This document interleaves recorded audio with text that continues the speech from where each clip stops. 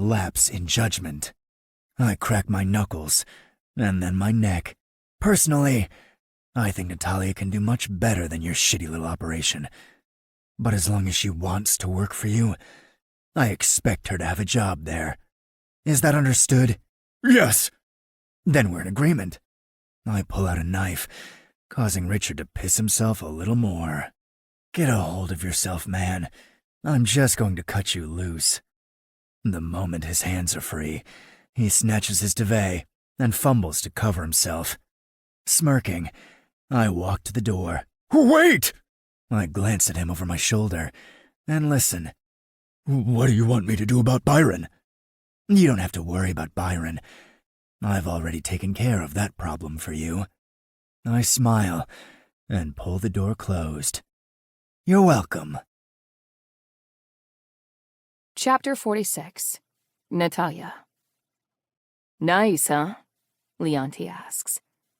I take in the sunlight filtering in through the bay windows and the view of the property. It's great, I agree. But I still don't know why you brought me here. Leonti's looking down at the garden as he replies. Because your baby is gonna need a nursery. This room would be perfect for a nursery. But that also means I would have to move into the main house at some point, too.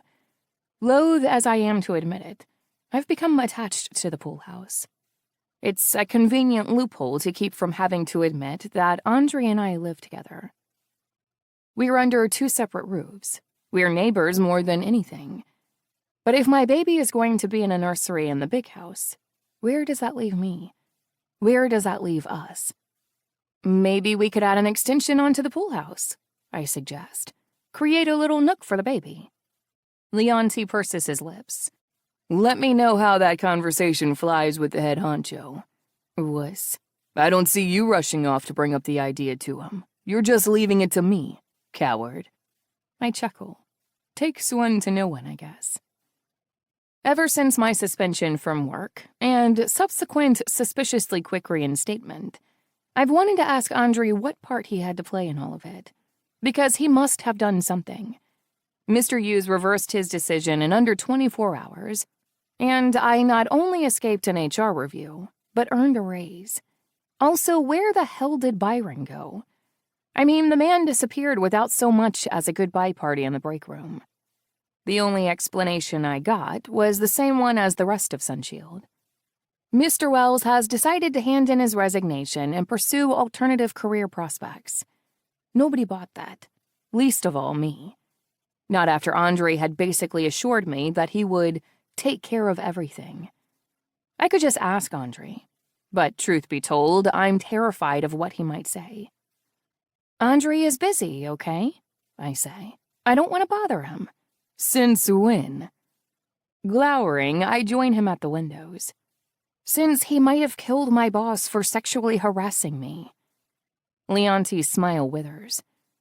Would you just let it go already? You've got a good thing going here, Nat. Just enjoy it. God, how I wish I could. Do you think he killed him? Leonti shrugs, which, let me tell you, is not comforting at all. Personally, I don't think you should be wasting your time worrying about that asshole. He's not in your life anymore. End of story. What you should be focused on is getting this room ready for the little princess. He tries to pat my stomach, but I swat him away. Don't patronize me. Chuckling, he makes for the door. I was told to let you know that this room is yours to design, so let your imagination run wild. Then he disappears. Idiot, I mutter, turning back to the windows. I left Remy with Misha in the gardens earlier, but I don't see any sign of them right now. Almost as though I've conjured them out of thin air, I hear Remy's bark. A few moments later, the dog skitters into the room with Misha just behind him. They both slip and slide on the polished hardwood floors, laughing hysterically. Misha sobers and dips his head as soon as he sees me, his hands folded behind his back. Leonti said you were up here. He still walks into every room like he might be thrown out of it by the scruff. Another symptom of his rough childhood, I'm sure. Though he's been tight-lipped about the details so far. I spent hours trying to wheedle some information out of him. In the end, it was Mila that made me realize that I was beating a dead horse. He's not ready to talk about his past yet. Instead of forcing the topic, just give him the space to trust you. One day, when he is ready to talk, he'll know he can come to you. It was good advice. As soon as I stopped pushing him for information about himself, he relaxed around me. Sometimes he even seeks me out. This is going to be the baby's nursery. What do you think? Remy explores the room in large, frantic circles, sniffing every nook and cranny. Misha, on the other hand, takes his time. He looks around with those watchful eyes turning on the spot as though he's scared to take up space. What do you think? He lobs back at me. I asked you first. His smile was shy. It's nice. What if we painted the walls a nice bright yellow? I wonder out loud. Or maybe wallpaper on one side with a forest motif, and then do this wall in green? Misha looks utterly lost. Yeah, whatever you like. Remy butts his head against the back of Misha's legs. He drops to his knees to pet the needy dog. I can't help but smile at the two of them. It's amazing how far they've come. Just goes to show what you can achieve with a little love. I gesture for Misha to join me at the window seat. He sits on the far end of the cushion while Remy resumes his circling inspections. Will you help me paint? I ask. At that, the boy's eyes snap to mine. You want my help? Of course. His face flushes and he looks down quickly. I don't know how much longer I'll be around, though. His furrowed forehead suggests that he's been worrying about this for some time now. Is there somewhere you need to be, Misha? I ask. A home you want to go back to? A family who might be waiting for you? He refuses to look at me. No one's looking for me. My heart splinters. But then again, I already knew that. It's been months and no one has come knocking. If there's someone you want to find, I say softly, I could help you locate— No! I pull back, startled by the fierceness in his voice and the sudden pallor in his skin. Sorry, it's just— I don't want to be found. He sighs. If they know I'm alive, they'll know I failed.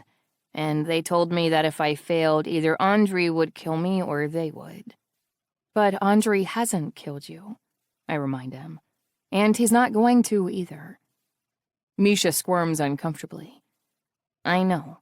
I was wrong about him. Misha, is there any place you have left to go?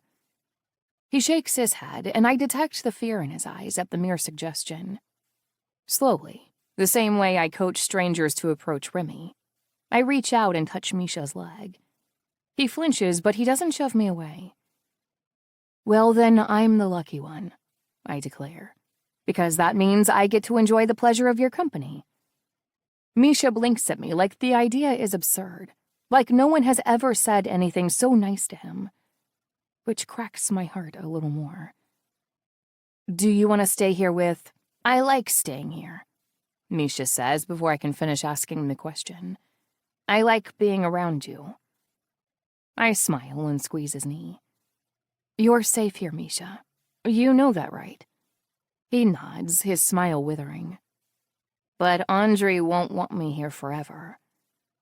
Determination surges through my bones. I'm no longer interested in avoiding a hard conversation with Andre. Not when Misha's peace of mind hangs in the balance.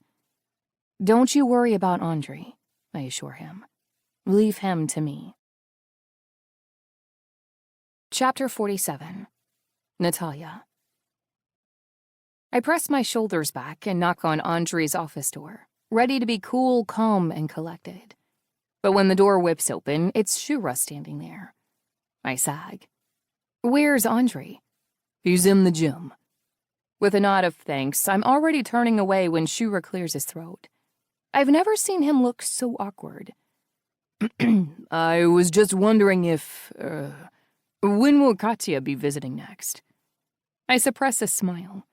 I know how Katya feels about Shura. I just wasn't sure if he reciprocated. The sheen of nervous sweat on his forehead makes things a little clearer. Soon, I assure him. She wants to come over and see the nursery. He shrugs like he could care less. I have some records she wanted to borrow, that's all. I could just give you her number if you want. That way I don't have to be your middleman. Oh? Well, His face flushes. I suppose so, if it makes things easier for you. I'll drop you her contact. I'm humming the wedding march and grinning like a loon as I walk to the gym in search of Andre. But an eyeful of Andre shirtless and sweating as he rails against a punching bag in the far corner of the gym. Wipes the smile and every safe-for-work thought away. He's wearing a pair of black shorts and matching black hand wraps as he bounces on the balls of his feet, circling the punching bag with a kind of brutal grace I've never seen before. When he unleashes his fists on the poor bag, threatening to rip it right off its hook, I think I'm watching poetry in motion. Gingerly, I approach, marveling at the way his muscles ripple with every movement. He has muscles in places I didn't even know you could have muscles. Forget cool and calm. I'm officially hot and bothered. And who could even blame me? He's perfection. I want to run a finger over the topography of his thighs, mapping them so future generations can know what a perfect specimen looked like. And don't even get me started on his Natalia. I freeze like a kid caught with her hand in the cookie jar. My face is flaming, but I square my shoulders and meet his eyes. We need to talk. Nice, approves my inner coach. Very stern, very imposing. What's this about? I should answer him, but my attention is fixed on a single drop of sweat sliding down the V-cut of his abs until it disappears below his waistband. Only when it's gone do I blink back to his face, determined to keep things on track. It's about Misha. Andre starts unwinding his hand wraps, but his eyes stay trained on me. Okay, what about him? Things have been reasonably calm between us ever since the whole suspended debacle. We haven't slept together, but we haven't fought either. It's been nice. I don't want to ruin a good thing, but I'm set on getting my way here. If that means another fight, then so be it. I want to keep him. So much for easing him into the idea. I'm just a big dumb bull stomping around in Andre's china shop. You want to keep him? The incredulity in his tone is exactly how I did not want this conversation to start. Although calling it a hostage negotiation at this stage might be more accurate. That came out wrong. Taking a deep breath, I try again. Do you know what that kid has been through? Considering I put him through some of it, I have an idea. He didn't explicitly say so, but I'm pretty sure he was born into some sort of... I lower my voice. Human trafficking ring. I wait for some sort of reaction, but Andre just keeps undoing his hand wraps, the long, sweaty loop of fabric piling up at his feet. Do you understand what I'm saying? I press. He mentioned his mother briefly, and I think she was sold. She was a prostitute. I jerk back, frowning at him. Wait, how do you know? The boy's been in my home for months now. Did you really think I wasn't digging into his background? Did you really think I wouldn't want to find out everything there is to know about where he came from? So, you know where his mother is? He shakes his head. Dead, most likely. Oh my. My heart breaks for Misha. But then something strikes me. Wait, does he know? I'm not sure. Apparently they were separated when he was only 7 or 8. 7 or 8? It's the same age I was when I lost my parents. I want to wrap Misha in a tight hug and never let him go. Why were they separated? From what I understand, Star, we couldn't find her birth name, was sold to the highest bidder at an auction years ago. The man who purchased her wasn't interested in paying for her son as well. My chest feels heavy. It's hard to breathe. Oh my God. Misha was kept with the pimps and trained to be an errand boy of sorts. I can't find a word bad enough to describe what I'm hearing. Despicable.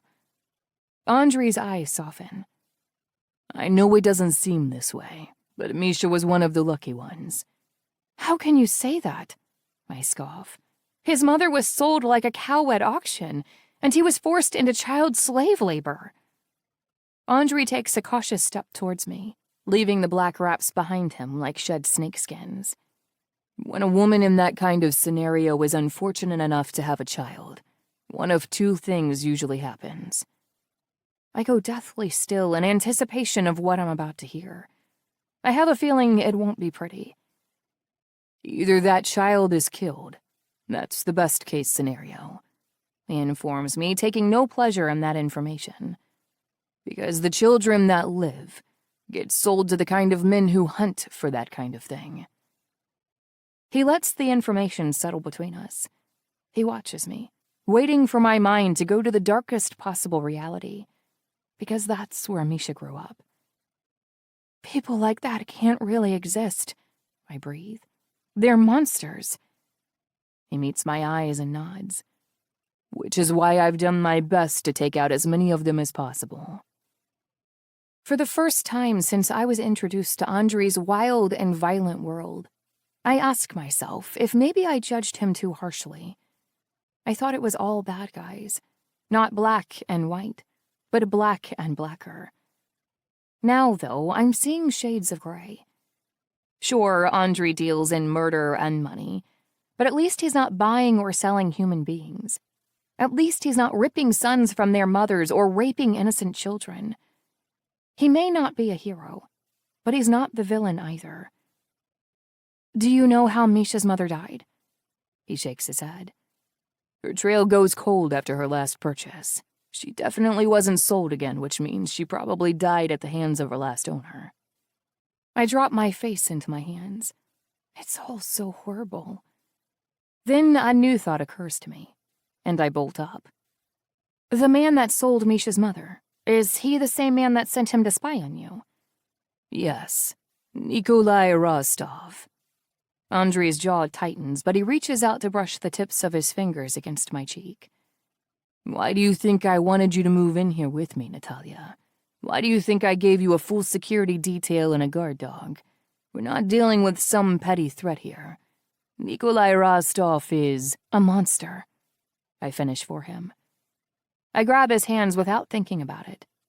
I don't even care that they're calloused and sweaty. Don't you see, Andre? This is all the more reason we should keep Misha with us. He has no one. We're all he has. We. Another blush creeps up my cheeks, but I don't care. So what if I embarrass myself? It's for Misha's sake. He deserves it. Please, Andre. He's just a kid who never had a chance. I'll take responsibility for him if that makes a difference. I can't bear the thought of him. I break off as the sobs I've been holding in finally catch up to me. I'm not sure how I ended up sitting on Andre's lap, but my cheek is pressed to his shoulder and his hand is on my back. Hush now, little bird. It's okay. It's not okay. I mutter through my tears. None of it is okay. You can't carry the weight of the world on your shoulders. His voice is soothing, but I won't relax until I get what I came here for. I pull back so I can look in his eyes, so he can look into mine. He needs someone, Andre, just like I did when I lost both my parents to that bastard. I can't turn my back on him. Please don't ask me to. His hand is tracing up and down my spine slowly. All right, I won't stand in your way. I'm instantly cautious of the victory. So he can stay? Andre nods, his eyes flashing with some unknown emotion. He can stay. And finally, I let myself breathe. I let myself be comforted. Because I believe Andre. More importantly, I realize I trust him. Chapter 48. Andre. For the first time since he was captured by my men, I seek out the boy. Misha is reading in his room. It's just a book, but the way he jumps and tries to hide it when he sees me standing in the doorway makes it seem like illegal contraband. What have you got there? Nothing, he answers, a little too quickly. I hold out a hand, waiting. His face sours. but he retrieves the book from under the pillow where he stashed it. He doesn't meet my eyes as he forks it over.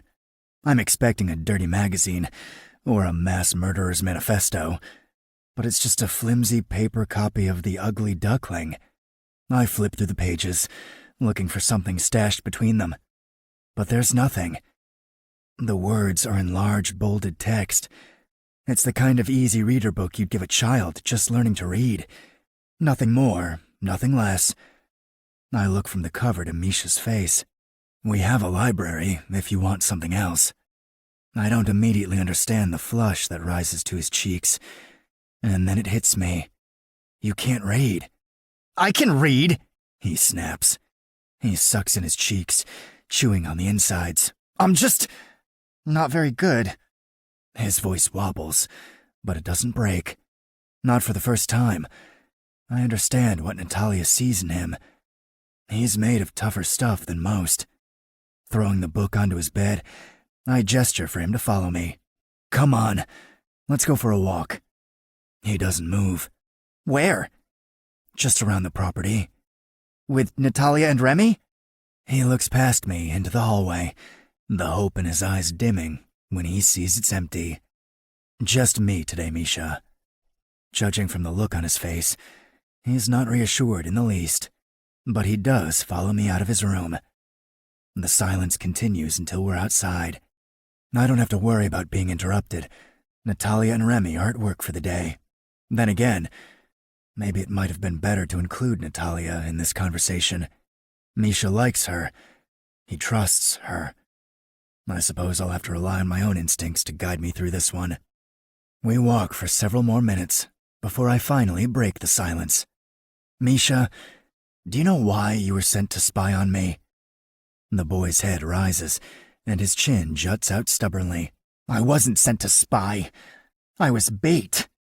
He spits the word, like it's beneath him. Given what I've seen of him the last few weeks, I tend to agree. Nikolai severely underestimated the asset he had on his hands. I don't have any more information to give you, Misha adds brusquely. I've already told Shura everything I know. I know that. I step closer and clap a hand on his shoulder. I know Nikolai Rostov, Misha. He would never have considered you important enough to share information with. You were only a pawn to sacrifice, so that if you were caught, it wouldn't matter, because you'd have nothing worthwhile to divulge. He works his jaw back and forth, until I'm sure his teeth are dust.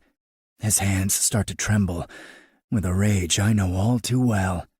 With a sigh, I lead him over to the old stone bench. He perches on the far corner of it, his hands tucked beneath his thighs, so I can't see them tremble. If I were to set you free, where would you go? Misha's jaw trembles for a moment, before he composes himself, with the resolve of someone who had to grow up far too young. I don't know. Where would you go, if you could go anywhere you wanted to go? I don't know, he repeats. His hands are fisted so tightly, his knuckles are white. The circus, he could have said. Disney World, the fucking moon. He didn't even have enough of a childhood to dream. And what if I said you didn't have to go? I look in his eyes, trying to drum up some of the magic Natalia has, the quality that draws people in and holds them close. What if I told you that you could stay here if you wanted? He doesn't even hesitate. I would stay. It's the first clear answer I've gotten out of him since he was captured. I can't explain the surge of satisfaction that it sends coursing through me. Natalia thinks that this is the best place for you.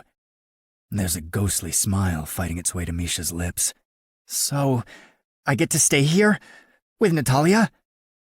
She seems to think that you'll be a great help with the baby. He finally lets the smile crack through the surface. I'm good with babies. I used to look after the smaller kids in the compound. My gut twists. There were others? Not many.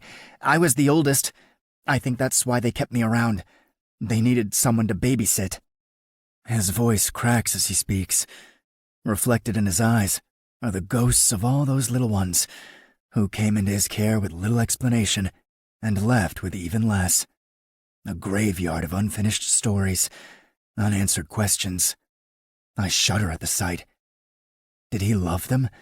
Did he help them? Did he know they were marked for death from the beginning? That's all in the past now, Misha. You don't have to babysit anyone if you don't want to.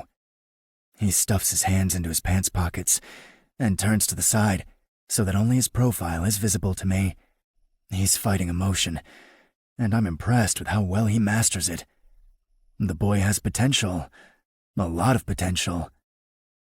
But living here comes with conditions. He doesn't so much as flinch. Apparently, this is something he does understand. Nothing in life is free. Okay, you have to go to school for one. No, I can't do school. For the first time, he looks genuinely panicked. I'm stupid. I clasp a hand on his shoulder, and he freezes at the unexpected contact. I've seen stupid in my life. You're not it. I can't go to school. I'll never fit in there. I'm not like other kids. He looks down, wringing his hands together into worried knots. I'd rather just stay here. I'll stay here and work. Be useful to you and Natalia. My chest is alive with a million nameless emotions now.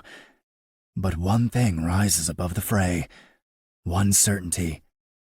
Natalia is right. He deserves more. Chapter 49. Natalia. No, Natalia! Out! Out now! Yelena literally shoves me out of the laundry room, her face twisted into a no-nonsense scowl. Yelena, it's just the laundry, I complain. I can help with laundry. She pulls the laundry room door shut behind her and puts her hands on her hips. Those detergents are full of chemicals, and I don't want you breathing in the toxins. I can't help but pout. I can help, and then you can tell me more stories about your childhood in Russia. Another day, she says, her scowl softening ever so slightly. Right now, I have to get the laundry done. Where are your two shadows? Misha is in a tutoring session. Which means Remy is with him. Yelena finishes knowingly. Remy must be able to sense how much Misha hates his study lessons, because he refuses to leave Misha's side while he's working at the table. Remy curls up under the desk, and it's so damn sweet that I don't even mind being abandoned. Even though I'm desperate for some company. Which is why I'm begging to do laundry. Find Mila, then, Yelena suggests. Mila is out with Leonti. Katya? Katya is busy too, I grumble. If you just let me into the laundry room, I promise I won't touch the Yelena slips into the laundry room and closes the door before I can even finish. So much for that. I've spent plenty of lonely days in this house, so I don't know what makes today so unbearable. Or maybe I do know why. Which makes it all even more unbearable. The sad, pitiful fact is that I'm jealous of my friends. Mila is out with Leonti, and Katya is with Shura. My two friends are out being wined and dined by handsome men, and I'm left behind to twiddle my thumbs and daydream. I wander through the house, low-key hoping that I might run into a certain silver-eyed distraction, but the manor is dishearteningly empty. I'm nearly desperate enough to go hang with the Bratva boys who aren't out wooing my friends. Except I already know Anatoly and Leif are in the gym, pumping iron and slapping each other in the back of the head for shits and giggles. And no amount of boredom is worth enduring that. I'm about to give up and retreat back to my fortress of solitude in the pool house when the sound of an engine catches my attention. Mila is back. I careen through the house towards Mila's wing of the house, prepared to drop to my knees and beg Leonti and Mila to let me third wheel with them. I don't see Leonti's car in the drive, and the entryway is quiet, so I keep moving to Mila's room. It crosses my mind that I could be about to walk in on my friend and bodyguard getting it on, but desperate times and all that. Unfortunately, Mila's room is empty. Hands on my hips, I spin in a slow circle like I might be able to make a friend appear. Suddenly, the door behind me swings open. It's about freaking The words die on my lips, replaced by only one. Victor. His eyes are bloodshot and hooded, and his attention is sluggish. If I hadn't spoken, he probably wouldn't have even noticed I was here. Who are you? He slurs. He's clear across the room, but I can smell the booze coming off him. Booze and smoke and filth I don't even have the words for. If Yelena didn't want me near laundry detergent, she's certainly going to have something to say about my proximity to this walking trigger warning. I was just waiting for Mila, I mumble uncomfortably. I'm gonna head back to the pool house. Suddenly, his eyes go wide. Recognition flickers across his face. Natalia. There's a strange new silkiness in his voice. He runs a greasy hand through his even greasier hair. It's been too long. If you ask me, it hasn't been nearly long enough. His eyes slip down to my belly. There's no denying my pregnancy anymore, but this is the first time I've felt so self-conscious about it. I feel vulnerable. You're glowing, he remarks. If that hideous draw is supposed to be charming, he ought to go back to the drawing board. Thanks. I move to leave, but he's blocking my path out of here. His blue eyes are clearer suddenly, brighter and full of intention. Going so soon? Victor asks. Don't break my heart. We've barely had a chance to catch up. My skin crawls. It's amazing how violated I feel just standing here under his gaze. I take a minuscule step back. Maybe another time. I'm a little tired. We are family now, after all, he says, plowing right over my protests. I should get to know my future sister-in-law. I'm not your future anything, Victor. Andre and I aren't together. Victor takes a step forward. Then my brother is a fool. I would have made you mine in a heartbeat. He lurches forward and plants his hands on either side of the table I'm standing in front of, trapping me between his arms. Victor, hush. His breath is vile, and the erection pressing into my thigh is even more so. I cower against the table to keep some distance between our bodies. Please, I whisper, afraid to scream the way I want to for fear of escalating things. This is wrong. Wrong? Victor chuckles. His foul breath is making me lightheaded. What's wrong about this? You're not with my brother. You just said it yourself. I am carrying his child, though. So what? He scoffs. Does that mean he owns you? Does he own your body, Natalia? His hands trail over my stomach, and I slap them away. Get off of me. It's okay, he croons, holding me tighter. His fingers dig into my hips. My brother won't mind. He lets my bride fuck whoever she wants. I'm sure Mila has told you all about it.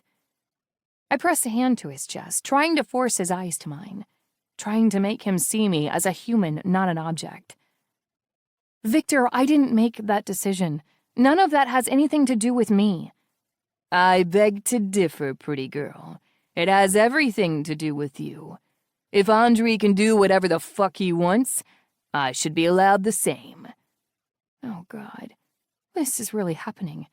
If I don't stop, if Victor is going to... I squeeze my eyes closed as Victor suckles his wet mouth to my neck. I can't fight him. I'm trapped with a predator who is more than capable of taking what he wants from me. I need help. I want to scream. I'm about to. Then I notice movement in the doorway and my stomach plummets. Misha is staring at me, wide-eyed and horrified. He understands exactly what is happening, and somehow that makes it all so much worse. He takes one step forward, but I shake my head gently. Victor will kill him if he comes in here. Misha is tough, but he's just a boy. If Misha intervenes, Victor will hurt him. And tough as I know Misha can be, I also know that he won't stand a chance against a full-grown man, especially one with as much rage as Victor. Go, I mouth to him. Please. For a second, I don't think he's going to listen. Then he turns around and runs. I sigh in relief and Victor groans. I knew you'd like it. I'm gonna fuck my brother right out of your system. Chapter 50. Andre. Dug as much as I dared, boss. Gideon is whispering into the phone. I have no idea where he is right now, but there must be other people nearby. Asking too many questions could raise suspicions. I don't want to blow my cover. Gideon is undercover, on the far periphery of Nikolai Rostov's operation, picking up scraps of info that turn out to be red herrings or smoke in the wind more often than not. Still, it took careful planning and some serious stealth to get him even that close. I'm reluctant to jeopardize that for the sake of a brooding teenager. So, discouraging as that is, it's what I expected. You made the right call, I say with a sigh. If there was anything worth knowing, I'm sure we'd know it by now, but keep your eyes open just in case. I hang up with Gideon and try to get back to work, but Remy keeps barking outside. It's the first time I've heard him all day. Ever since Misha started his tutoring, the two of them spend all of their time in the makeshift classroom I had set up for him. I turn around, expecting to see Natalia and Misha out there fawning over the beast, but Remy is alone. Weird. Since the moment Remy arrived on the property, he's been glued to either Natalia or Misha. So where are they? As if in answer to my question, my door bursts open, and Misha careens into my office, sweating and panting. Natalia! Is all he manages to get out. It's enough. Where is she? Misha turns and starts running again. He's fast, but I keep up easily, following the boy all the way through the house to Mila's wing. I know things are serious, because Misha, despite being calm and level-headed since he arrived here, is frantic. Still, I'm expecting a medical episode, low blood sugar, or something to do with the baby. What I'm not expecting is to find my sack of shit brother groping the pregnant mother of my child. Rage, like I've never known, floods through me, turning my vision red. I'm not murderous. That word doesn't do it justice. It would make light of the way I want to shred my brother into pieces and burn them. The way I want to wipe him off the face of the earth so no one will ever remember his name. Natalia whimpers, angling as far away from Victor as she can. Her face is ashen, frozen in horror at the hands of the motherfucker I'm forced to call my brother. Victor is so intent on his prey that he doesn't notice his audience. Huge mistake. I grab his neck with every intention of snapping it in my palm and rip him away. Natalia wilts, crumpling to the floor, where Misha hurries to catch her. She's safe, I tell myself. It's the only way I can look away from her and deal with the human scum at my feet. Victor is bleary-eyed and dazed, drunk. It's no excuse, though. I've made too many excuses for him over the years, but never again. He opens his mouth, perhaps to apologize or beg for his life. I have no idea which, and I don't give two fucks. Before he can do either, I drag him to his feet, only to knock him down again with a solid blow to his face. He buckles, following the momentum of my blow all the way to the tile floor, where blood puddles around his head. Satisfying as the punch was, it's not nearly enough to satiate me. There'll be time for that later, I console myself, before turning to Natalia. She comes first. Natalia is trembling on the floor, an arm thrown over her stomach, the other wrapped around Misha. He is holding her up, but he's also shaking, speaking so quickly I almost can't catch the words. My fault. I'm so sorry. If Remy was with you, then... He chokes in a breath. Remy should have been with you. He's your dog. It's a testament to the love that Natalia feels for Misha, that she fights through her own fear to reassure him. She grabs his face. No, Misha. None of this is your fault. The boy is sobbing now, tears flowing like rivers down both cheeks. But if Remy had been with you... Stop. Her voice is weak, but the command comes through loud and clear. She raises a trembling hand to cup Misha's face. This is not your fault. Her eyes flicker to Victor's limp body, but I squat down between them, blocking my brother from view. Misha flinches back, as though he's waiting for me to disagree with Natalia and blame him. Natalia's right, Misha. My voice is thick with anger, but it's not directed at the boy. This is not on you. This is on him. I turn to Natalia and take her hand. Her beautiful green eyes are cloudy, fighting to rise above the shock of her assault. Did he hurt you? He tried. Misha came just in time. Her eyes veer back to him, and she makes a brave attempt at a smile. You saved me, Misha. The boy doesn't look convinced. What the hell? I turn around to find Mila and Leonti standing in the doorway. Leonti's gaze is focused on me, but Mila only has eyes for the unconscious bastard on the floor. What did he do? She breathes. I can't tell them. If I do, I'll kill him here and now. Instead, I gently pull Natalia to her feet and pass her to Misha. Take her to the pool house, I tell him. I nod at Mila. You go with them. Mila and Misha help Natalia out of the room, leaving Leonti and me with Victor's unconscious body. He didn't, Leonti growls, shaking his head. Even he isn't that stupid. But he is. Round up the men, I instruct. I want him moved to the gym. Leonti doesn't bother asking further questions. He knows what's coming. It's not a tradition that's typical for members of the Pecans family, but Victor has just forfeited his right to immunity. He'll suffer like he's nobody to me. I'm carving my way across the house, more than ready to have this done, when I notice Yelena skulking in the archway. What happened? She asks. I'm not in the mood for explanations, but she cared for Victor since he was a boy, too. She has always been a kind of mother to him. Victor thought he'd get back at me by cornering Natalia. She gasps. Did he? No, I got there before he could. She nods once, pivots on her heel, and walks towards the pool house, faster than I knew she was capable of. I let her go. I have a brother to torture. When I enter the gym, Victor is stirring on the rubber flooring, surrounded by my men. Natalia's entire security detail is here. So are Yuri and Ephraim. Shura stands removed from the rest of them, his arms so tense that I can see the veins running through them. Ephraim, I bark. Wake him up. Ephraim flings a bucket of frigid water onto Victor's face, and he splutters awake. Water drips from the end of his crooked nose, and blood is congealed along the side of his face. He squints into the light, but he sees only me. I'm kneeling down, close enough I can still smell the liquor on his breath. One glance around the room is enough for Victor to realize there's no way out.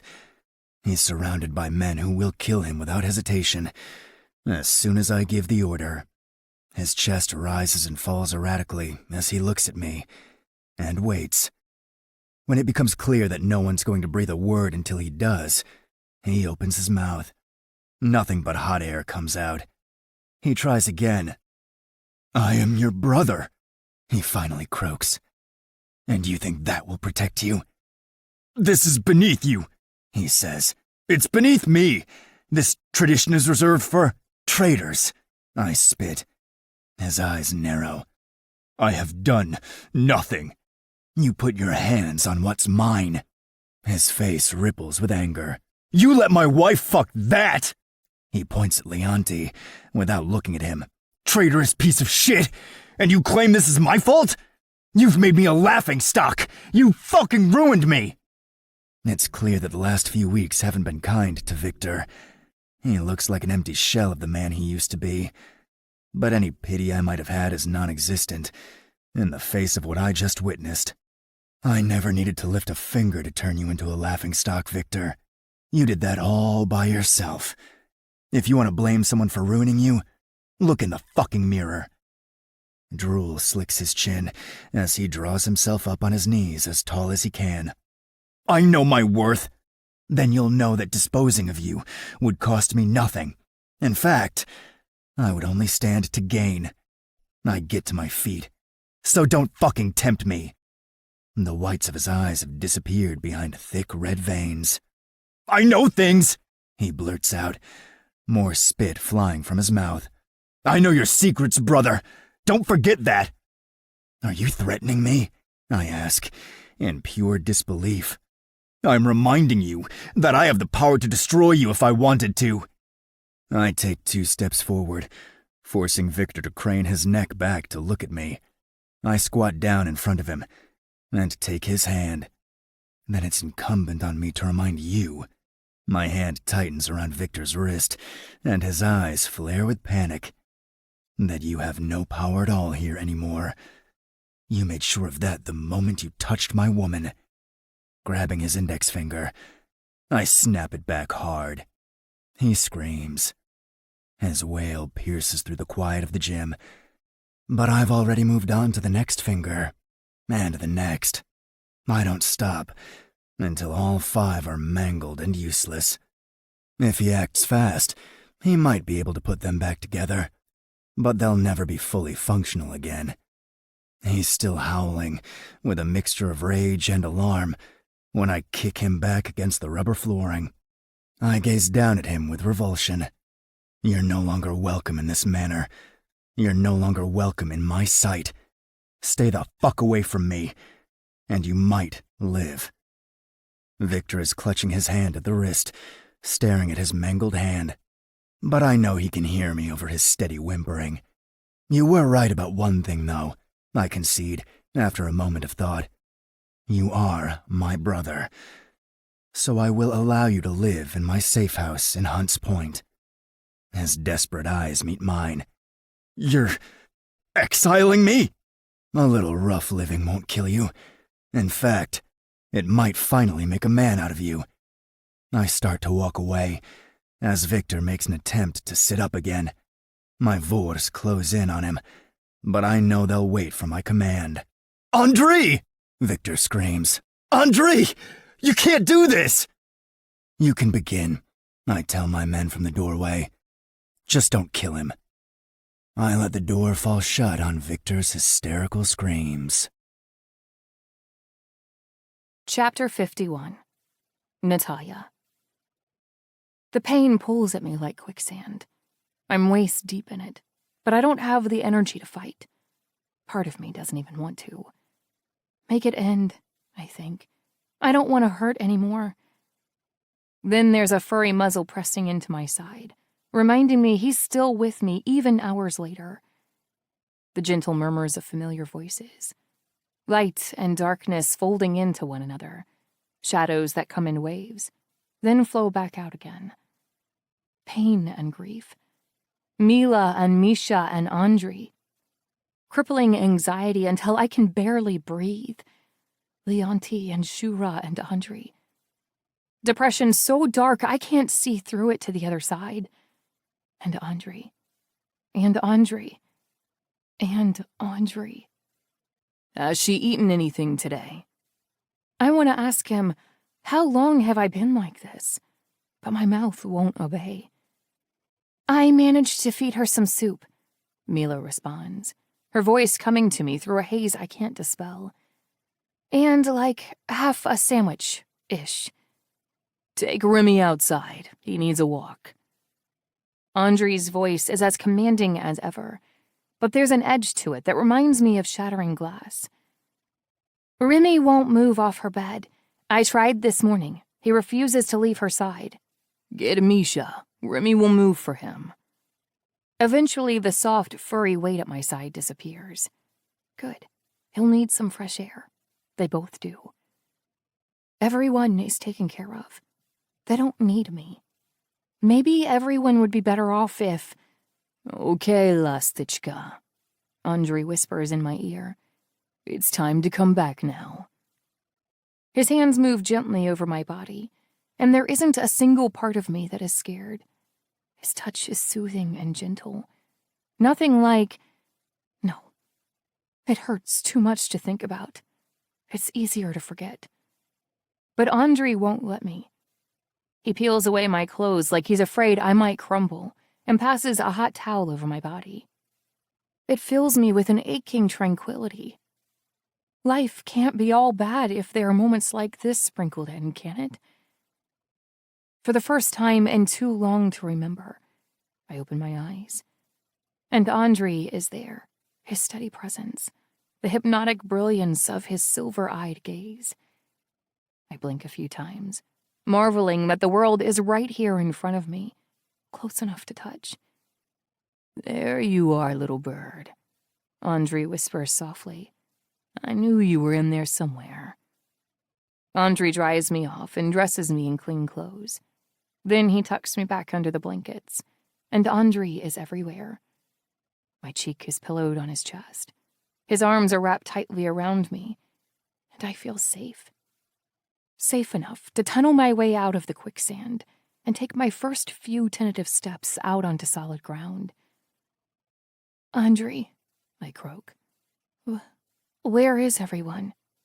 "I had Shura and Leonti take Misha and Remy out for a few hours. They needed to get out of the manor. Kat and Mila joined them." The image of all of them together makes me want to smile, but I can't. Not yet. "It's nice that they have each other," I breathe, almost too softly to be heard. Andre lifts me up and holds a glass to my lips. "You need to drink something." I don't realize how thirsty I am until the water hits my tongue. I drink until the glass is gone. When Andre offers to get me more, I cling to his shirt, silently begging him to stay. "How long have I been out?" 3 days.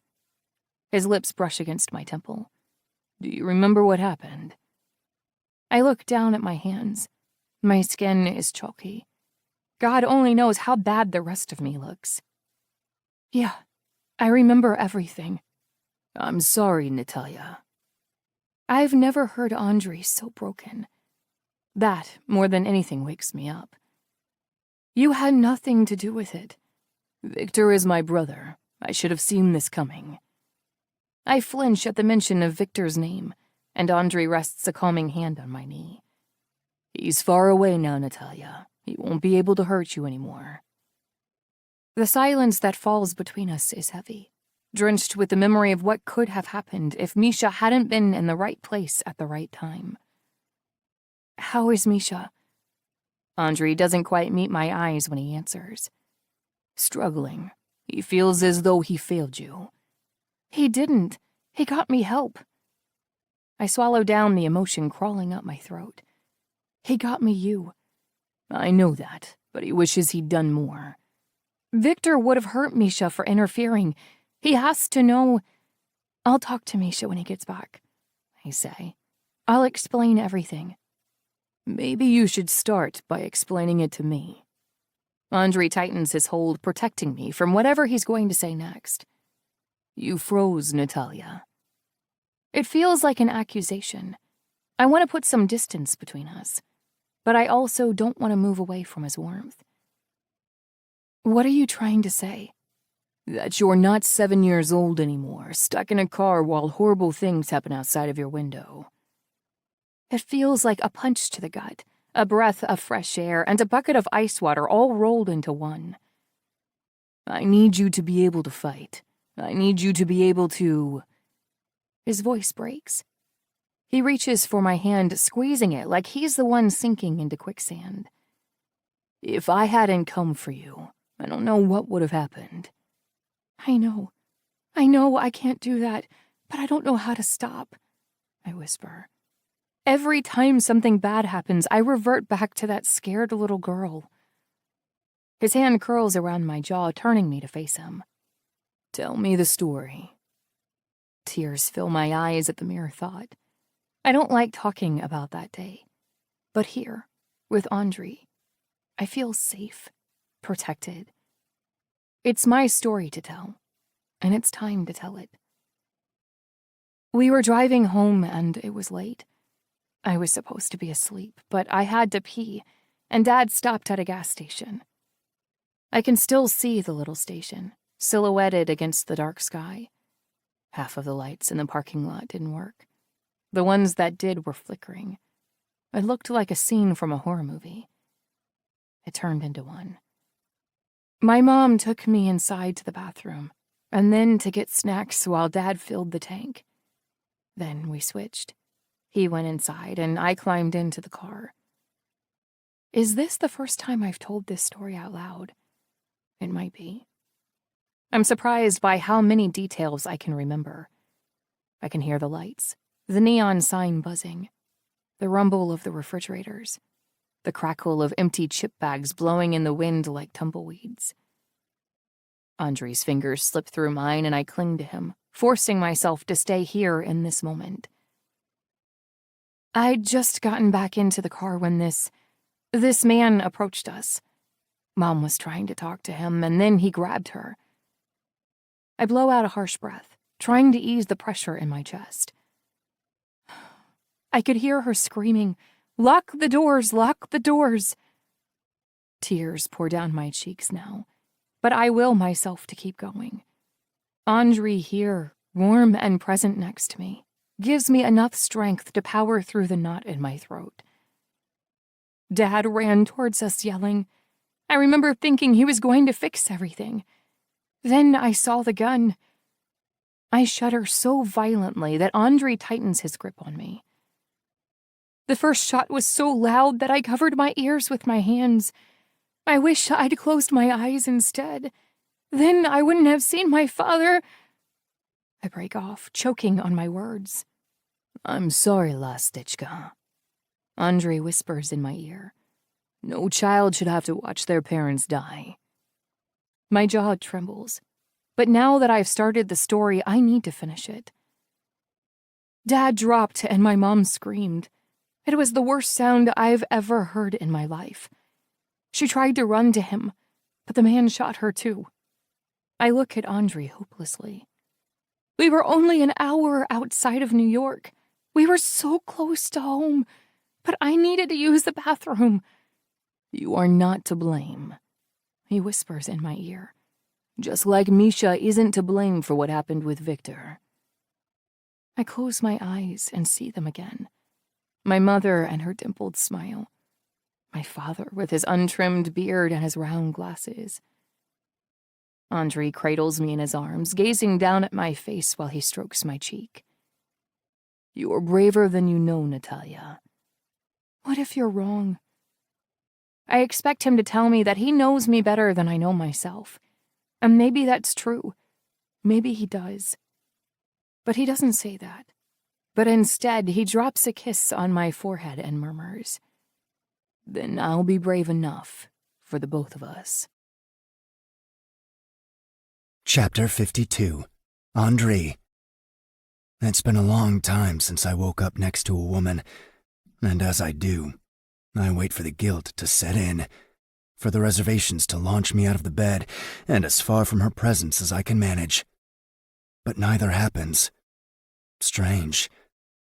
It gets slightly less strange when I look down at her face. Then it makes sense. It's easy to be captivated by how peaceful she looks, curled up on my side, her eyes fluttering in a dream, her lips parted. She's a painting come to life, a living, breathing masterpiece that somehow landed, quite literally, in my lap. Only a fool would turn away something this precious. Natalia stirs slowly, blinking into consciousness, as she rolls onto her back, a curtain of dark hair falling against her face. I push it aside, and she looks at me. "Andre?" she breathes. "You stayed." I stayed. I was scared you'd slip away in the middle of the night while I slept. I'll be honest, it crossed my mind. Because of Maria? I freeze, shocked to hear that name from Natalia's lips. Who? I'm not going to tell you who mentioned her to me, she interrupts. Rest assured, it was purely accidental, and I know no more than her name. Although, her mouth turns down apologetically. I have made a few guesses. I clear my throat. What, have you guessed? Her eyebrows knit together. That Maria was very important to you, that you lost her a long time ago, and that maybe she's part of the reason you keep me at arm's length all the time? As she speaks, goosebumps erupt all over her arms, despite how warm and cozy it is in bed. Perceptive, I acknowledge. Her hand grazes my chest, right over my thudding heart. Am I right? I look down at her. Except for the part where it's my fault that she died in the first place. A startled gasp escapes her. That's not true. Trust me, I wish it weren't.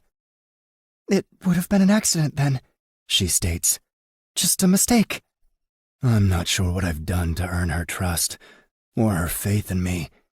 I feel undeserving of both. My mistake was thinking I could live a normal life. I explain in halting syllables. My mistake was being foolish enough to think that I could have the best of both worlds. She sits up a little, resting her head against my arm.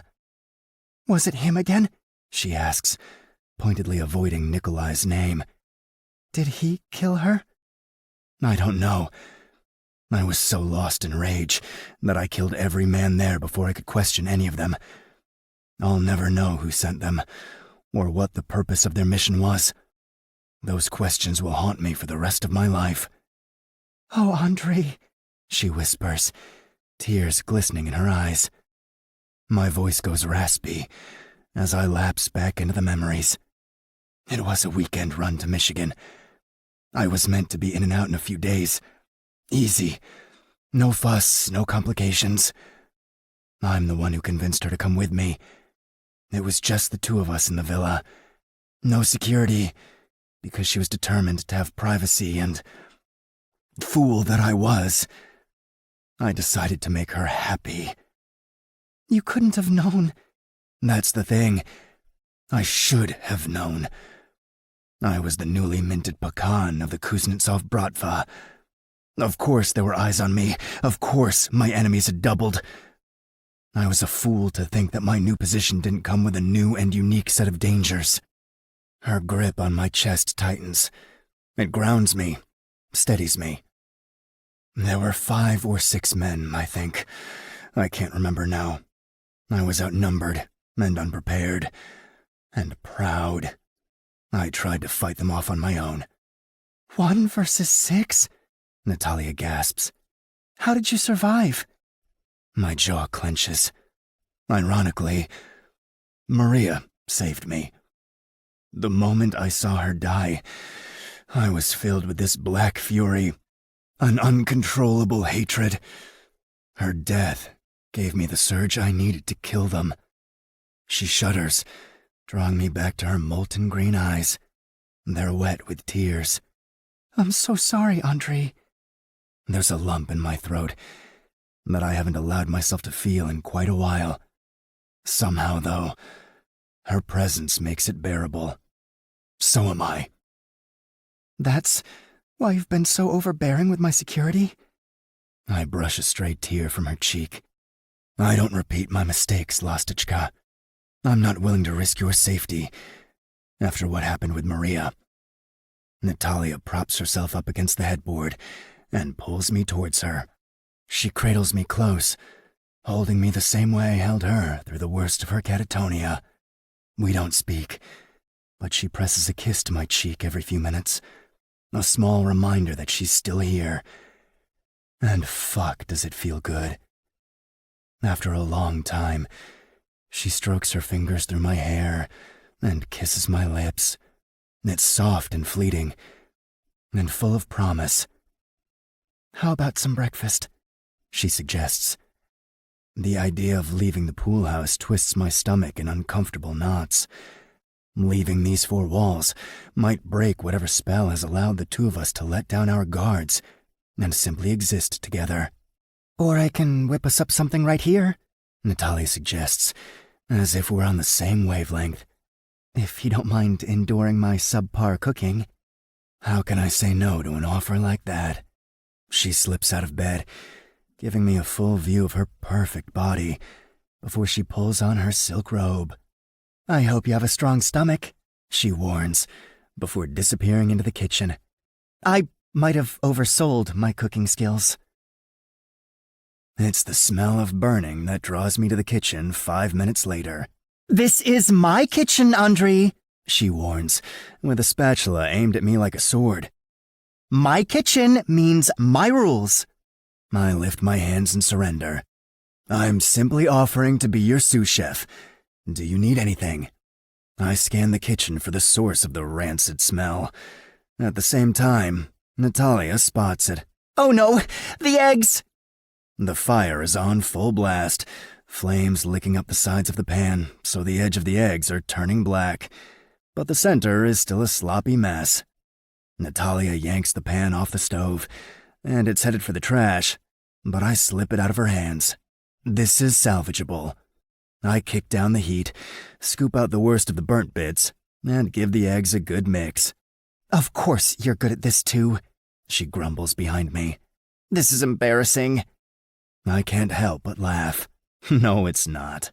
I almost set eggs on fire. She wrings her hands in front of her waist. I was just nervous. I've never cooked for a man before, or in this kitchen, and...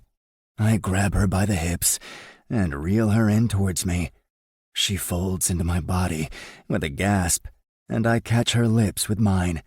When we pull apart, her cheeks are flushed. Luckily, I have a strong stomach. I turn her towards the stove. You finish cooking for me. I'll eat them, even if they catch on fire. In the end, the eggs are rubbery, but edible. Natalia and I eat them together. The windows and curtains remain closed. The pool house remains our own little world. We don't let ourselves talk about the people who are no doubt congregated in the main house, probably wondering what the hell is going on between us. We let it be just the two of us. It's not until midday that Natalia sighs into my chest. I should go see how Misha and Remy are doing. I plant a kiss on the top of her head. I suppose I should talk to my men. We hesitate, waiting to see if there's any way we can put it off and stay here. But duty calls. It always does. My obligations have never ended simply because I wanted them to. Everyone will want to know how you're doing. Natalia cringes. I must have freaked them out. Only because they love you. Andre? She squeezes my wrist, holding me in the pool house for another second longer. Thank you for everything. Put your money where your mouth is. I unwrap myself from her arms and get to my feet. You can thank me by having dinner with me. She brightens. Tonight? Tonight, I wink. Wear something pretty. Chapter 53. Andre. She steps onto the porch, and even the breeze goes still to admire her. Her hair is a silky waterfall cascading over one shoulder. The cherry pendant I gave her for her birthday dangles from a thin chain around her neck, catching the moonlight until it seems to glow. Remy was not happy to be left behind, she informs me, as I hold the passenger side door open for her. That dog has hogged your company for long enough. It's my turn tonight. Her lips curve up as she slides into the Porsche, without mentioning the blacked-out Wrangler looming behind us.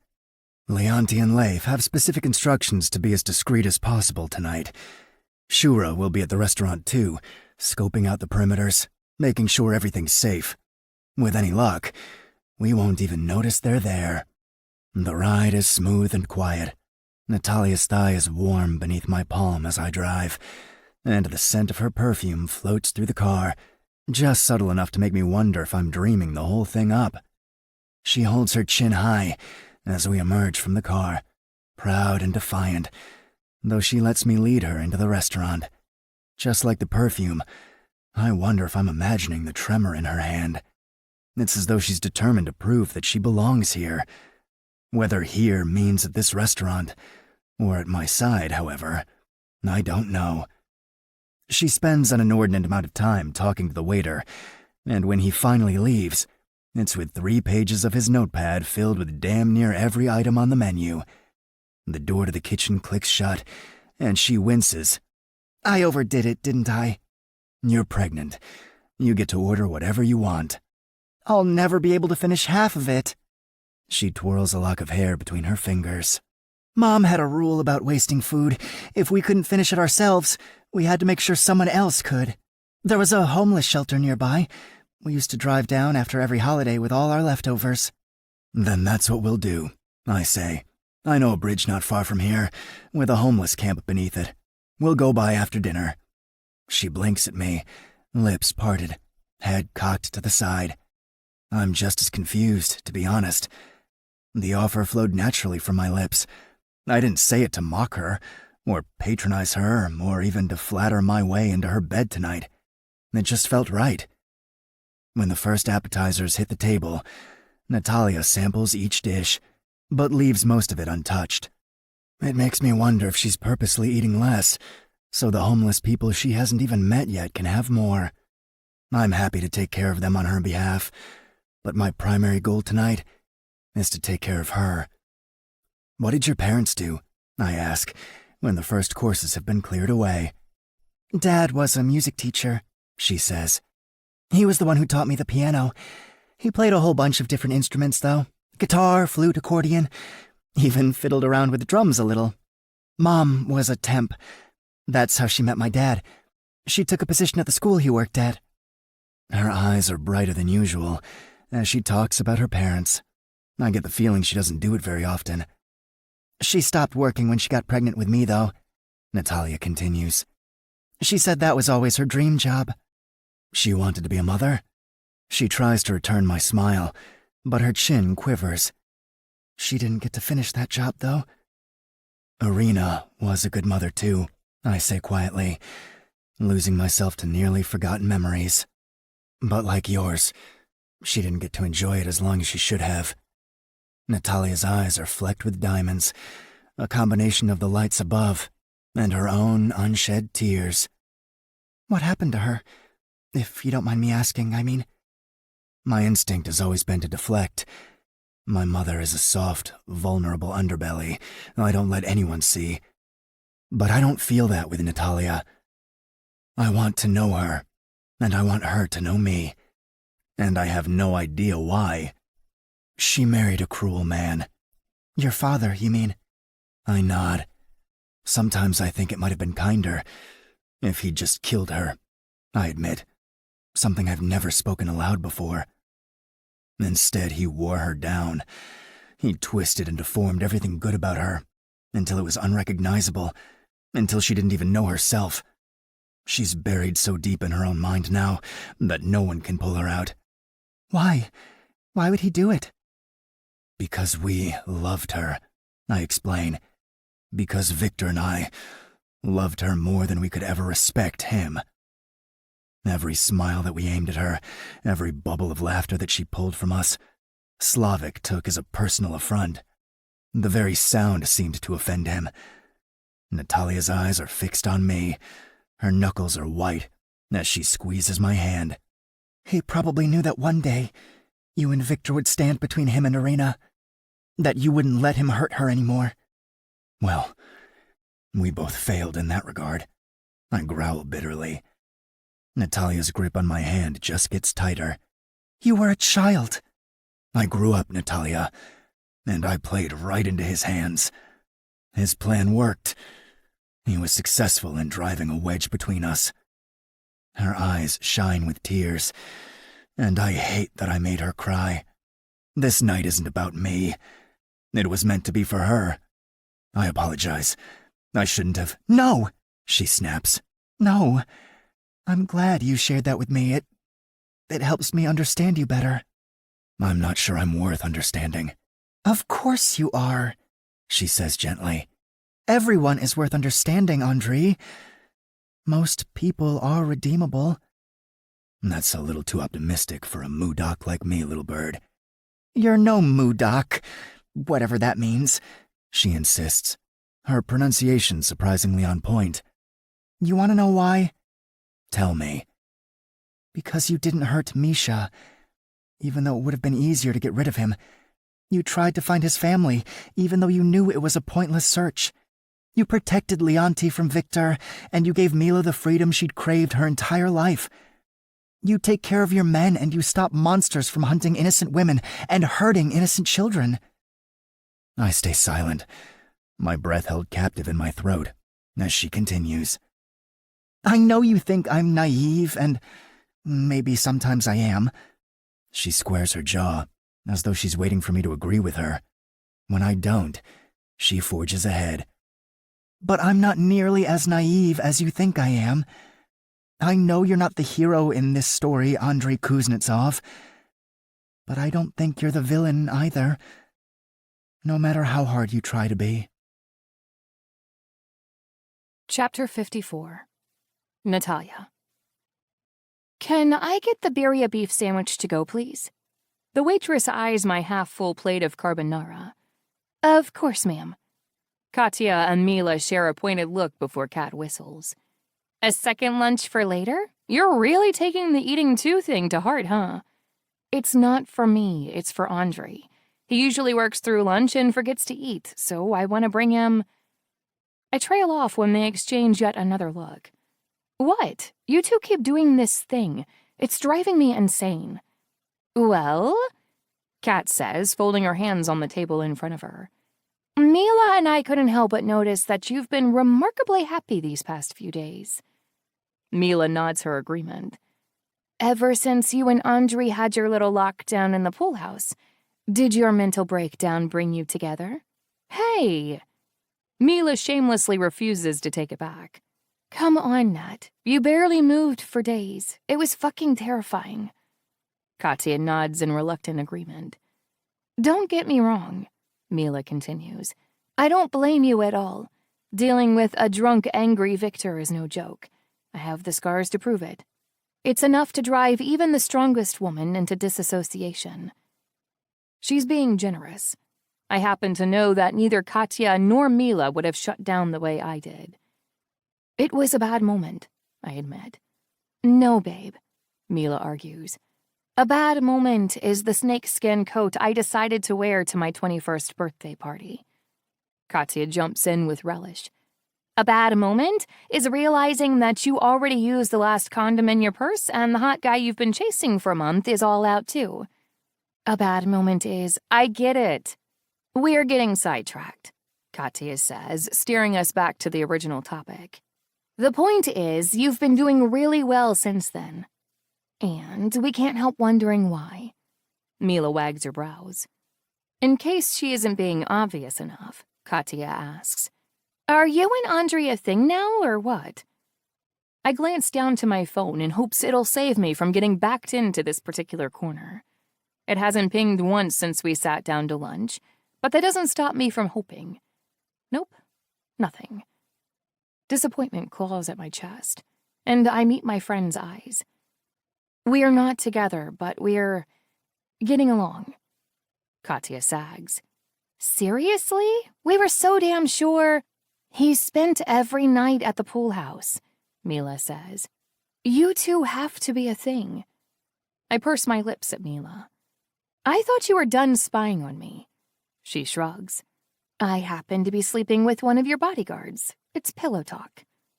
I slash my arms through the air. I didn't come out to lunch to be interrogated.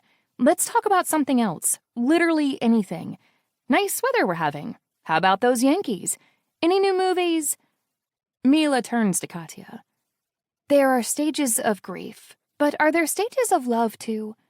If there are, denial must be the first step in both, Katya declares.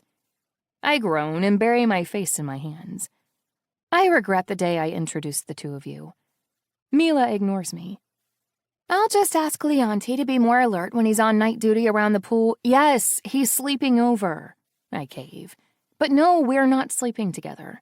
We're sleeping, but we aren't sleeping. No sex, okay? They exchange another glance. How is that humanly possible? Katya asks. Didn't he take you out for some big romantic dinner the other night? I can't help but smile at the memory. I don't think I'd go that far, but it was really nice. We compared parental horror stories, a rousing game of what's worse, a dead dad or a shitty one. The best part is that everybody loses. Then we drove our leftover food to a homeless encampment and passed it around. Another incredulous glance. Katya turns her frown on me. Okay, you're right. This is not even remotely romantic. I guess you had to be there. I lean forward.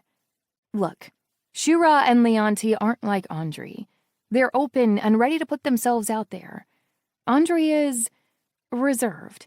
He keeps everything inside. Getting some details out of him is a big step forward. Mila and Katya exchange another look. You two do that again, and I'm going to shove your faces into the butter dish, I warn. Okay, I believe her about the no sex thing, Katya announces a bit too loudly. Natalia gets cranky when she isn't getting any action. Action. Like that's the missing piece. How do I make them see that sex with Andre has always been easier than breathing? But this stuff? Talking, sharing, opening up to one another. That's always been the complicated bit. Katya and Mila are conducting another telepathic conversation as they try to puzzle me out. And the fact they've gone from sworn enemies to friends in such a short amount of time is almost enough to make me believe in miracles. If they can grow together, maybe Andre and I can get along too. No matter what my friends say about the two of us, that's as much as I'm willing to hope. Sure, he's been attentive and patient and kind. Sure, he's opened up to me. He may even enjoy sleeping with me on occasion. But a love? Lord knows I've made plenty of mistakes when it comes to Andrei Kuznetsov. But I won't make that one. Falling in love with him would be the worst mistake of all. I walk into Andrei's office with his to-go container, expecting to find him poring over paperwork at his desk. Instead, I find 2 guns where the paperwork ought to be. What the hell? I hear him in the adjoining bathroom, but I can't take my eyes off the guns, glinting under the sunlight streaming in through his open windows. When Andre emerges, I blurt, "There are guns on your desk." His jaw tightens. "How was lunch?" "Good. Why are there guns on your desk?" He buttons his shirt cuffs and walks over to me. "I have a meeting in half an hour." "And that requires guns?"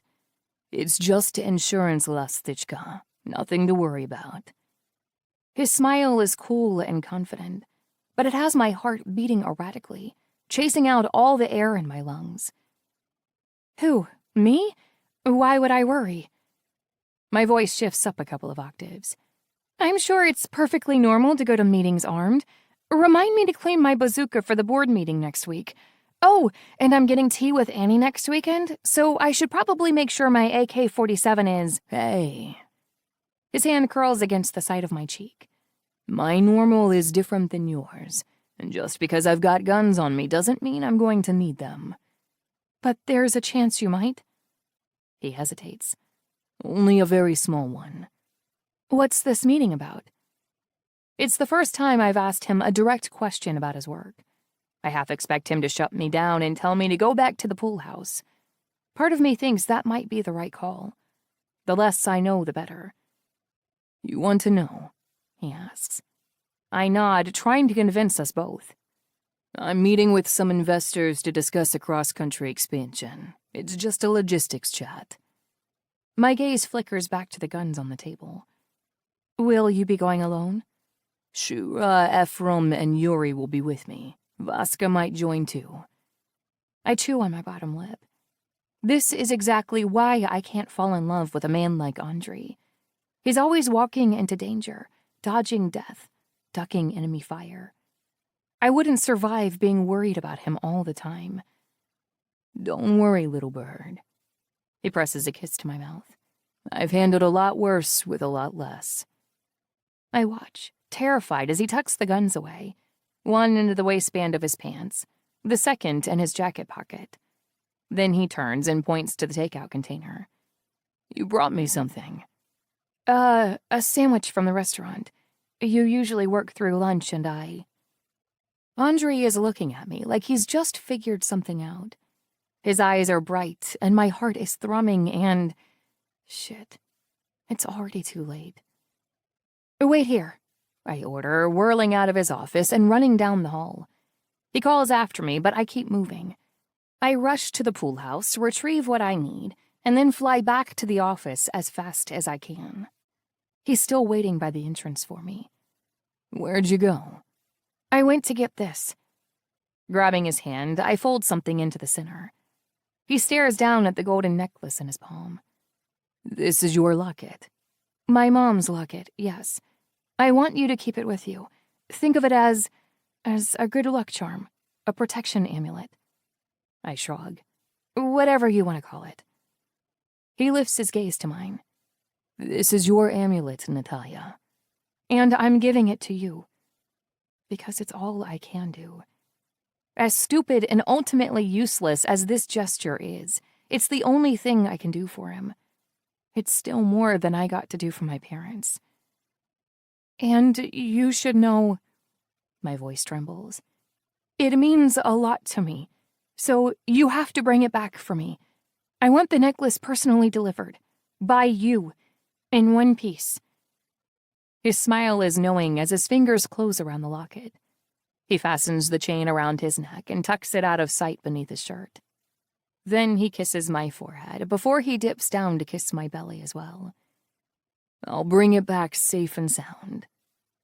Then Andre is gone, leaving me with a gaping chasm of dread in the pit of my stomach. Chapter 55. Andre. Shura and Vashka are already waiting at the entrance of the Capitol Hotel when I arrive. Shura's impassive scowl is in direct contrast to Vashka's ear-to-ear grin. Bastard looks like Christmas came early. After weeks of bed rest, followed by months of rehabilitation, I don't blame him. It must feel like a blessing to be on his feet again. We clasp hands. Vashka, you look good, brother. He's practically foaming at the mouth, bouncing from heel to heel with excitement. I feel good, sir. It's about time I saw some action. If all goes well, there won't be any action today. But I keep that to myself, as I lead my men through the Capitol's arched doorways. I don't need to ask Shura if our prospective partners have arrived. The number of security teams I pass as we make our way to the executive lounge tells me that all three men are here, punctual as ever. I assign my men to positions at the various doors before I step into the lounge, with only Shura at my side. The large, opulent room is empty, apart from the three men who rise to their feet when I enter. It took a lot of effort, and a fuck-ton of bribery to get these three to the table. Like Vashka, though, I'm damn near giddy with excitement at what we stand on the precipice of accomplishing. Sevdet Bakirtsits controls a trafficking pipeline that runs through the Midwest. He inherited his mafia after his father's death when he was only 23 years old, but he single-handedly expanded the empire across Chicago and Denver. He's the main reason my shipments get to their chosen destinations without a problem. Luca Giordano has cornered the drug market all along the West Coast. Very Italian, and very proud. He was the last to come around to a partnership with me, but once he saw how fruitful it would be with him, even he couldn't resist. Bujar Mustafi was the easiest to convince. The soft-spoken Albanian used to be in production himself, before my superior product and cheaper cost effectively cut him off at the knees. He rallied fast, and fell into step as a smuggler who controls most of the South, his tendrils snaking into damn near every town between here and the Florida Keys. Ah, the young pecan is finally here, Sevdet booms, offering me a meaty hand. He likes to get in ahead of the game, Sevdet does. That usually involves a lot of snide jabs at the expense of both Bujar and Luca. But he's well-behaved thus far. Every man present knows that their own operations depend on the moving cogs in our shared partnership. One way or another, I'm walking out of here with what I want. It's up to them if that's through business or through blood. The table is already littered with coffee mugs. The smell of bourbon is emanating from Luca's gold-trimmed cup. I apologize, gentlemen. I didn't realize I was late to the party. You're not late, Sevdet announces. I'm always early. And since Sevdet is always early, Bujar and I decided not to let him show us up, Luca quips. Sevdet twirls a finger through his massive handlebar mustache and laughs heartily. Luca's laughter is more of a wheeze, whereas you'd be hard-pressed to hear Bujar's laugh at all. They're a motley crew, but an effective one, which is how I know that Nikolai Rostov would stand to gain a lot by destroying the alliance I've managed to create. I hate to dive straight into business, I say, but we might as well get it out of the way. Bujar is the only one who looks like he appreciates the straightforwardness. His thin lips tighten with satisfaction as he sits up a little straighter. Oh, very well, Luca mutters as he picks up his coffee-spiked bourbon. You Russians can't carry a casual conversation to save your lives. I assume we're here to talk about the Rostov Stronzo? My eyes narrow. I came to discuss shipments. It seems you know something I don't, Luca. Care to share with the class? Luca smiles, flashing his freshly whitened teeth for my benefit. Now, Andrei. There's no need to be testy. I'm unequivocally your man. Are you? I ask, half amused and half annoyed. Because you did entertain a meeting with Nikolai once. He waves away the fact. I had to make sure you weren't shortchanging me. I am a businessman at the end of the day, Andrei.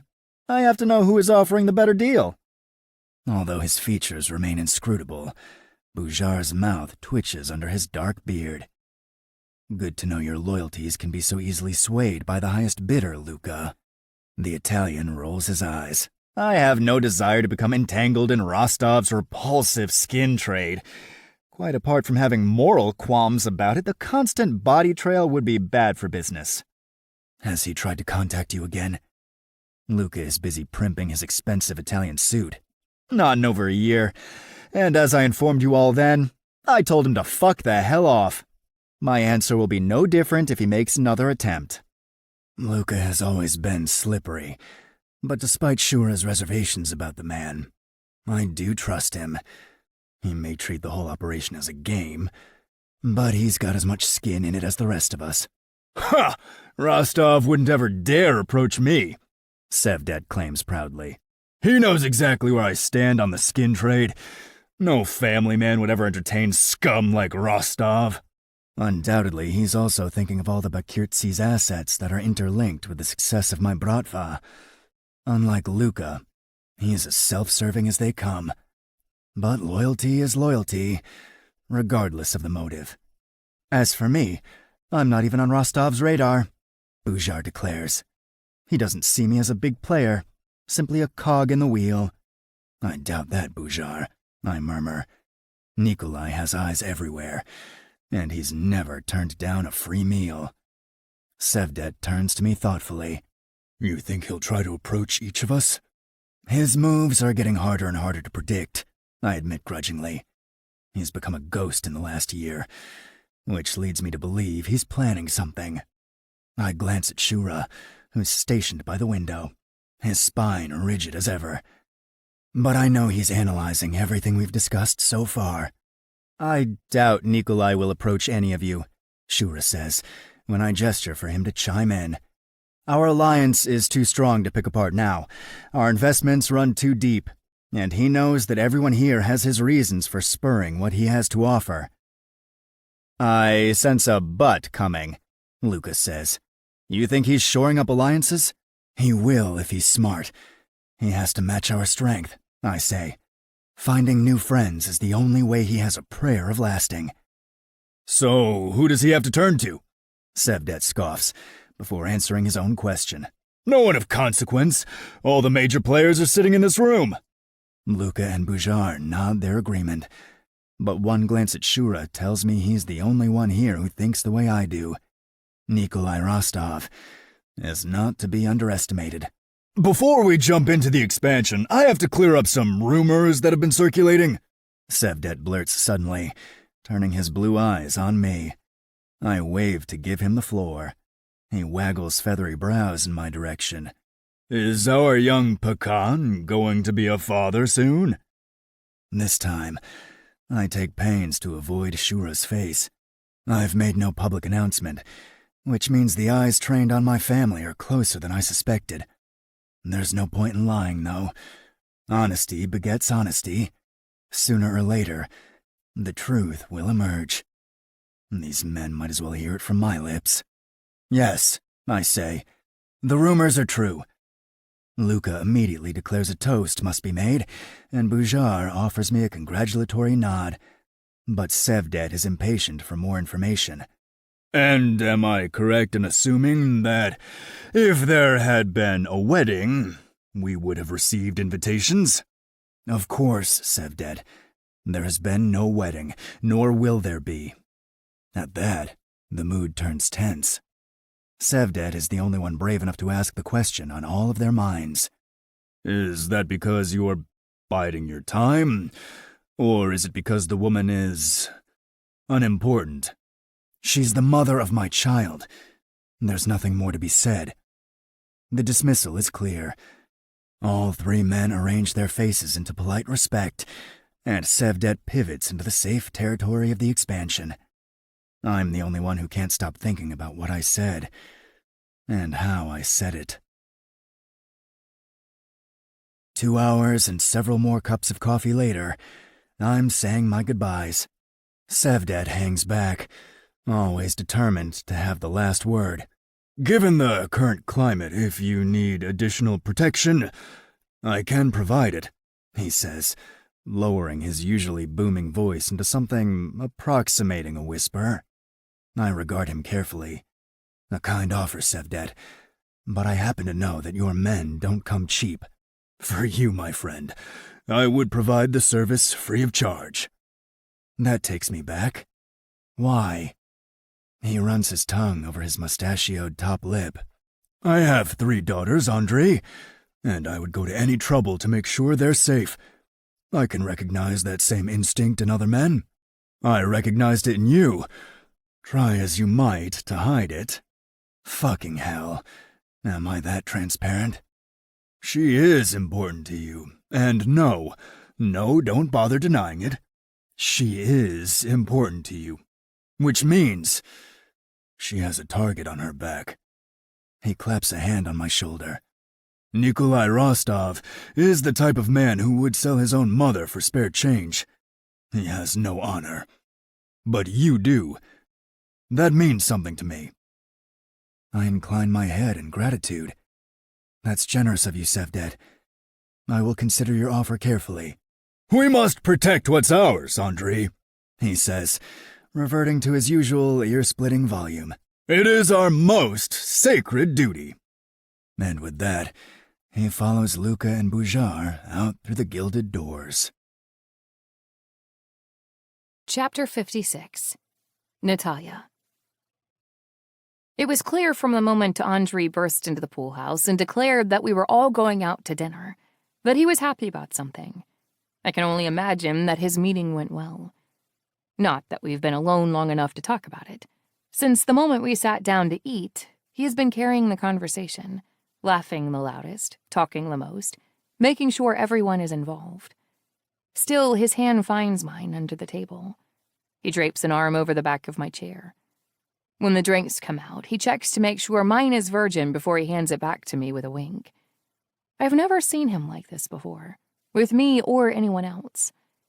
Andre speaks of the Bratva as a family, but I always assumed it was the corporate sense. We are a big family here. We have a unique culture. We care about your well-being, unless it affects our bottom line. But Andre is friends with the men in his employ. He makes his way around the room, laughing, joking, and swapping stories. He spends a full 10 minutes ragging on Anatoly for the silk floral shirt he's wearing. When Leonti jumps on board, Anatoly threatens to strangle him with his own napkin, and the 3 men dissolve into laughter. "Yelena, the dumplings are for you," Andre announces, waving the plate under her nose. "I know you love them." "I can't have another," the old woman groans. "I have to watch my weight." "Watch it another night. It isn't going anywhere." Andre grins wickedly. "Andre!" I gasp, smacking him on the elbow with the back of my hand. "Cheeky little bastard." Yelena hisses before grabbing the dumplings he's offering her. Even Misha seems to be in high spirits. He's sitting on my right, one hand protectively cupped over Remy's head as the poor dog whines ever so often. He's not a fan of all the noise, but perched between Misha's legs, he's tolerating it pretty well. The only one who seems to be having less fun than Remy is Shura. But I'm assuming that has less to do with the noise and more with the fact that Katya isn't here. She sent me a text earlier saying she wouldn't be able to make it. When the men burst into laughter again, Misha flinches. His face is as taut and anxious as ever. But that is his default position. The kid's been conditioned to be wary for too long for that to go away overnight.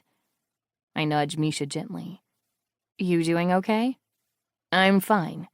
Did you eat enough? His smile breaks through for a moment. I've never eaten so much in my entire life. Remy loved it too.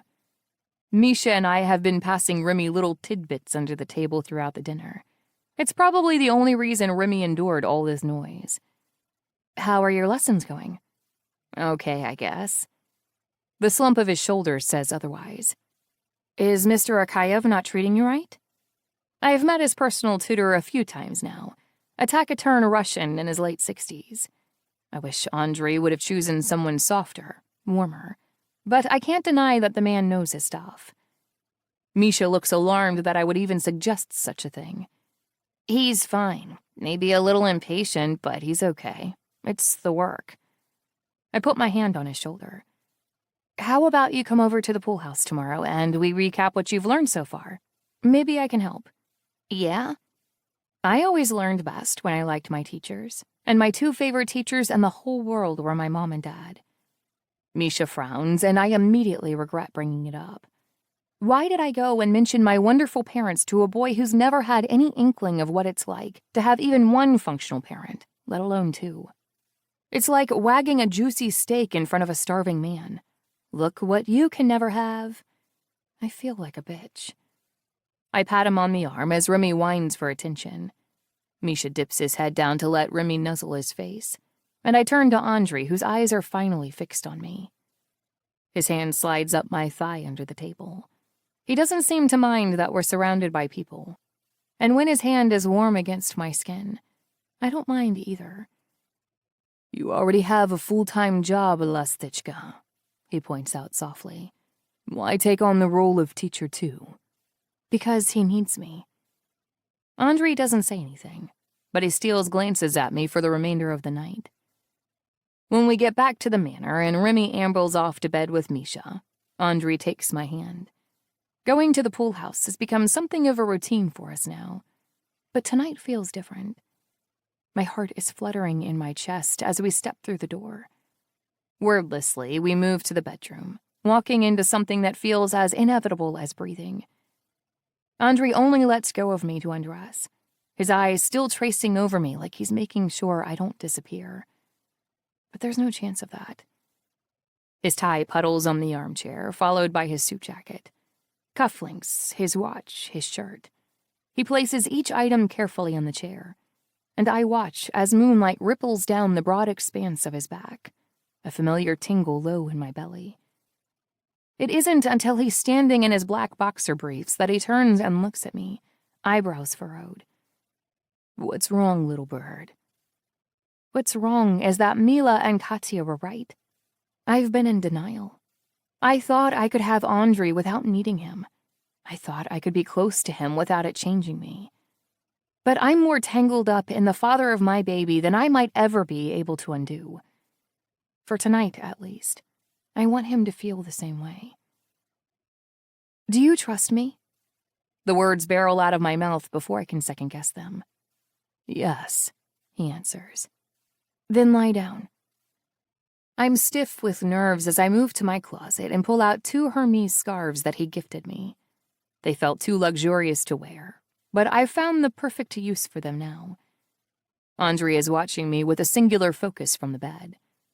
When I climb over him and press one of his wrists to the bedpost, he doesn't fight. Not as I wrap the scarf around his hand. Not even as I pull the knot tight. When I move to the other side, he offers me his hand willingly. Once he's bound to the headboard, I shimmy his boxers off and have all the proof I need that he's interested. He springs free, hard and ready, and I have to resist the urge to taste him. I have other plans tonight. I move to the end of the bed and slip out of my clothes, hoping that my courage doesn't fail me halfway through. Once I'm naked, I straddle him, running my hands up and down his sculpted chest. It feels nice to have time to enjoy him. No rush. You have never looked as beautiful as you do right now. His voice is a rasp, but his words are soft and sincere. You really think so? I ask, sliding my hands over my stomach. Even with the bump? Especially with the bump. He exhales slowly. I want to be the one touching you like that. Do you know how fucking sexy you look with my baby in your belly? If I'd known what we were starting in that elevator, He swallows as his cock twitches. I wouldn't have waited for all the stuff that had happened in between. I would have gotten you pregnant then and there. That's how you feel now, but then? I wrinkle my nose. We were strangers. You wouldn't have wanted it. The dark expanse of his eyes tells me how much he wants it now. Maybe if you'd asked nicely. A naughty little light bulb pings on over my head. Do I dare? I decide that I do. Pretend that I don't, then. Pretend what? Pretend I'm not pregnant. Pretend you don't know me. Pretend, just for tonight, that this is the beginning of our story. Natalia, Hush. I press a finger over his lips and then drop my voice into a sultry purr as I grind down on his body. Andre, I want a baby. I want you to give me one. His forehead creases with confusion as his eyes drop to my belly. I continue to grind myself against his erection, chasing the delightful pressure that's building between my legs. Please, I croon, working him against my entrance. I want you to fuck a baby into me. Understanding flickers across his face, and he growls with want even as he shakes his head. No, it's not the right time. I pout, working the length of him between my legs, back and forth, again and again. His cock is twitching, impatient to get this show on the road. As for me, I'm savoring this feeling, the heady mix of power combined with desire. I'll give you a baby one day, he continues without taking his eyes from my face.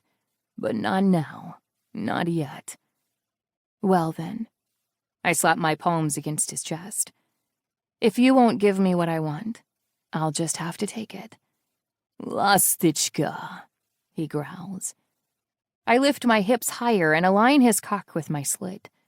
I'm so wet that his cock slips inside me with zero pressure. I didn't want to have to do it this way. I trill in fake apology. But you're leaving me no choice. With that, I sit down on his cock.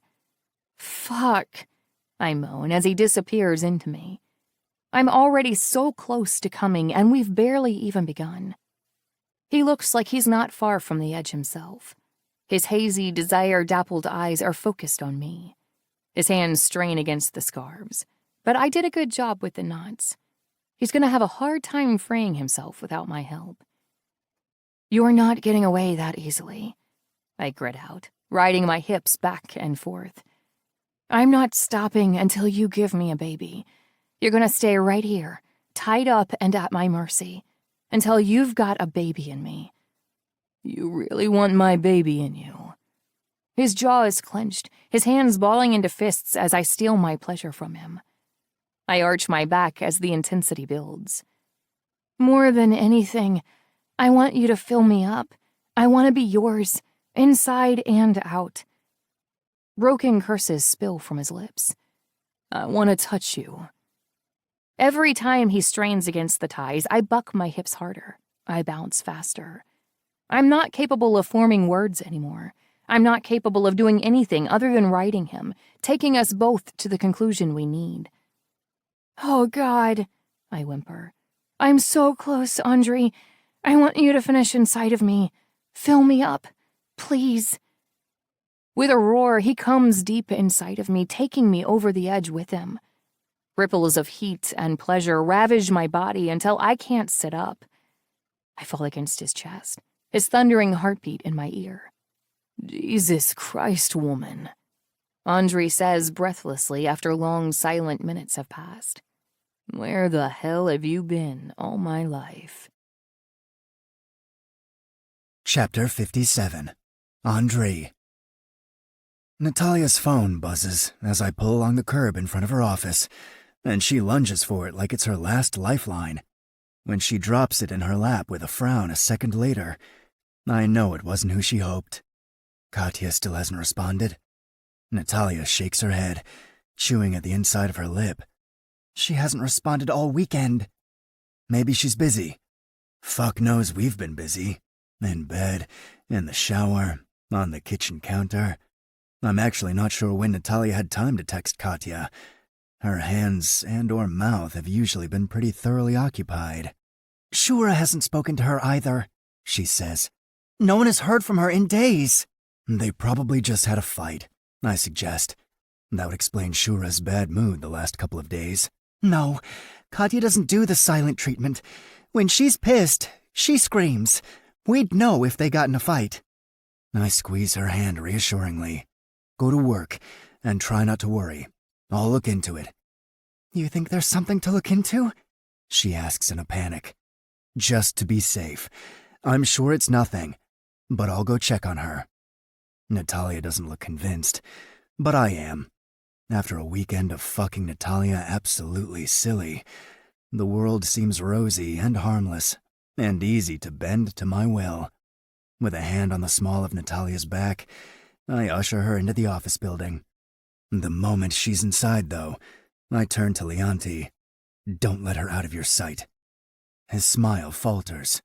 Something wrong, boss? I'm not sure yet. Just make sure you have eyes on her at all times. It takes a full minute of pounding on Shura's apartment door before he finally answers. His scowl is far from welcoming. I'm off today. No, he's pouting. I knew he'd be hiding out here. He rarely uses the apartment, but we couldn't drag him out of it for 2 weeks after his divorce. The fact he's here now means Katya really is giving him the cold shoulder. You're off when I say you're off. He throws the door open with a grumble and slumps into the living room. What do you need? When was the last time you spoke to Katya? He whips around, worry eating away his frown lines. Why? Did Natalia say something? Did she reach out? The last time we spoke was the day you took everyone out to dinner. I was with her earlier that evening and... I wait for him to finish his thought, but he seems stuck on a memory. Shura? He snaps out of his reverie and focuses on me. It wasn't a fight. She was just a little annoyed at me when I left. Why? Grinding his teeth together, he lets loose a frustrated hiss. Apparently, I'm not transparent enough for her. She claimed she had no idea how I felt about her. He glares at me, as though daring me to laugh. I spend fucking time with her, don't I? He explodes when I say nothing. I take her out, buy her shit, wine and dine her in expensive damn restaurants. What the fuck is that if not... He breaks off, clicking his tongue against the roof of his mouth. If anyone can understand where Shura's coming from, it's me. For men like us, giving someone our time means everything. We lavish them with gifts and our attention, but we don't talk about our feelings. I got pissed and told her that if she didn't realize by now how I felt about her, then she was the stupid one. I raise my eyebrows. Charming. I'm not good at this shit, Dree, he mutters. I'm good at fucking and fighting. After Melania, I didn't think I'd ever find myself in this position again. You and me both, brother. Our eyes meet. Understanding flits between us. Even if she's giving you the silent treatment, I say wearily, it doesn't explain why she's ignoring Natalia. Shura pales. She hasn't talked to Nat either? No, and I'm going over to her place. Shura already has keys in hand and is storming towards the door. Before we resort to breaking and entering, let's check in at her office first, I suggest. According to Natalia, she should be there about now. Shura growls with impatience, but he agrees with a curt nod. 15 minutes later, when he's sprinting out of Natalia's office alone, I know something is wrong. By the time he gets to the car, I'm already on the phone with Leonti. Pull Natalia out of work and meet us at Katya's apartment, I order. She's not there, Shura pants, buckling himself into the passenger seat. She didn't call in sick or anything. No one has seen her. The man is a nervous wreck as we hurtle towards Katya's apartment. Every time we get caught at a light or stuck in a bit of traffic, he looks like he's about to rip his hair clean out. As soon as I pull up to her building, Shura makes a beeline to the 5th floor. I follow behind him and find him battering his fist against the door of unit number 506. Katya, if you're in there, open the fucking door now! Glancing down the deserted corridor, I notice someone peering out of the door at the far end. The moment she sees me, she pulls her face in, and the door snaps shut. Shura, I caution. I'm not sure we want to draw attention to ourselves like this. She's not in there, he declares, whipping around. We'll have to break down the door. First, you need to calm down. Calm down, he growls, his eyes bulging. Would you be able to calm down if your woman was in danger? Thankfully, before I can even attempt to lie, we hear footsteps on the stairs below. I peer down over the banister to see Natalia running up with Leonti at her back. She appears on the landing, panting and clutching her side. Well, is she here? Shura shakes his head, the vein in his forehead throbbing. Move aside, Natalia commands as she steps between us. I've got a spare key. One quick flick of her wrist, and the door swings open. Shura steps in behind her. Katya? Kat? But I know Katya's not here. The air in the apartment is stuffy and stale. There's a rancid stench coming from the garbage can, which hasn't been taken out in a few days at least. Natalia seems to be thinking along the same lines. She hasn't taken out the trash. She always takes out the trash before she leaves. She got maggots once and swore she'd never let it happen again. Shura disappears into Katya's bedroom, but my eyes stay fixed on Natalia. She looks as pale as Shura. Andre, she croaks, turning to me. Something is not right. She travels for work sometimes, but she would have told me about it, and she would have answered my calls. I take her hand and pull her to me. Katya's disappearance and Shura's panic makes me want to keep Natalia as close as possible. Don't worry, we'll find her. Before she gets any words out, Shura is stomping back into the small living room. Her passport was in her bedside drawer, he announces, holding it up. Her suitcase is still under her bed, too. She only has the one, so... Someone took her, Natalia gasps. They look at each other, horrified. I'm not sure who to reassure first. First things first, I say, taking control. We've got to get back to the manor. I'll get the whole tech team on her trail ASAP. Shura's eyes meet mine. Andre, breathe, brother, I tell him firmly. I will find her. Have I ever let you down before? His jaw tightens fiercely. Never. Then trust me. Chapter 58. Natalia. Mila and I have been sitting on the patio for so long that my legs are going numb. She doesn't wander, and neither does Remy. Both of them stay touching me at all times. Even when Misha meanders down to the pool, Remy sits glued to my side, sensing that my need is greater at the moment. The tech room is close enough that we can hear Shura shouting through the walls. Why the fuck haven't you found her yet? Tracking your cell phone shouldn't take this damn long. It's been hours of this. Quiet stretches of nothing. Then Shura losing his shit. Then Andre kicking him out again. Someone steps out onto the patio. Mila and I look up hopefully, praying it's Andre with news. But it's just Leonti, looking somber and on edge as he walks around to us. Have you two eaten anything? Mila shakes her head for the both of us. Not hungry. How's it going in there? Shura's got the tech team shitting themselves. Andre forbade him from coming back in there. Leonti sighs. I think Shura knows he's not helping. He went quiet and stormed off. Mila's hand tightens around mine. He's just scared. Men like him aren't used to being scared. Patting Remy's head, I slowly push myself off the patio swing. My legs complain with pins and needles, but I ignore the feeling and stretch. I limp around slowly until the feeling comes back. I ought to move or run or, better yet, sleep. But I'm terrified I'll miss something if I go. So I pace the same 4 feet back and forth, and back and forth. Remy follows behind me, and even Misha is on the same page. He's on his 10th or 100th or 1,000th circle around the pool. They have to find something soon, right? I ask no one in particular. Leonti sits down next to Mila and wraps an arm around her. If anyone can get Katya back, it's Andre. Misha climbs up onto the porch and strokes Remy's head absent-mindedly. I touch his shoulder, if only because it's so much easier to put on a brave face when you're trying to be strong for someone else. I'm sure we'll hear something. Before I can finish my sentence, a commotion explodes inside the house. Without hesitating, I sprint into the manor and push my way into the tech room. Andre is standing with his back to me, leaning over one of his men as they both peer at a large screen. I can make neither heads nor tails of what they're looking at. Complex computer code ripples across the monitor, a string of numbers that makes absolutely no sense until... Coordinates, I realize. It's a set of coordinates.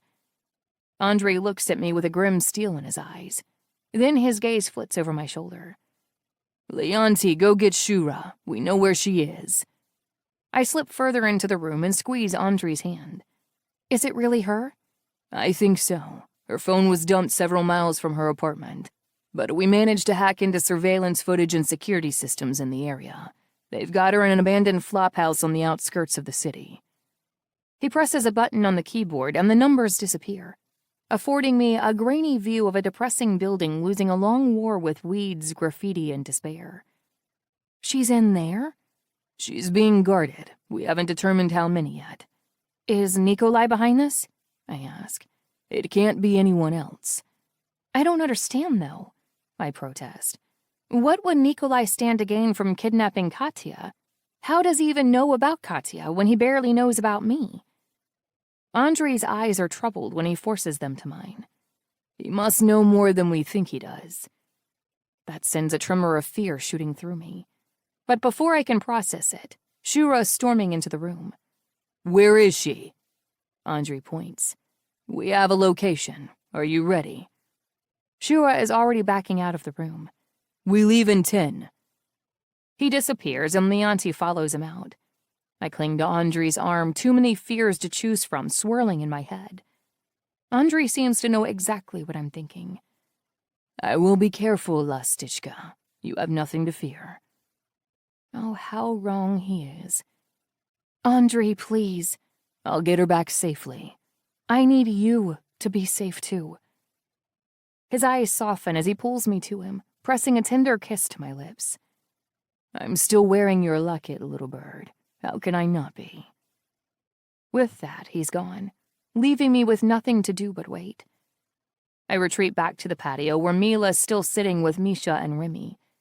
Leonti must have filled her in before he left, because she's ashen-faced and picking at her cuticles.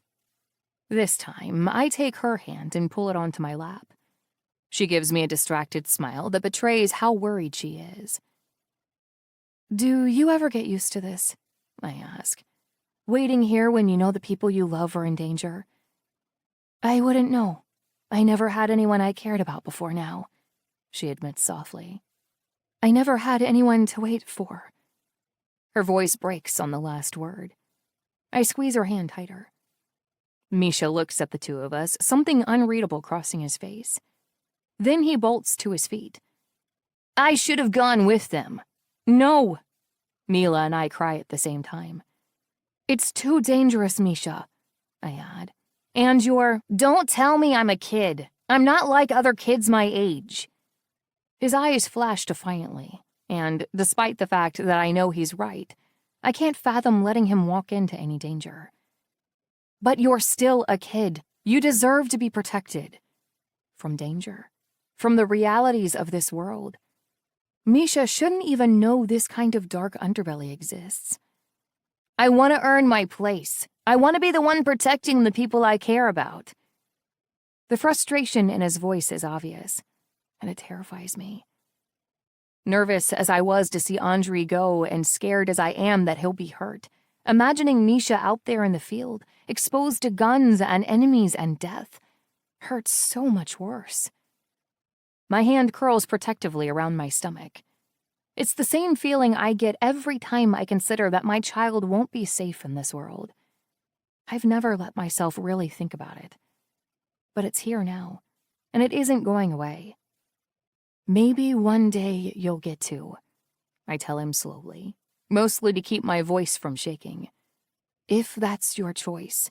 But not until you're a man. Not until you're old enough to understand the risk you're taking. I understand now. How can you?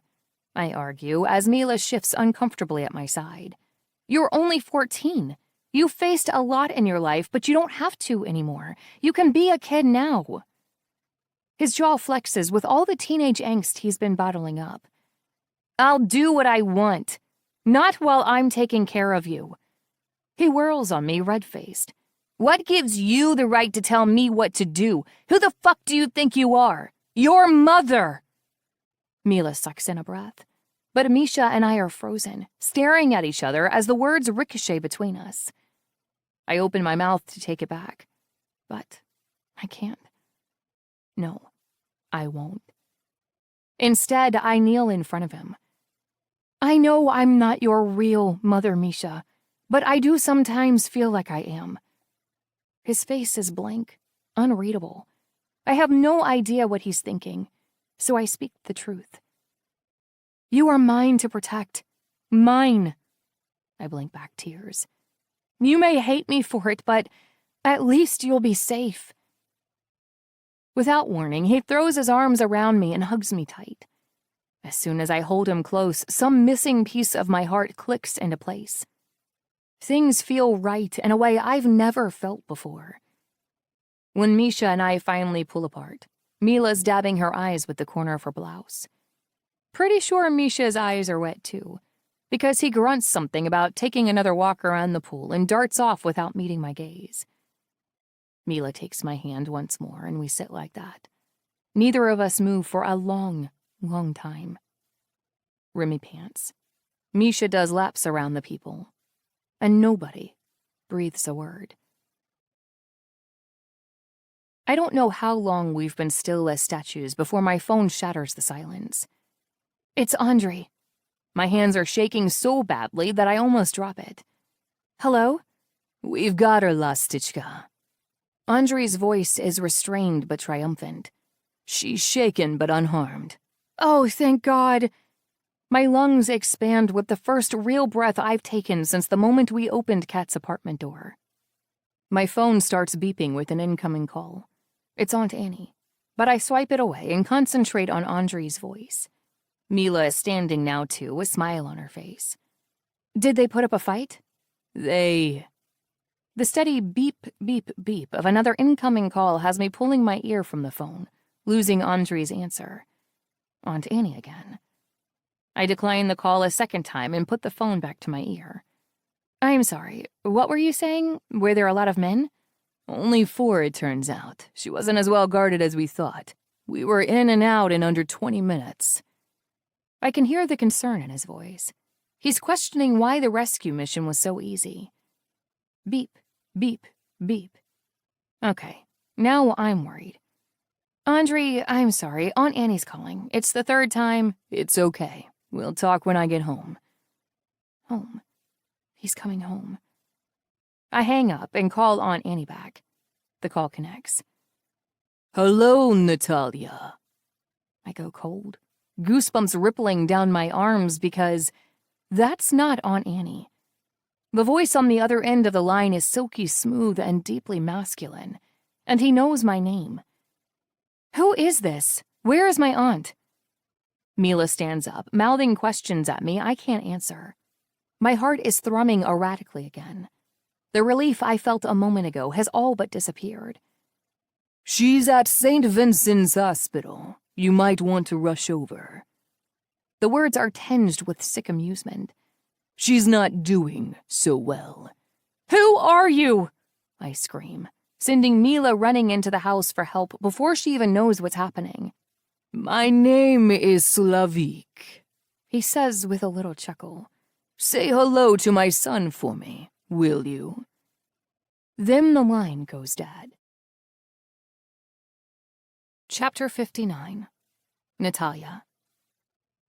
Anatoly and Olaf are in the front, careening through traffic towards the hospital. Mila is next to me, talking to Misha. He shouldn't even be here. I should have made him stay home. But would he even be safe at home? Would any of us? Natalia. The second I hear Andrei's voice, tears fill my eyes. The loose grip I've had on my emotions gives way, and tears pour down my face. They got her. They got Aunt Annie. I have no idea how he manages to understand me, but his voice is deadly calm when he asks me a single question. Who got her, Lastichka? Your father, I whisper. Slavik. There's a beat of silence. I'm bracing myself for the disbelief, the incredulity.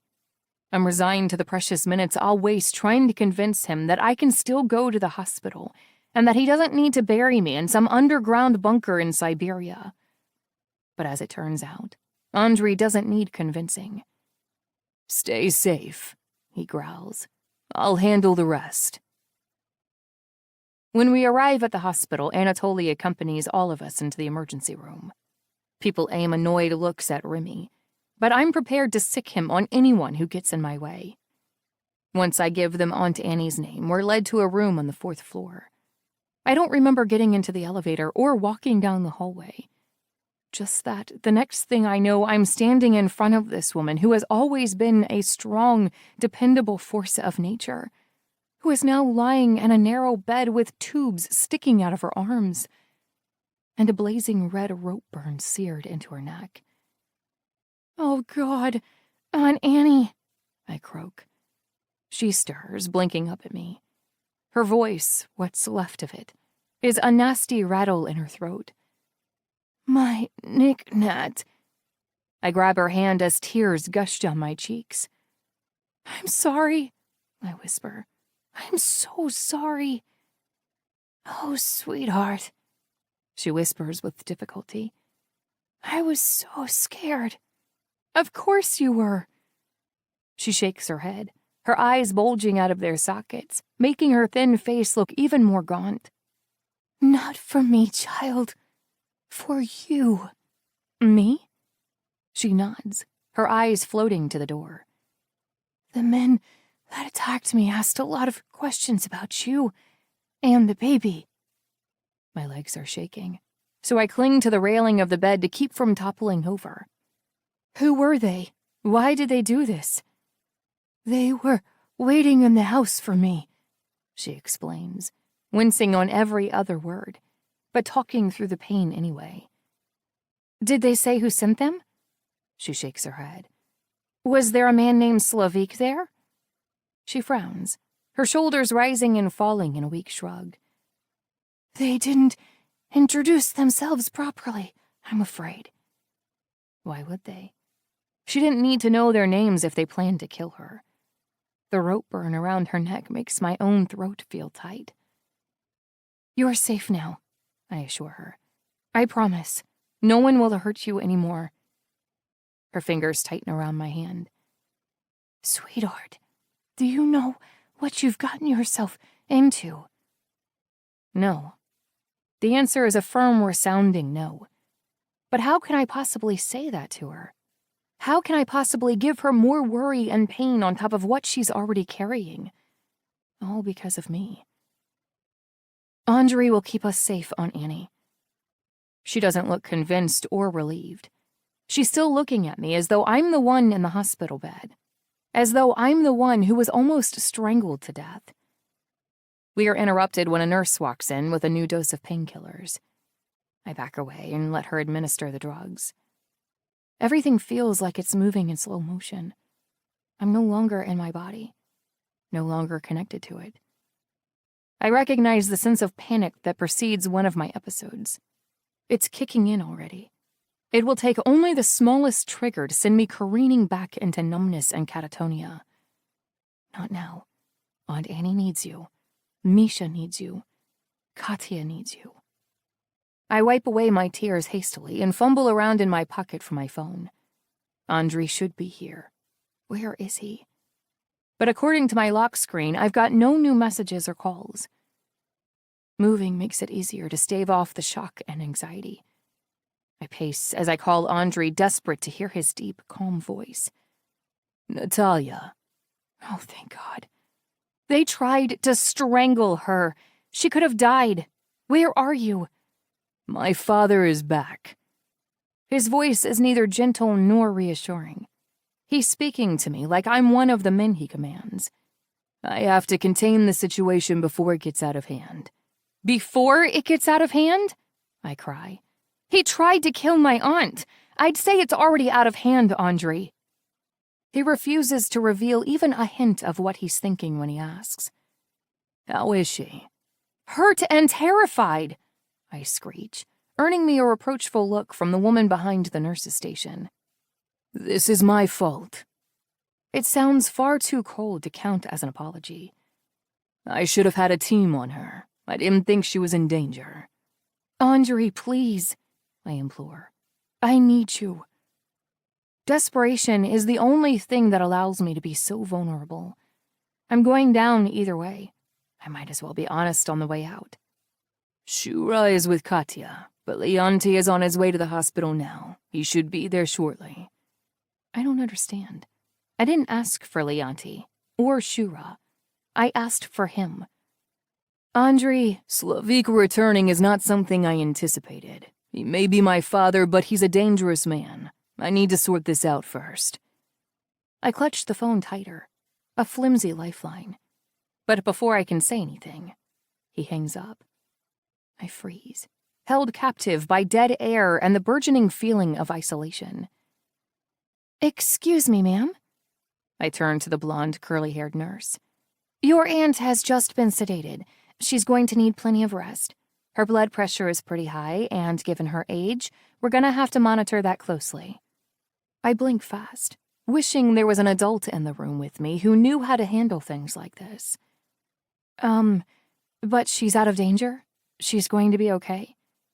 The nurse frowns, which isn't at all reassuring. As I said, her blood pressure is high. Until it drops, she's not out of the woods yet. I mean to take a step towards my aunt, but my feet don't cooperate, and instead I go barreling into the nurse. She steadies me with both hands. Ma'am, are you all right? Let me get you a chair. No, I insist. I'm okay. I have to be okay. How can I expect to be there for my family if I fall apart at the slightest sign of conflict or pressure? I stumble over to Aunt Annie's bedside and take her hand again. Her palm is limp and cool against mine. She turns her head to me, but her eyes are blurry from the drugs and fatigue. She mumbles something, but I don't understand a word of it. What was that? I ask, dropping my ear to her lips. Aunt Annie? It'll be the drugs, the nurse informs me as she heads for the door. It's perfectly normal. She'll be out soon. But when the nurse is gone, I try again.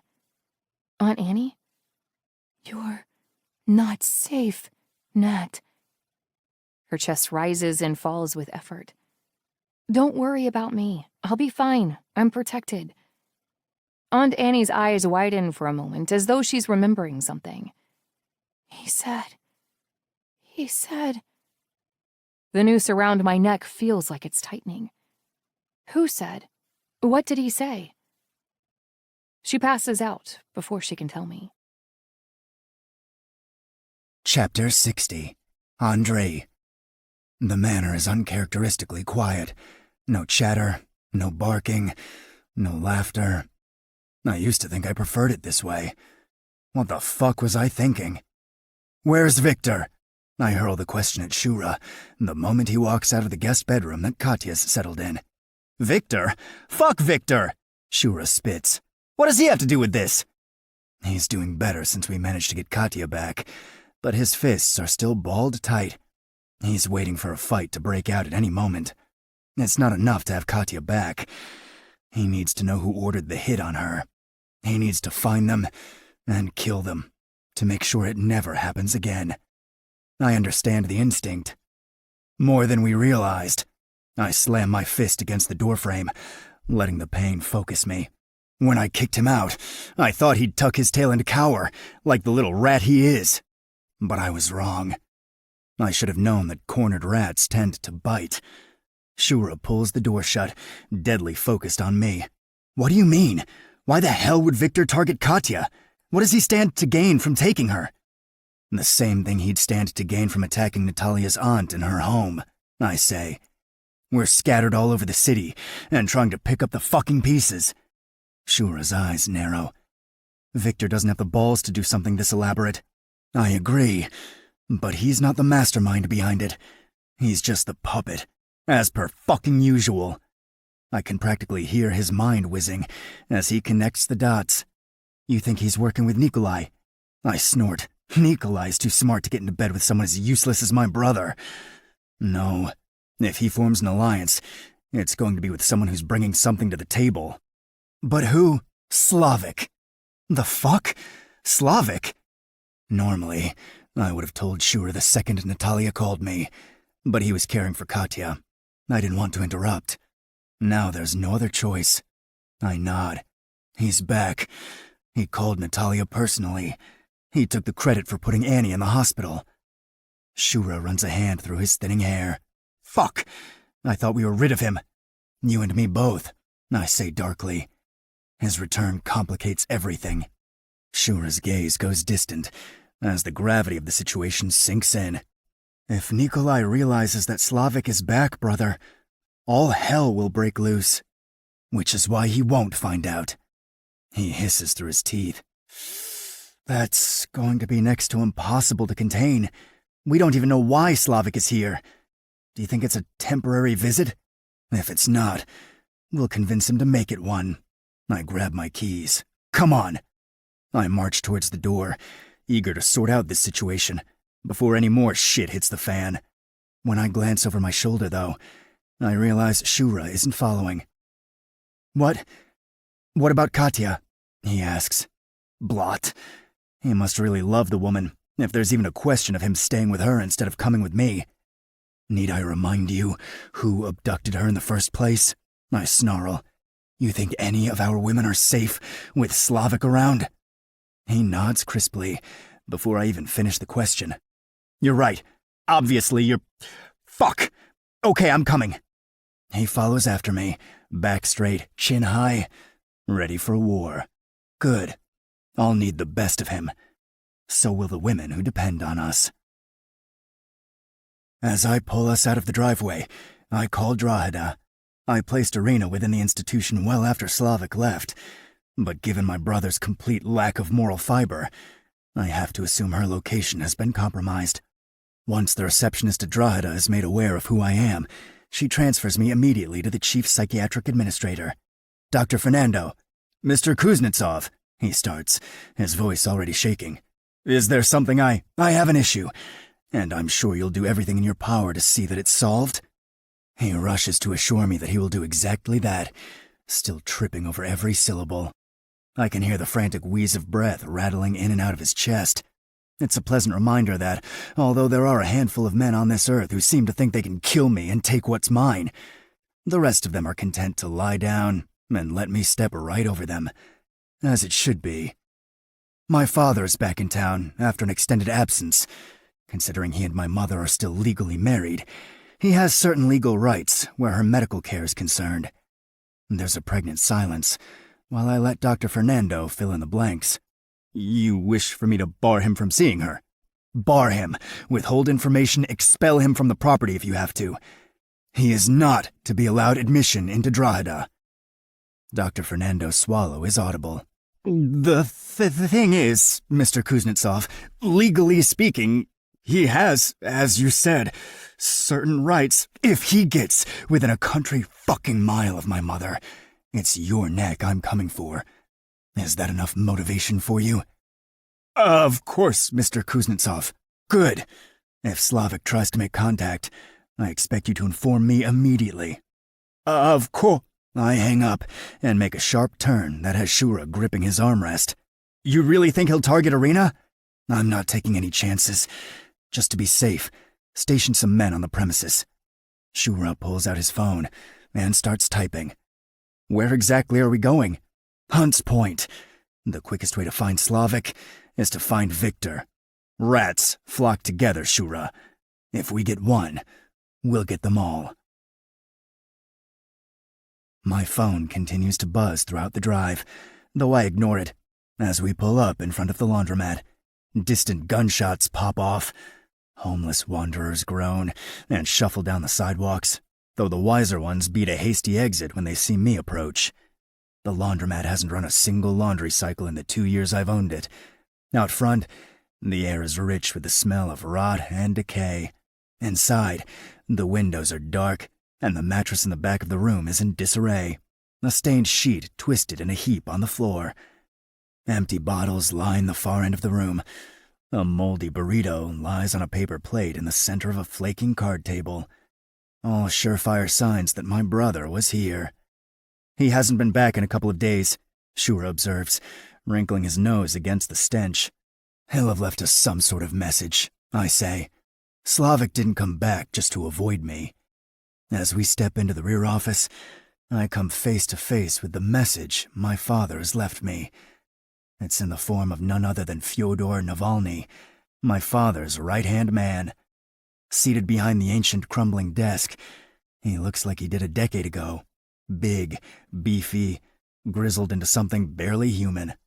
He's perhaps a little grayer around the temples and the beard, but no less fierce for it. Fyodor, I greet, hiding my rage behind a forced smile. It's been a long time. It has, young master. Young master. The word choice is not an accident. Fyodor is reminding me of my place, now that Slavic is back. He's reminding me that the hierarchy has changed. I grin a little wider. This time, I don't have to force it. It's Pecan now, Fyodor. It has been, since Slavic fled the country with his loyalists and his whore.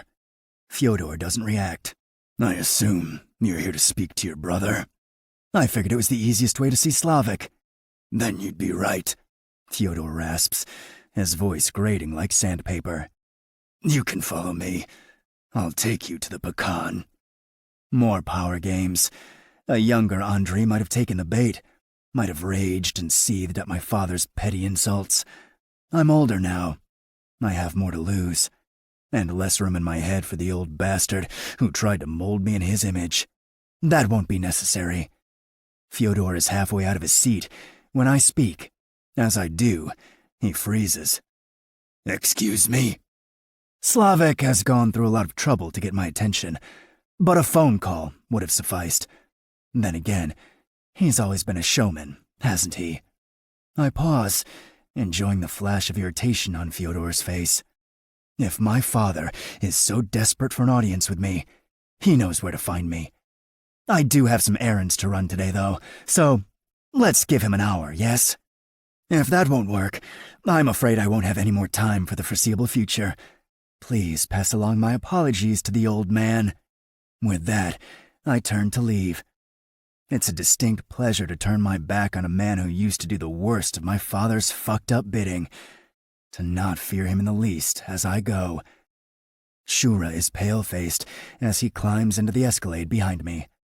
Why the fuck would you invite the bastard to the manor? Shura growls. Because Slavic needs to understand that I'm not intimidated by him. My hands tighten on the steering wheel, and there's no fucking way I was going to go crawling to him. It's my bratva now. It's time my father learned that lesson. Chapter 61. Andrei. There was never a doubt in my mind that Slavic would show up. He's too curious, too greedy, too fucking pompous not to seize the chance to come to the manor. I watch from the front parlor as 4 SUVs stop at the base of the driveway, and my brother and father climb out. They're accompanied by a dozen men, all decked out with earpieces and guns. For reasons I'll never understand, the men who walked onto that jet plane and left with my father to Russia have remained by his side all these years. I'd commend them, if it didn't mean more people I might have to kill. Victor's suit hangs loosely on him. There are dark circles under his eyes, and his cheeks are hollow. Must be hard to eat with that mangled right hand of his, I think, as he shoves his bandaged hand into his pocket. I'll do the honors of letting our guests inside, Shura scowls, before trudging to the foyer. Just as he disappears through the door, my phone starts to ring. It's not Natalia this time. It's Leonti. Whatever it is, make it fast, I bark. I'm busy. It's Natalia, He says quickly. brother, she's not doing. Heavy footsteps grow louder. Leonti, you'll have to handle it for now. Mila's with you, isn't she? Yes, but. And Remy? Yes, sir, but. That's what they're there for, to help her. Use your best judgment. I have to go. I hang up on his strangled protest and turn my phone to silent. Guilt weighs on my shoulder, but the stakes are high. I can't afford to be distracted. Natalia will be a lot worse off if I don't take this meeting. Slavik is an imminent threat. Letting him move unchecked could have consequences that stretch far beyond the safety of my family alone. My entire empire could be compromised. I pocket my phone as the door opens. Shura enters first, holding the door for my father and brother. As soon as they are through, he slams the door closed on the rest of my father's men. Fyodor hisses from the hallway, but Shura bolts the door with a smug smile. Was that necessary? Slavik drawls. It's for the pecan to decide what's necessary, Shura replies coldly. Not you. Victor glowers. How dare you? Do I need to remind you? Slavik holds up a hand, and Victor goes silent. That's okay, Victor. Loyalty is to be commended, no matter how misplaced. Sit down, I order, suddenly impatient to get them out of my house as soon as possible. Slavik claims the biggest armchair. How interesting to be asked to sit in my own home, as though I were a guest. I take the sofa directly opposite him, up close. I can see the changes. He's fitter than I would have expected for a man closing in on his 70s. The mess of hair he used to sport is gone now, replaced by a close-shaved crew cut that makes him look younger and more severe at the same time. Victor stands at Slavik's back like a nervous guard dog, shifting his weight from foot to foot. Sit, brother, I tell him. Your remaining hand is safe for me today. Victor opens his mouth to snap back, but Slavik clears his throat and jabs his chin towards a chair. Victor holds his tongue and sits down. Good boy. Heel for your master. It was poor form, punishing your brother that way, Slavik admonishes me coolly. I'm told his hand will never be fully functional again. I thought that would be preferable to him being dead. You made an invalid of your brother for a cheap piece of pussy? He shakes his head in quiet disapproval. We are Kuznetsovs. We don't fuck riffraff. We certainly don't knock them up. My smile dies as my jaw clenches. Seeing that, my father sighs. I shouldn't need to say we don't let ourselves come to care about riffraff either. But it seems you might need to relearn that lesson. It was a slight slip of my mask, but it was enough. I won't let it happen again. She's carrying my child. That is all. I think not. I see what she really is. A weakness. He leans back, arms folded, legs crossed, perfectly at ease. I thought I taught you better. I thought you were smarter than your brother. Victor flinches, though if Slavik notices, he shows no sign of it. Love. The word twists on his tongue. He makes it sound dirty, ugly, wrong. Is nothing more than a liability. The only liabilities I see are the two men standing in front of me. Victor hisses. Slavik leans forward and steeples his fingers together. I don't remember you complaining when I handed you my empire and smoked the competition in a single move. Don't act like a saint, father. You didn't rat out the Rostovs for my benefit. Why else would I have done it? He's barely blinking. The effect is unsettling. You tell me. Petty revenge is my best guess, knowing you. Nikolai must have offended you. Did he not kneel to kiss the ring fast enough? Did he do a poor job licking your boots? I know how fragile your ego can be. It's the same for all weak men. The smile slides off his face. turning his gray eyes icy once more. You dare to sit in my house, use my title, command my men, and call me weak.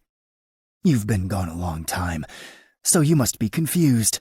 I lean forward to mirror his posture, resting my elbows on my knees. This is not your fucking house, and it's not your fucking bratva. Don't you get it, old man? You're not in charge anymore. Slavik sinks back, never taking his eyes off me. His fingers run through his thick beard again and again. I acknowledge that you've done well in my absence, Andreyusha. You've built on my legacy, and you will get the credit for it once I reclaim my rightful place. You and I have very different ideas of where your rightful place is. He carries on, ignoring me. Out of gratitude and respect for everything you've done, you can keep your men and this house. I will even let you keep the whore, if that's what you truly want. I don't want anything you have to offer. Not when it means falling into step behind you. I am your father. You will be Pecan again one day, after I am done. I owe you nothing. You owe me everything! He roars, face purpling as spit flies past his lips. I stay perfectly calm. The man I am and the Pecan I am. It has nothing, absolutely fucking nothing, to do with you. I crack my neck. You want proof? Look at the useless dead weight kneeling at your side. His eyes narrow. Victor tenses. For a moment, the silence feels like it's on the cusp of breaking into bloodshed and chaos.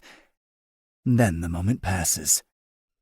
This has been an enlightening conversation, son, Slavik states as he pushes himself to his feet.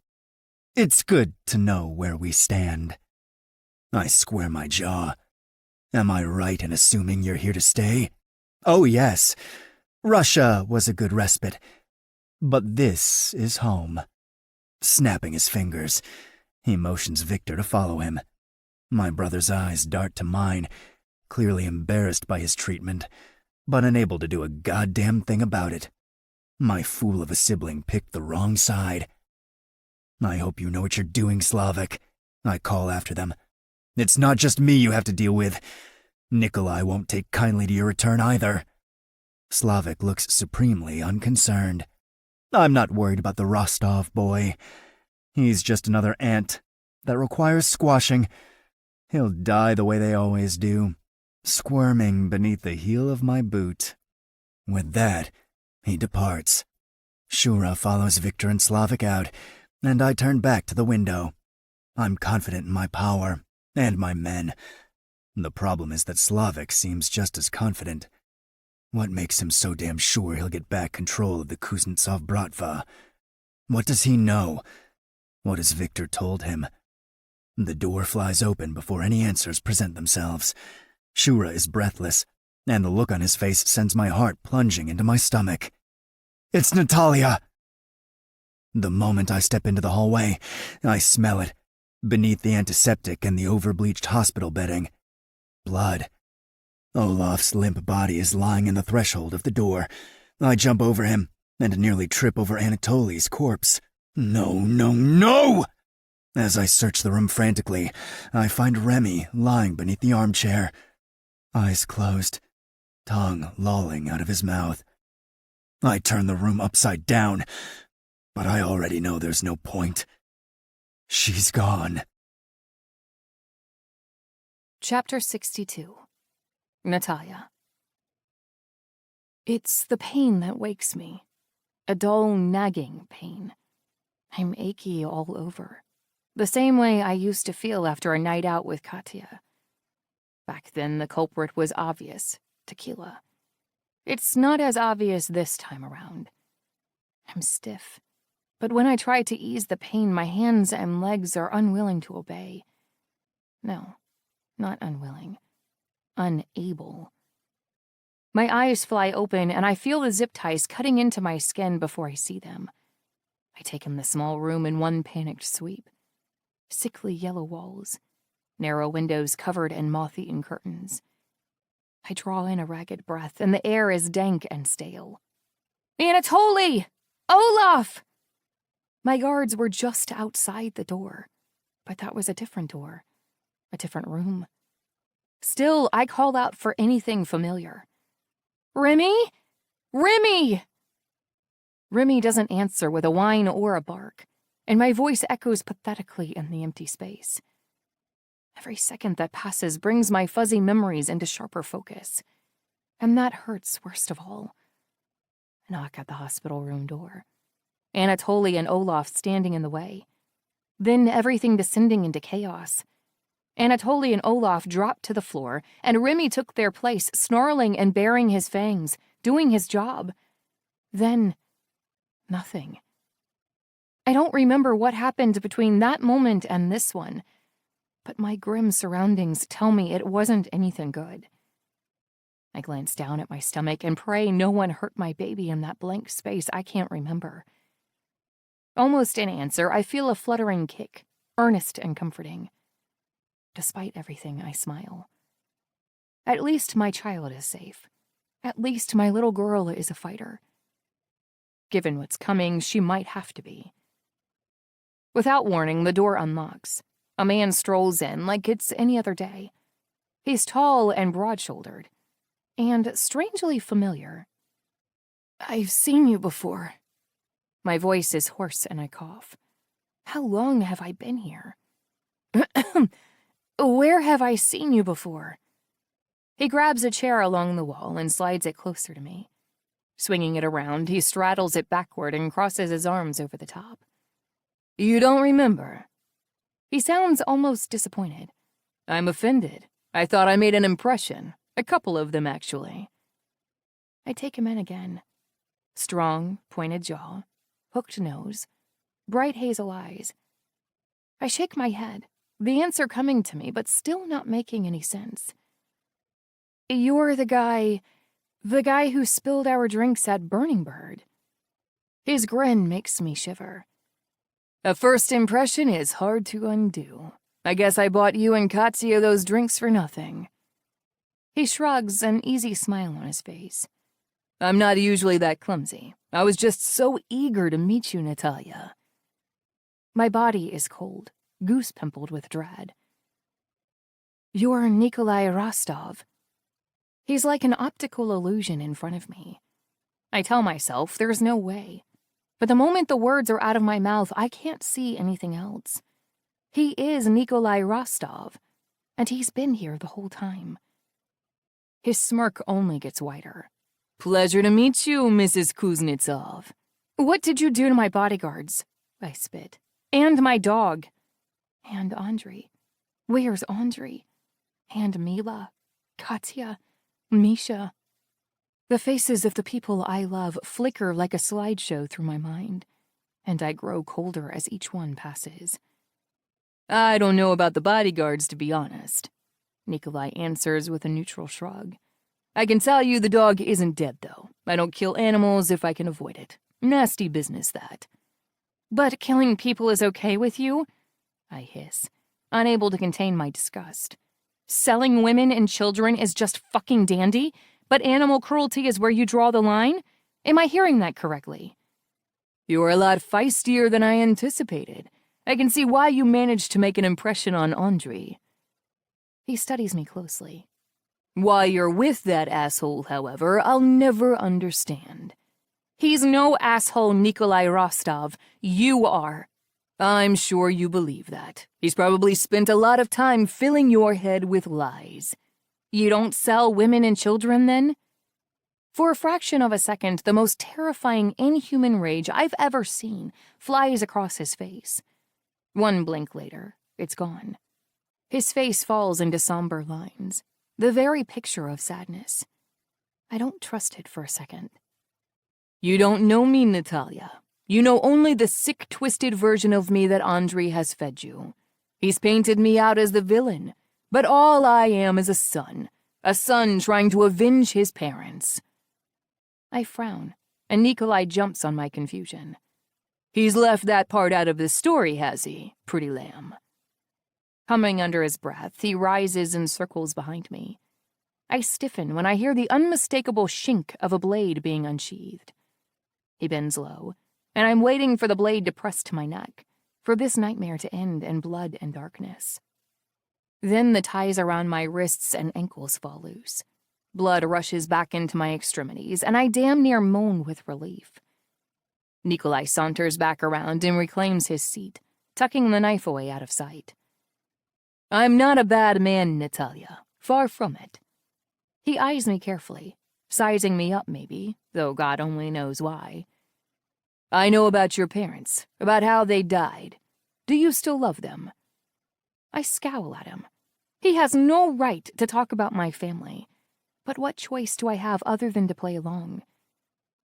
You don't just stop loving people just because you lose them. The hazel in his eyes melts and boils. I swear there are demons in him begging to come out. He once again clears his throat and looks human once more. I can't say I ever felt the same about the people who birthed me. They made it very clear that they loved drugs more than me. He rolls up the sleeves of his shirt. I suck in a sharp breath.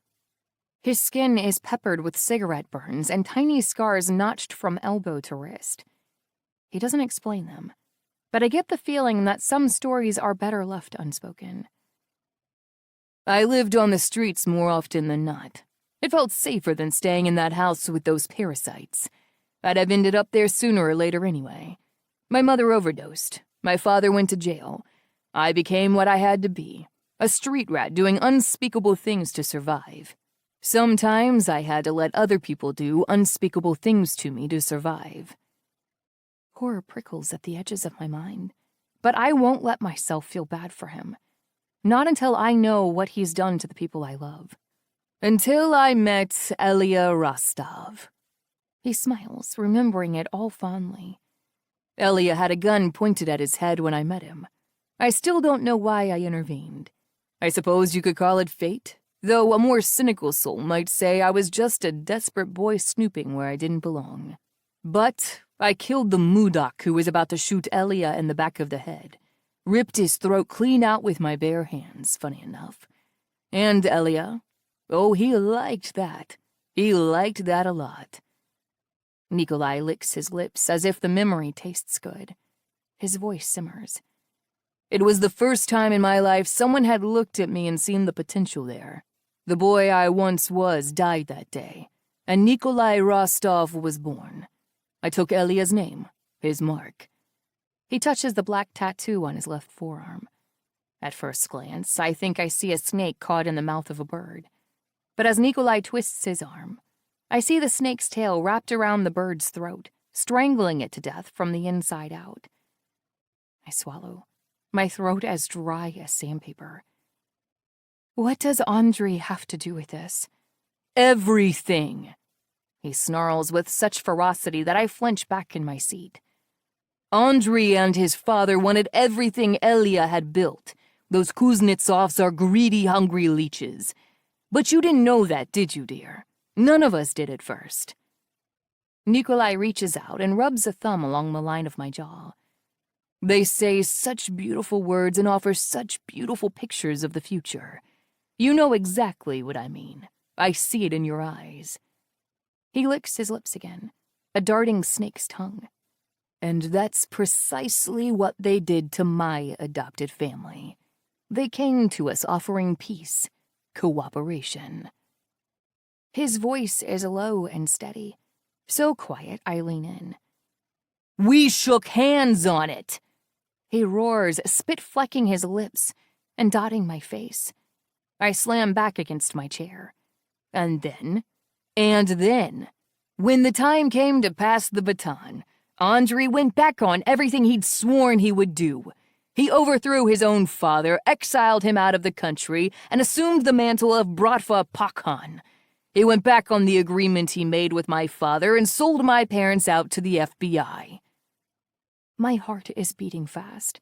Not because I believe anything he's telling me, but because he evidently does. That was not Andrei, I insist. He wouldn't. He didn't. He's not a liar. Nikolai's smile is cruel, pitying. Oh, did he tell you that? He doesn't have to. I know him. He would never go back on his word. If anyone ratted out your parents, it was Slavik. I have no proof of this whatsoever, but I just know. Yes, that's what I thought too. Nikolai sighs. And don't get me wrong, Slavik is as dishonorable as his unworthy son. Apples rot right next to the trees that birthed them. Slavik is far from innocent. But why would he go to the trouble of selling out my parents just to leave the country? Not to mention his entire fucking legacy behind. His tongue clicks. No. Andrei Kuznetsov is the only one who stood to gain. He did gain. You believe what you want to believe. He arches a brow, sliding closer. I could say the same about you, pretty lamb. I'm no lamb, I snap fiercely. I don't just follow blindly. Is that so? Silence might be worse than anything Nikolai has to say. If I stop long enough to think, I might lose myself again. And this time, I don't have anyone to care for me until I'm ready to come back. I have to take care of myself. I have to protect my baby. You expect me to trust a man who would sell children into sex slavery? You think the drug industry is any different? He demands. It destroys families just as fast as the skin trade. Trust me, I know. I lost 2 parents to the Kuznetsov drug ring. My blood goes cold. What? He smiles patronizingly. Do you think there are any drugs sold in this city that don't come directly from that Modoc you defend? Every dime bag of weed, every last fucking line of coke, every syringe brimming with devil's poison. Andrei touches all of it, profits from all of it. I didn't lose just 1 set of parents to him. I lost 2. Nikolai gets to his feet slowly. You know what it's like to lose parents, Natalia. You understand the pain. His face is creased with loss. For the shortest of moments, I do feel his pain. But I'm not so far gone that I can't see what he's trying to do. Don't feed me sob stories, I cry out. If you're really capable of feeling anything at all, then you would never have thrown Misha into the lion's den without any regard for his safety. He hesitates for a moment, his eyebrows twisting together to form a bridge across his forehead. Misha? Of course you don't even remember him. He was the errand boy you sent because he was worthless to you. A pawn you didn't care about sacrificing. Someone unimportant, expendable. Nikolai's eyes flare with something. Recognition, perhaps. You hated the way you were treated. You hated being forced to survive on the streets. But that's exactly what you're doing to other women, other children. Foolish woman, he seethes, causing my jaw to snap shut. I'm giving them second chances, new beginnings. Those women and children I sell have nothing and no one. Without me, they'd be roadkill. With me, they can have a purpose. As what? I scoff in horror. Some old pervert's mistress? A punching bag for some rich sadist? It's a better fate than death on the side of the road. I'd much rather die on the side of the road than be the possession of sick men like you. Nikolai stares at me silently for a long time. He really has done a number on you, hasn't he? He slips a hand into his pocket, and fear rockets down my spine. If he pulls out that knife, I won't be able to fight back. I won't even be able to run. But he doesn't pull out a weapon. Instead, I find myself faced with a shiny black smartphone. You seem to be under the impression that you've picked the hero, which would make me the monster in your story. I've got news for you. Andrei and I, we're both monsters. He raises the camera and snaps a picture of me. You'll figure that out soon enough. Chapter 63. Andrei. I used to think it was just a horror story for the men in this city to scare children with. The slaughterhouse. But it's real.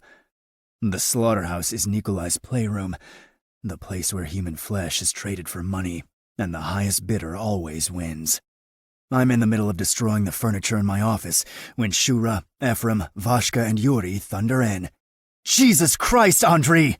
Shura exclaims when he sees the carnage. What the fuck is going on? I shove my phone in his face. I know Natalia's picture is still there, but I can't bring myself to look at it again. Not that I need to. Her red, raw wrists and pale face will be in the back of my mind until the day I die. The texts, too, are imprinted in my mind. I repeat them to myself as Shura's eyes scan the thread, horror leeching his face of color. Nikolai. I have your pretty little lamb. Nikolai. You have 1 hour to show your face. Otherwise, I'll have to take the little lamb to the slaughterhouse. Nikolai has her? Shura breathes. My men stand to attention. The men I have left, anyway. Anatoly is dead. Olaf is fighting, but the doctors don't know if he'll make it through the night. They died trying to save Natalia. To honor them, I'll finish what they started. We don't have time to waste, I growl. Truth be told, the 10 seconds I just used to destroy my office were 10 seconds I could have used to close the distance between Natalia and me. Every second counts. Every move matters. We head out in 5, I snarl, rushing down the hall. As I get ready, I order some men to stay behind to protect Misha, Katya, and Mila. The rest of us speed out of the manor, arrowing toward the location Nikolai sent. He sent you the location, brother? Shura's face is tight and doleful as I speed through the streets. This is a trick. You think I don't fucking know that? His jaw drops indignantly. Then why? Because he has my woman! I roar. What would you do? Shura's jaw snaps shut, and he doesn't breathe another word until we're standing outside the deserted-looking house on the far edge of the city. What's the game plan? Shura rasps, loading his weapon.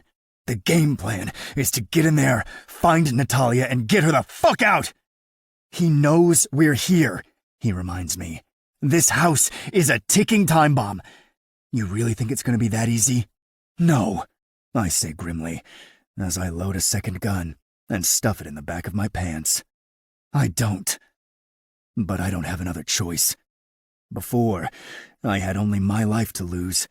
Now, I'd gladly trade that if it meant Natalia and my daughter could be safe. And I will, if it comes to that, without a second thought. Which is why, with my men at my back and flanking the house, I charge in. The house is dark and musty. Dust fills the air after I kick the door in. Before it can settle, gunshots ring out. I spot the shooter behind a rotted-out sofa, and he drops with a single shot to the head. Shura takes out another near the fireplace. A third fires, but falls back with a hole the size of my fist in his chest. Sheetrock dust and gunpowder combine into a haze so thick no one can see, but we don't stop moving, don't stop shooting. Men on both sides drop and scream as bullets wail through the air, but we press on. I turn a corner, and a shot screams past, close enough to singe the skin of my scalp. But close enough isn't close enough. I fire and drop the man like the waste of space he is. Anyone working for Nikolai after what he's done isn't worth my mercy. I duck behind a rotting half wall and check my watch. How much time do I have left? 20 minutes? 15? My men clear the sitting room, and I spot the staircase. I race towards it, launching myself at 2 Rostov soldiers, blocking my path. I tackle them both to the ground, killing one with a bullet to the face, and breaking the other one's neck with my knee. Andrei! Shura roars from the bottom of the staircase. Wait! But I don't wait. Fuck waiting. More men are posted at the top, but my body is moving faster than my brain can keep up with. Maybe it's why it takes me half a flight of stairs to notice the pain in my side. I've been hit, it seems. Irrelevant. I charge down the hallway, pouring blood from the wound in my ribs. A door looms at the end, and I crash through it like holy fucking lightning. Then I grind to a halt. Nikolai is in front of me. I can still hear gunfire downstairs, but Nikolai is calm. Unbelievably calm, given he's unarmed, and I have every intention of ripping his head from his body. He half turns to me, nodding to the gun I have aimed at his chest. I'd put that away if I were you, he says. Shooting me might set her off. A whimper to my right draws my attention, and my knees nearly buckle.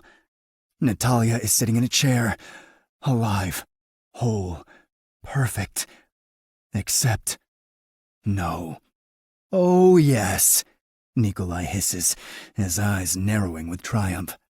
Time to make a choice, Andrei Kuznetsov.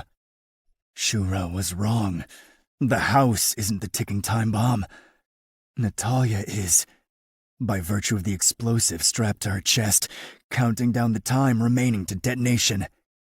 You have 13 minutes left. Chapter 64. Andrei. Isn't this fun?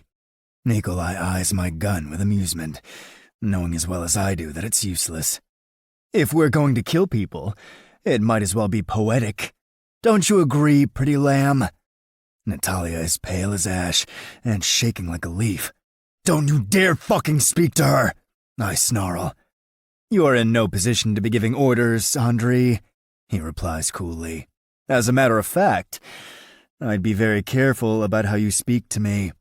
1 bullet is all it would take, Rostov. 1 fucking bullet! He sighs, like this whole charade is boring him. And just like that, another precious minute lost to idle chatter and idler threats. Only 12 left. Life does move so fast, doesn't it? He kicks away the ratty old carpet at his feet to reveal a trapdoor. When he opens it, it reveals a set of stairs that descend into a pool of darkness below. Nikolai takes the first step and pauses. You can come after me if you want, but your lady would pay the price, I'm afraid. My gaze slides to Natalia.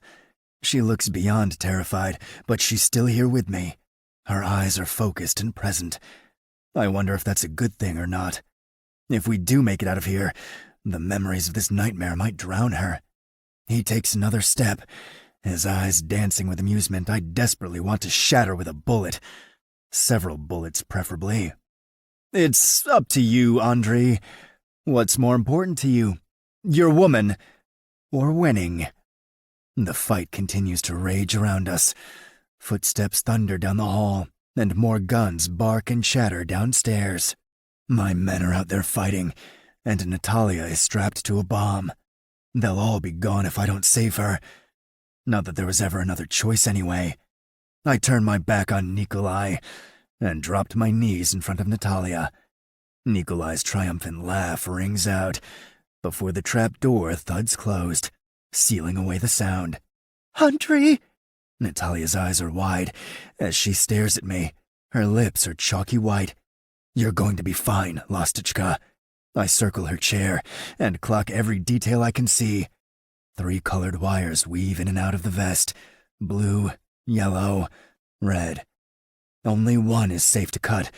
Only one will stop the bomb from detonating before the 12. No, fuck. 11 minutes are up. Natalia is shaking, the chair rattling against the wood floor from the force of her tremors. Go, Andrei, just go. It's too late. Don't you do that, I snarl. Don't you fucking give up. Please, she rasps. We don't both have to die. Suddenly, the door flies open. I lunge for the gun, ready to fight tooth and nail for the opportunity to snip one of these wires. At least then, Natalia and I would die together. At least she wouldn't watch me die in front of her. But it's only Shura, followed by a blood-splattered Leonti and Ephraim. Fuck, Shura mutters, inching forward cautiously. Is that what I think it is? Our eyes meet. I know I'm asking a lot from him, but the alternative is not an option. And when he gives me a solemn nod in return, I know he will be with us to the end. Leonti, Ephraim, get our men out of the house! I glance at the timer on the vest. 9 minutes. Leonti stiffens. I'm not leaving.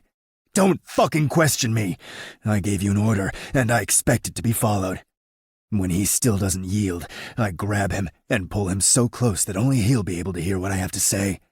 If Shura is unsuccessful, everyone on this block will be reduced to ash. Go, brother.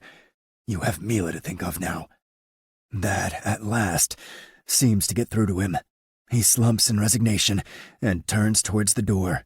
But I grab him again. Leonti, you're my cousin. I trust you. If this goes wrong, avenge me and my family. He shakes his head. Andre, you're not going to... I don't have time for empty optimism. Neither does Natalia. I push him out of the room and slam the door. Shura's kneeling next to her, plucking at the wires of the vest and muttering softly to himself. 7 minutes. Natalia's eyes are trained on the floor. They're wide and empty, her jaw slack. I drop down in front of her and cup her face. Come back to me, little bird. She blinks through a fog I can't see, finally focusing her eyes on mine. I'm sorry. I clasp her hand tightly, hoping she knows how much I mean it. I should have come to you first, and dealt with Slavic later. She blinks again, and a tear falls down her cheek. I lean forward and catch it between my lips. 5 minutes. Andre, please, she whispers. Take Shura, just go. Shura's still muttering under his breath, so I answer for the both of us. We're all leaving Lostichka, you included. Mila and Katya are waiting for you at the manor. So is Misha and Remy. More tears spill down her cheeks. 4 minutes. Misha, she sobs. He doesn't need to lose another person. Exactly. We're his family now, and we have to go back for him. My hand goes to her belly. I feel the baby, my daughter, kick fiercely, as though she recognizes me, as though she agrees with me. 3 minutes. I'm scared. I'm desperate to look at Shura, to ask how it's going. Has he narrowed it down? Pick a color, brother. Time is running short. There's nothing to be scared of. I dig into my shirt and pull out her locket. I've worn it faithfully ever since she gave it to me. See, I'm wearing your gift. I reach around Natalia's throat and touch the pendant I gave her. I'm wearing yours, and you're wearing mine. They'll keep us safe. We have nothing to be afraid of. She smiles through her tears, her eyes scanning over my face again and again, like she's determined to take in as much as she can, just in case. 1 minute. As seconds wither and die, I feel my hope die with them. If Shura can't figure this out, there's no way out. 43 seconds. 42. 41. Andre. Her voice is strangely, alarmingly calm. I can smell death in the room with us. I wonder if she can too. I want you to know something. I've been prepared to die since I was a teenager. I accepted the likelihood that my life would be short a long time ago. So I know the fear in my gut is not for myself. It's for her. Even if I have to go, why does she? My death will cost the world nothing. But hers? The earth will lose something precious if Natalia is not here to walk it. All the people she's drawn in and held close, Remy, Misha, Mila, Katya, even my fucking guards. They'll be worse without her. Even the gardens won't be the same without Natalia's laugh to fill them. 30 seconds. You can tell me tomorrow, I rasp. Tomorrow, when we're back in the manor, and Remy is playing with Misha in the garden. I love you, Andre. She smiles sadly, and my chest constricts. Her hope is gone. She thinks this is the end. I grab her hand and bring it to my mouth, breathing her in for what might be the last time. As far as dying goes, this is better than I ever imagined for myself. It's better than I deserve. 20 seconds. Natalia! Yes! Shura's triumphant voice cuts through the room. 17 seconds. 17 seconds. 17 seconds.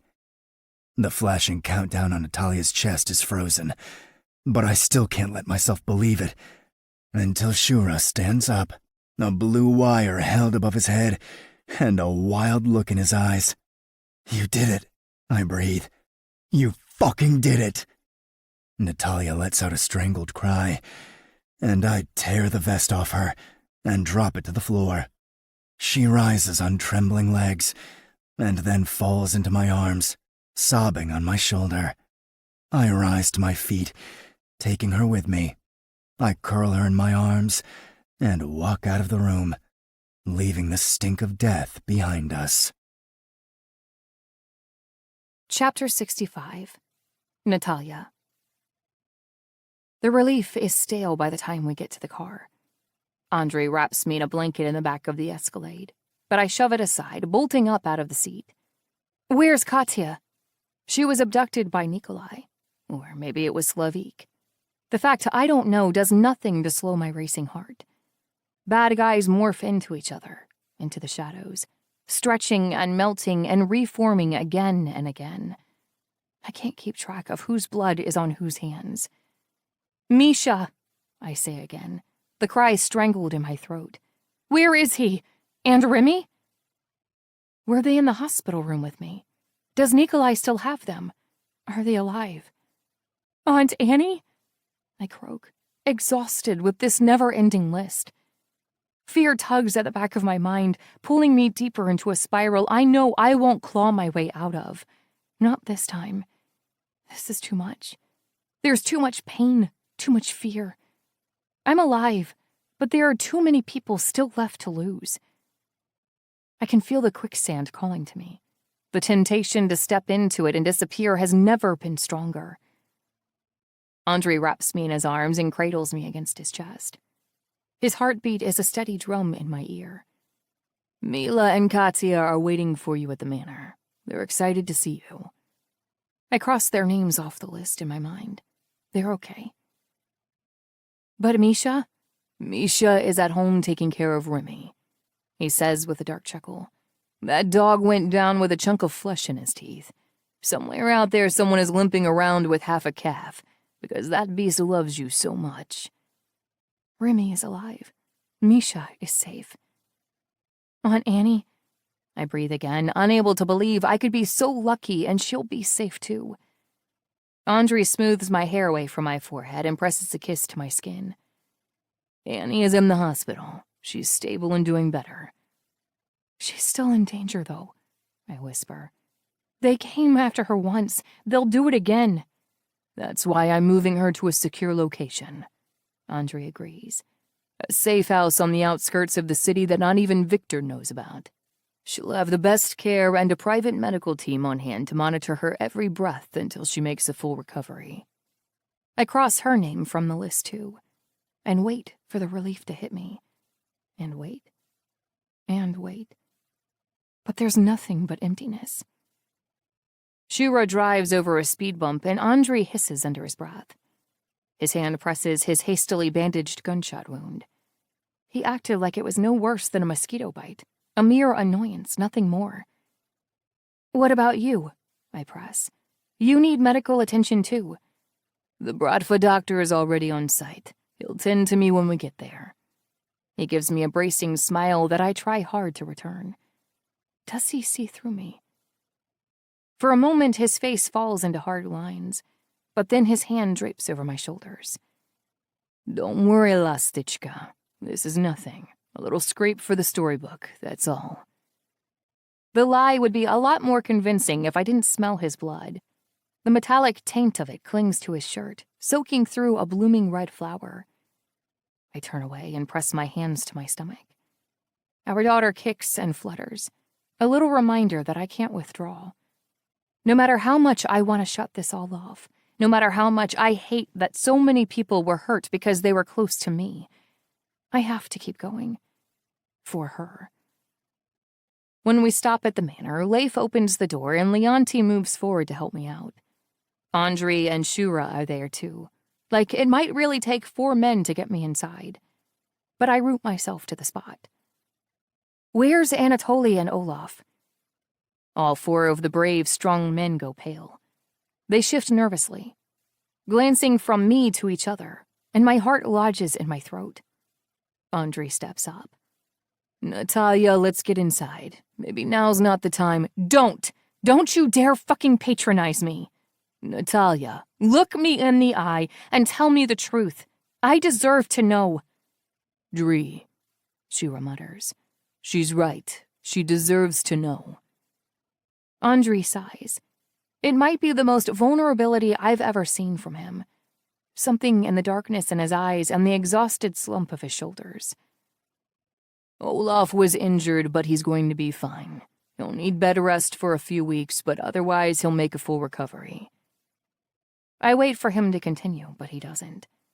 Leaving me to ask the question I know I don't want the answer to. And Anatoly?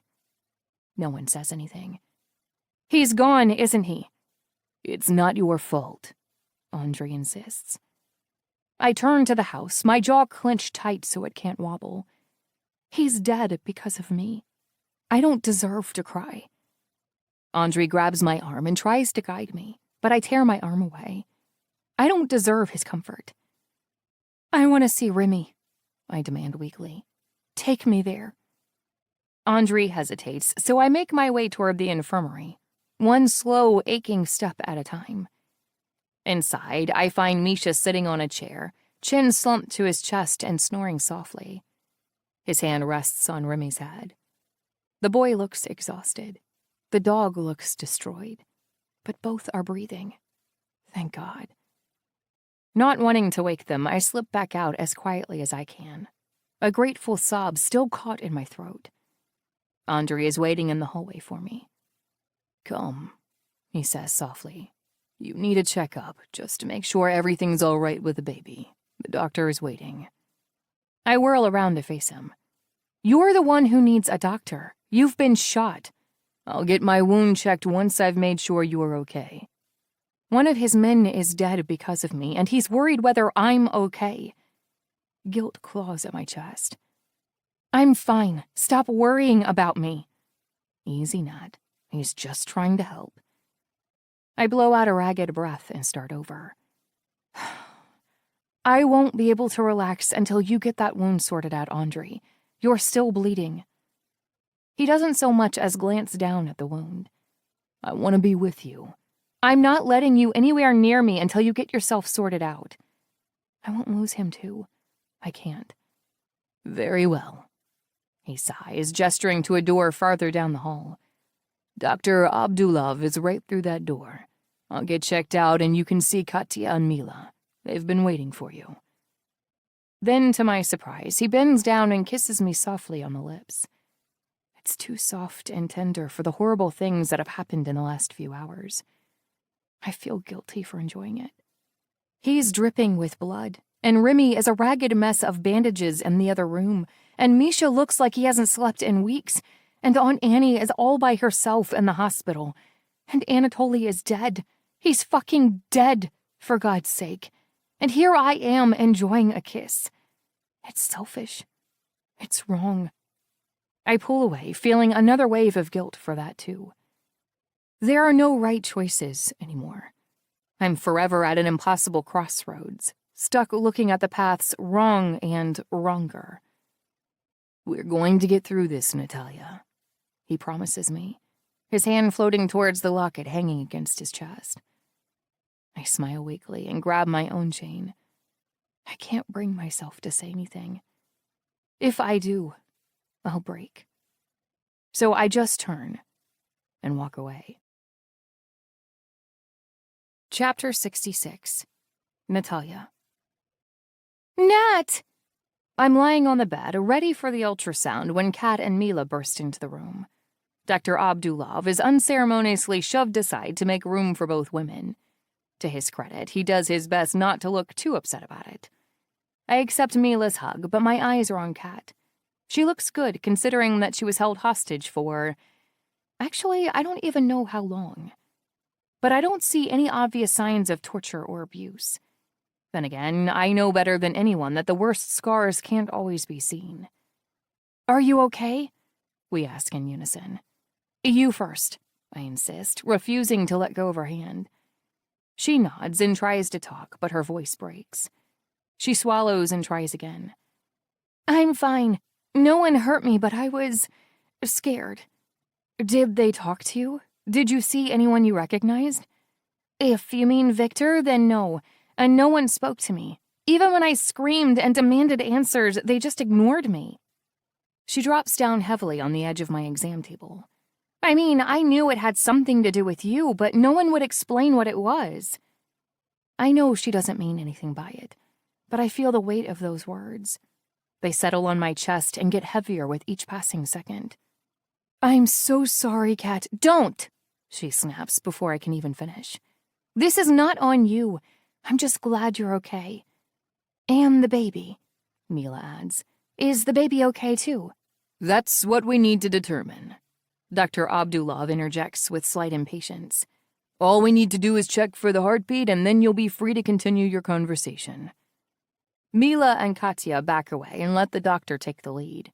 He lifts my shirt and presses a heartbeat monitor against my stomach, poking and prodding until finally, the room fills with the sound of the baby's heartbeat. I could feel the little kicks on the drive over, but she'd gone uncharacteristically still since we got back to the manor. Until I hear it, I don't realize how worried I'd been that I wouldn't. She's okay, I splutter, feeling the tears rush down my cheeks. She's okay. Mila claps a hand over her chest, and Katya grabs my hand. The only problem is Dr. Abdulov is frowning, his forehead creasing the longer the heartbeat continues. That is definitely not the expression you want your doctor to have when he's staring at your unborn baby. Doctor, is something wrong? Without changing his expression, he moves the wand around my belly, searching for something. That's when I hear it too. The baby's heartbeat sounds strange, like there's an echo. Finally, Dr. Abdulov's face clears. As he sets the wand down, he smiles. Everything is fine, Ms. Boone, but it seems you're having twins. Katya and Mila explode in gasps and tears. Dr. Abdulov explains the positioning of the babies and how he found both heartbeats, but I can't hear a thing. The thunder of my pulse in my ears is drowning out everything else. Twins. 2 babies. Twice as much to love. So why is my chest filling with dread? Thank you, Doctor. Can I have a moment? As he starts to rise, it takes all the energy I have to lunge forward to grab his wrist. And can you not mention this to Andre? I want to tell him myself. He nods and leaves us alone. The second the door is closed, I drop my head into my hands. My friends shift closer, and I wonder in a dull panic if they can hear my thoughts, if they know what I'm considering. Natty! I know that having twins is a lot, but you can handle this, Katya assures me. I know you can. And we'll help you, you know, Mila adds. Exactly. We'll be on hand for babysitting duties whenever you need, Kat chimes in. A crackle of dark laughter bursts through my lips as my hands drop. If either one of you is even alive to babysit these twins. Mila gasps, but Kat is already shaking her head. I knew you would do this, she says.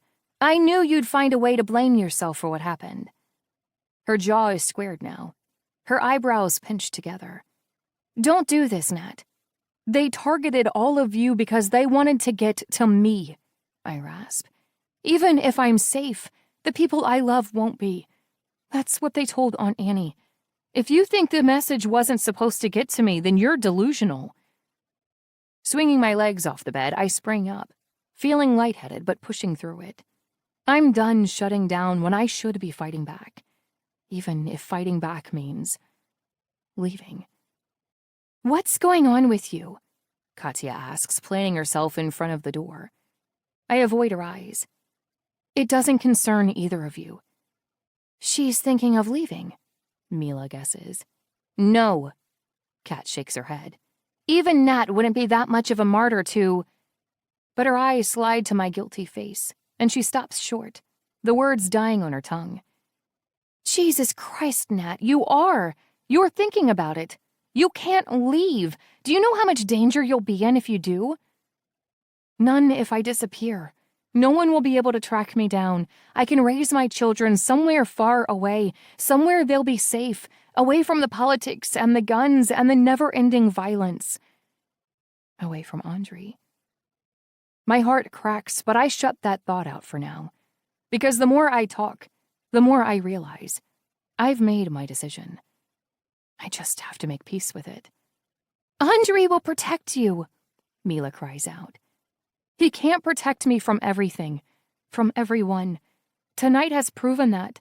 I mean, we're surrounded by enemies. Slavik, Victor, Nikolai, God only knows who else. They're all out for blood, and I'm not prepared to sacrifice my children. But, Andre, Mila tries again. It doesn't matter how I feel about him. It doesn't matter how he feels about me. I place both hands on my stomach. This is about protecting my babies. Mila and Katya glance at one another. They both look lost for words. Listen, I'm asking for nothing but your silence, I tell them. You can disagree with me all you want. You can judge me. You can even hate me. Just don't rat me out to Andre. Please. Are you really going to do this? Mila whispers. It might take some planning and some time, but I know I have to try. Then Katya inches forward, her bottom lip trembling. I'm the one who put this idea in your head, aren't I? When I first found out you were pregnant, I said I'd leave with you. But I didn't know Andre. I didn't have... Shura, I finish for her, taking her hand. She'd been willing to uproot her entire life and follow me out of the state to raise the baby when she first found out I was pregnant. Now, though, the circumstances have changed. Everything has changed. You have Shura now. I know you can't come with me. I never expected you to. She gives me a watery smile. I wish I didn't, but... You love him. She nods. Then a disbelieving laugh bursts through her lips, and she wipes away her tears. God, that's embarrassing. What's happening to me? He's a good man, Kat. I'm happy for you. I'm happy for both of you. I look at Mila over Kat's shoulder. Leonti and Shura are lucky. Mila's face crumples. This feels like a goodbye. And it's not. It can't be. It's not goodbye. I think of all the preparations I need to make. I can't just waltz through the front door. Andre would never let me go. I have to bide my time, wait for an opportunity to present itself. Not yet, anyway. Hey, Mila offers weakly.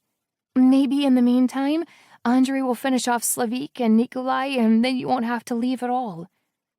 Katya nods along, but my hope died when I was looking into Nikolai's eyes, the bomb counting down to our deaths. In that moment, I knew I was going to die and take Andre and our babies with me. That's where love was going to land us. Still, I nod. Yeah, maybe. Everything is going to be fine. You aren't going anywhere, Katya says with forced cheer. Please don't say a word to. We won't breathe a word of this to Andre. Mila swears, cutting me off at the pass. I promised no more spying. I give her a thin smile. To anyone, Katya adds. That includes Shura and Leonti. I take their hands, holding them close for what might be the very last time. Neither of them looks happy, but they squeeze right back. We all have hard choices to make. I can only hope they're the right ones. Chapter 67. Andre. Congratulations! The bullet missed all your major organs. Alexei dips his bloody hands into the bucket of water beside him to rinse them clean.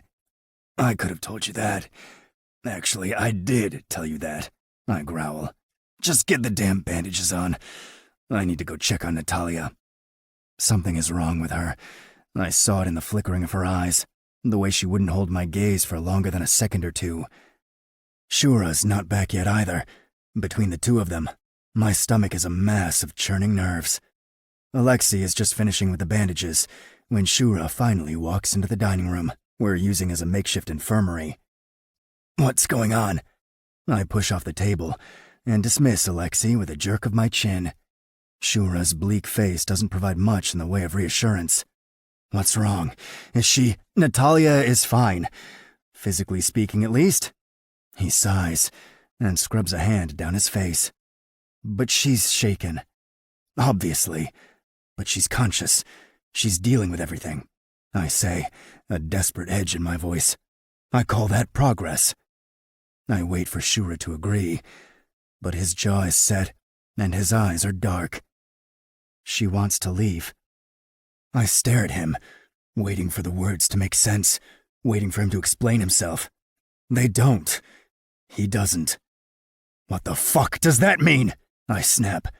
I brought the doctor here. She's being taken care of. We don't need to leave. There's nowhere to... Dree. She wants to leave, he repeats. I overheard her talking to Mila and Katya. She plans to run. She wants to leave. Leave here. Leave me. Leave us. I want to be angry. But how can I be?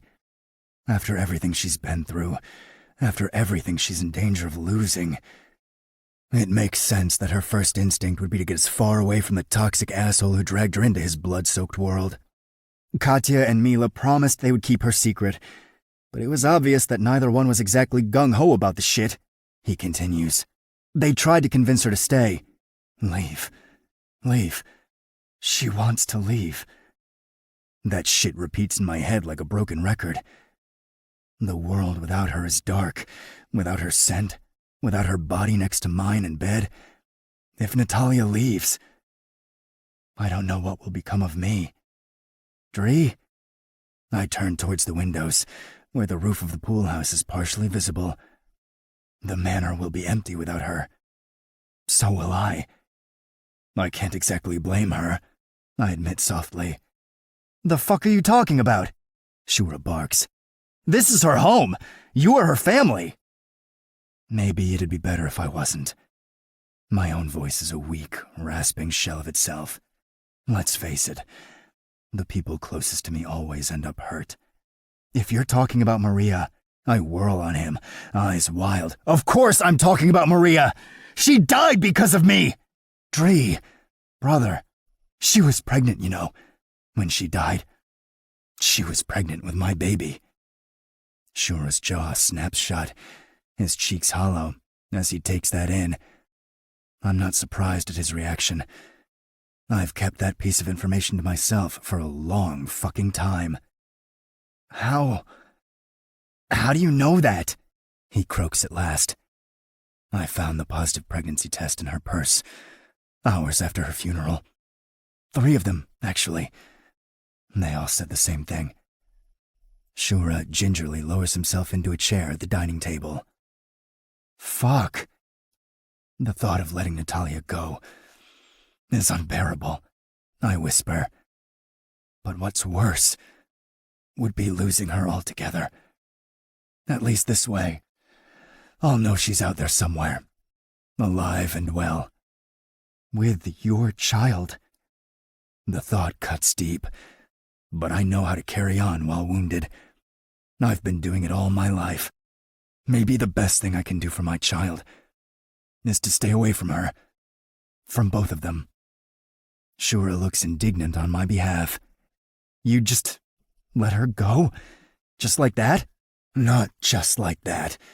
She'll need to be watched over, protected. If I send my men, and Natalia ever sees them, she'll know I'm keeping tabs on her. It will have to be men she doesn't recognize, men with no connection to me. Shadows, to guide her from now until the end of our days. If any of our men offer to come with her, she's going to know immediately that it's because you ordered them to, Shura says, his thoughts traveling the same path as mine. I see the moment he reaches the end of the sidewalk, because he looks horrified. But we're long past having good options. All that's left is bad and worse. You're going to entrust Natalia and the baby to mercenaries? To strangers? I shrug. They can watch her from afar, send me pictures and updates when I ask for them, keep me notified of any developments that occur along the way. Shura's mouth opens and shuts soundlessly.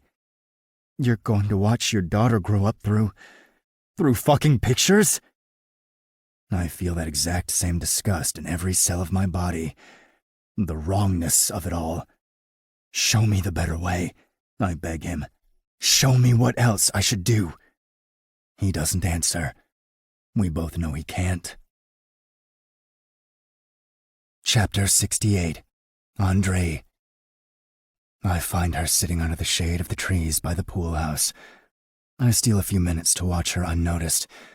The way her hair ripples softly in the wind, the way she plays with her pendant absent-mindedly, watching every tree and blade of grass and bird, as though she's trying to commit it all to memory. I'm not surprised, then, when she finds me watching her, nor when the sad lines of her face rearrange into a weak smile that she can't hold. By the time I make it over to her and sit down, she's frowning in thought again. I want to reach out and smooth the line between her brows, but I'm careful to leave plenty of space between us. It doesn't do a damn thing to dim the urge to touch her. I shove that urge down and lock it up tightly, though, because if I touch her, I might never let go. All bandaged up? Her voice is light, casual. If I didn't know what she was planning, I might overlook the way her breath hitches. I raise my shirt to display my bandages. Like I said, just a little scrape. We have very different opinions about what constitutes a little scrape. I lower my shirt. You don't have to worry about me, Natalia. I can take care of myself. So can I, you know. Her eyes meet mine for a moment, before she tears them away again. I know that hasn't always been the case, but you're stronger than you look. Yes, I know. This time, she does smile. The sadness doesn't quite leave her eyes, though. How was the doctor's appointment? It went well. The baby is fine. She gazes out towards the house. What are you going to do, Andre? Now that your father's back, I mean. The only thing I can do. Fight. She nods, as though she expected the answer. You have Nikolai to deal with, too. I'll have to deal with Slavic first. As much as it pains me to admit, I need to make sure my own house is secure before I deal with Nikolai. I won't be able to defeat him if Slavic is trying to undermine me at every turn. Nikolai told me... He said that you ratted out his parents to the FBI and went back on the truce you'd negotiated with them? That was Slavic. She nods sadly. That's what I told him. I knew you'd never go back on your word. But he seemed to think that you were the one who had everything to gain. That's how it looked to me, too. For months after Slavic left, I wondered why he would do all of that, and then leave the Bratva to me. Still, I was foolish enough to believe that I'd never see him again. I should have known that my father never does anything without insurance. Her eyebrows knit together. You think he always meant to come back? I think he wanted to make provisions for a return, in case it didn't work out in Russia. So, he didn't leave for the quiet life, then? I snort. He doesn't know the fucking meaning of the quiet life. Slavic thought he could shore up power in Russia. He tried hard for years, as far as my intel suggested. But it's a different world over there. He was a small fish in a very large pond. I bet his ego couldn't take that. I smiled darkly. No. Didn't dim his light too much, though. He's confident that my men will defect to him when he declares his intentions. Her eyes widen with alarm. Is that likely? I'm sure a few will. I drag a hand through my hair. There's nothing I can do about that. But that means you're vulnerable. That means there are people you trust who could betray you. Unable to stop myself, I turn to her, cupping her face and drawing her eyes to mine. Like I said, Lastichka, don't you worry about me. She flinches out of my reach and laces her fingers together. Misha wants to be a part of the Bratva, she says, words leaving her lips reluctantly. I sigh, and my hand falls limply to my lap. It burns and tingles from the little contact. I'm aware. You'll train him? When he's ready. He's not just a soldier, Andre. He's not just another pawn to be sacrificed. I know, little bird. He will choose his own path, and he will have a home and a family here, if that's what he wants. We're both skirting dangerously close to the secret we're both trying to hide from each other. There's a tangible goodbye in the air, a sense of finality that wavers unwillingly between us. I'm sorry for not showing up for you, Natalia, I tell her suddenly. You already apologized for that. It wasn't nearly enough. I told you I would protect you, and when you needed me most, I wasn't there. You have a bratva to lead, she offers. You have hundreds of men fighting for you. I know I can't always be the priority.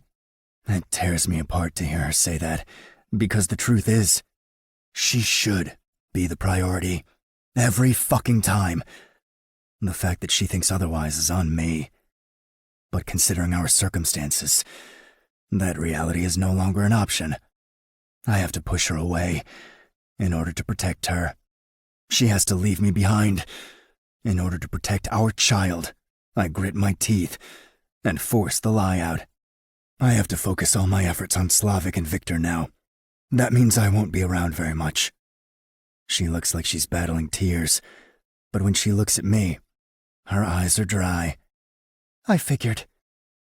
I won't be coming to the pool house at night either, so if you want to lock your doors, you should.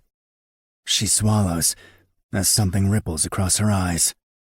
I understand. Slowly, I rise to my feet. She watches my movements, but she doesn't mimic them. And fucking hell, this moment is harder than it ever should have been. I can't say goodbye to her properly. I can't reassure her the way I want to. In the absence of all the things I can't say to her, I give her one last promise. I'm going to make sure your aunt is safe and protected, Natalia. No one will ever hurt her again. You have my word. Her lips tremble, her eyes turn watery, but still, she doesn't shed a tear. I know that too, Andre. Chapter 69. Natalia. The moment Andre is out of sight, I crumble. I sob like a baby curled up on the deck chair. I wrap my arms tightly around my shivering body, afraid I'll fall to literal pieces. I want to call Andre back so he can hold me. I want to talk to Mila and Katya to try to feel even an ounce of the hope they seem to have that everything will be okay. But I can't. I have to do this alone. I haven't even left yet, and already I'm so unbearably lonely.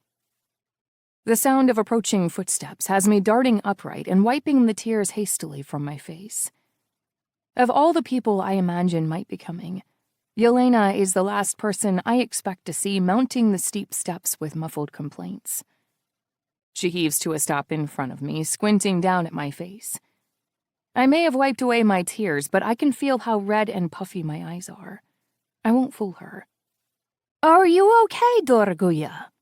I shrug. As okay as can be expected. She claims the pool chair next to mine. Her arthritic old fingers cup my knee as she offers me a sad, sympathetic smile. Everything's all right now. Your aunt and your friends are safe, and you're home again. Slavik, Victor, and Nikolai are still out there, I point out. And they're coming for me, Yelena. I can feel it in my bones. If not me, they'll want my baby. I think about the way Nikolai looked at my stomach, like it was something evil and unholy growing inside of me. Not a baby, but a beast. Something to be slaughtered before it grew too big to be controlled. I expect more words of comfort from Yelena. I expect more assurances that everything will work out for the best, that Andre will magically sort everything out and there will be a happily ever after at the end of this story. But Yelena says no such thing. She does the opposite, actually. She bites down on her bottom lip as though she's trying to stop herself from saying something damaging. Then she sighs. I don't want to lie to you, child. What do you mean? This life, the Bratva life, it's a hard one, especially when you have a family. She looks out towards the trees, and I imagine she's picturing her own family. The husband she lost to someone else's war. I don't know what to say, so I take her hand and squeeze it. I'm sorry, Yelena. She shrugs. It was the life he chose, and this is the life I chose. I have no regrets.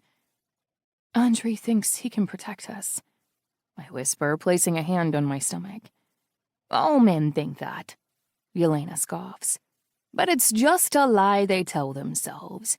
Andre is no more capable of protecting you than he was of protecting my husband. The sudden lash of bitterness in her voice takes me back. Not once in all the time I've known her has she betrayed the slightest bit of resentment towards Andre. But I can see it now, lying just beneath the surface of her maternal kindliness, festering like a rotten wound. I ask myself sometimes why I stayed here after everything that happened. You might have wondered the same thing, yes? I don't answer, but she carries on. I suppose I thought I could keep the memory of my husband close if I stayed a part of the world he died for. The silence thuds and pulses. It stretches forever and collapses into the blink of an eye. I feel the words in my mouth before I've even decided to say them. Yelena? She stares back, unblinking, as though she already knows what I'm about to ask her. Do you think it would be better if I left? More silence. Then, I think you have to. My heart is thumping traitorously in my chest. If she will help me, then Mila and Katya can stay out of it. No one will ever suspect Yelena. Quiet, diligent, loyal Yelena. No one will get hurt. No one will be blamed. And my children will get the clean start they deserve. She stands with a pained grunt. Wait here. Without another word, she drops my hand and hobbles along the cobbled pathway back to the stairs. I watch her go until she disappears inside the house. Then, once she's gone, I abandon the deck chair and rush into the pool house. I find a notebook and a pencil in the drawer of the writing desk, and I start to write. To my family. That's as far as I get before the tears cloud my vision and everything dissolves into a fuzzy haze. Biting down on my tongue, I wipe my eyes dry and try to focus. This is important. I'm sorry for leaving this way. I wish I could have hugged you all and told you how much you mean to me. Know that I will be thinking of all of you every single day. But it's better this way. Olaf, Leonti, Leif, Shura, thank you for protecting me. Thank you for risking your lives for me, even though you didn't have to. Yelena, thank you for taking care of me, for showing me kindness, and for giving me the benefit of your wisdom and your advice. Mila and Katya, I couldn't ask for better friends. Look after each other for me, and live for me too. Aunt Annie, you're the best aunt I could have ever hoped for. Thank you for sacrificing your life to raise me. I love you to the moon and back. Misha, I'm entrusting Remy to you, my boy. I didn't get as much time with either of you as I wanted, but you will always be in my heart. You taught me how to be a mother. I couldn't be prouder of you. And finally, Andre. Again, I have to stop. I purposely saved him for last because I knew it would be the hardest goodbye to make. Even on paper, it's destroying me. A blur of movement catches my eye. I look up to see Yelena coming down the path. Panicking, I turn my attention back to the paper. Look after all of them for me, and I will look after your... After a small internal debate, I finally write down, child. It's going to be bad enough losing one baby. I don't want to give him the added burden of knowing he lost two. Please know that I did this not to hurt you, but to protect our family. I hope you know how much you mean to me. All my love, Natalia. Folding up the note, I stash it in the drawer of the writing cabinet and join Yelena outside on the patio. I've arranged it, she says bluntly. It's all fixed. I know I should be asking more questions. Fixed with who? How did you arrange this so fast? Where do I go? How will I live? but I settle on the question that seems the most urgent. When? Her answer is immediate. Right now. Chapter 70. Natalia. We have to be quick and quiet, Yelena explains, dragging me towards the back of the house. I'm going to need to take you through the servants' entry. Then I can sneak you through the side gate. But there are cameras everywhere. What about— I've disabled them, she interrupts. They won't know until it's too late. Too late. Too late to say goodbye. Too late to undo the deaths I've caused. I don't realize I'm slowing down until Yelena snatches up my hand in both of hers and squeezes hard enough to frighten me. Listen to me, child. You don't have time. No time for questions. No time to get your things. No time to say goodbyes. We need to go. Her eyes are wide. Now or never. She doesn't wait for me to answer. Keeping a vice grip on my forearm, she starts to drag me into the manor. Yelena, I whisper as we slip inside. Why are you doing this? Why are you helping me?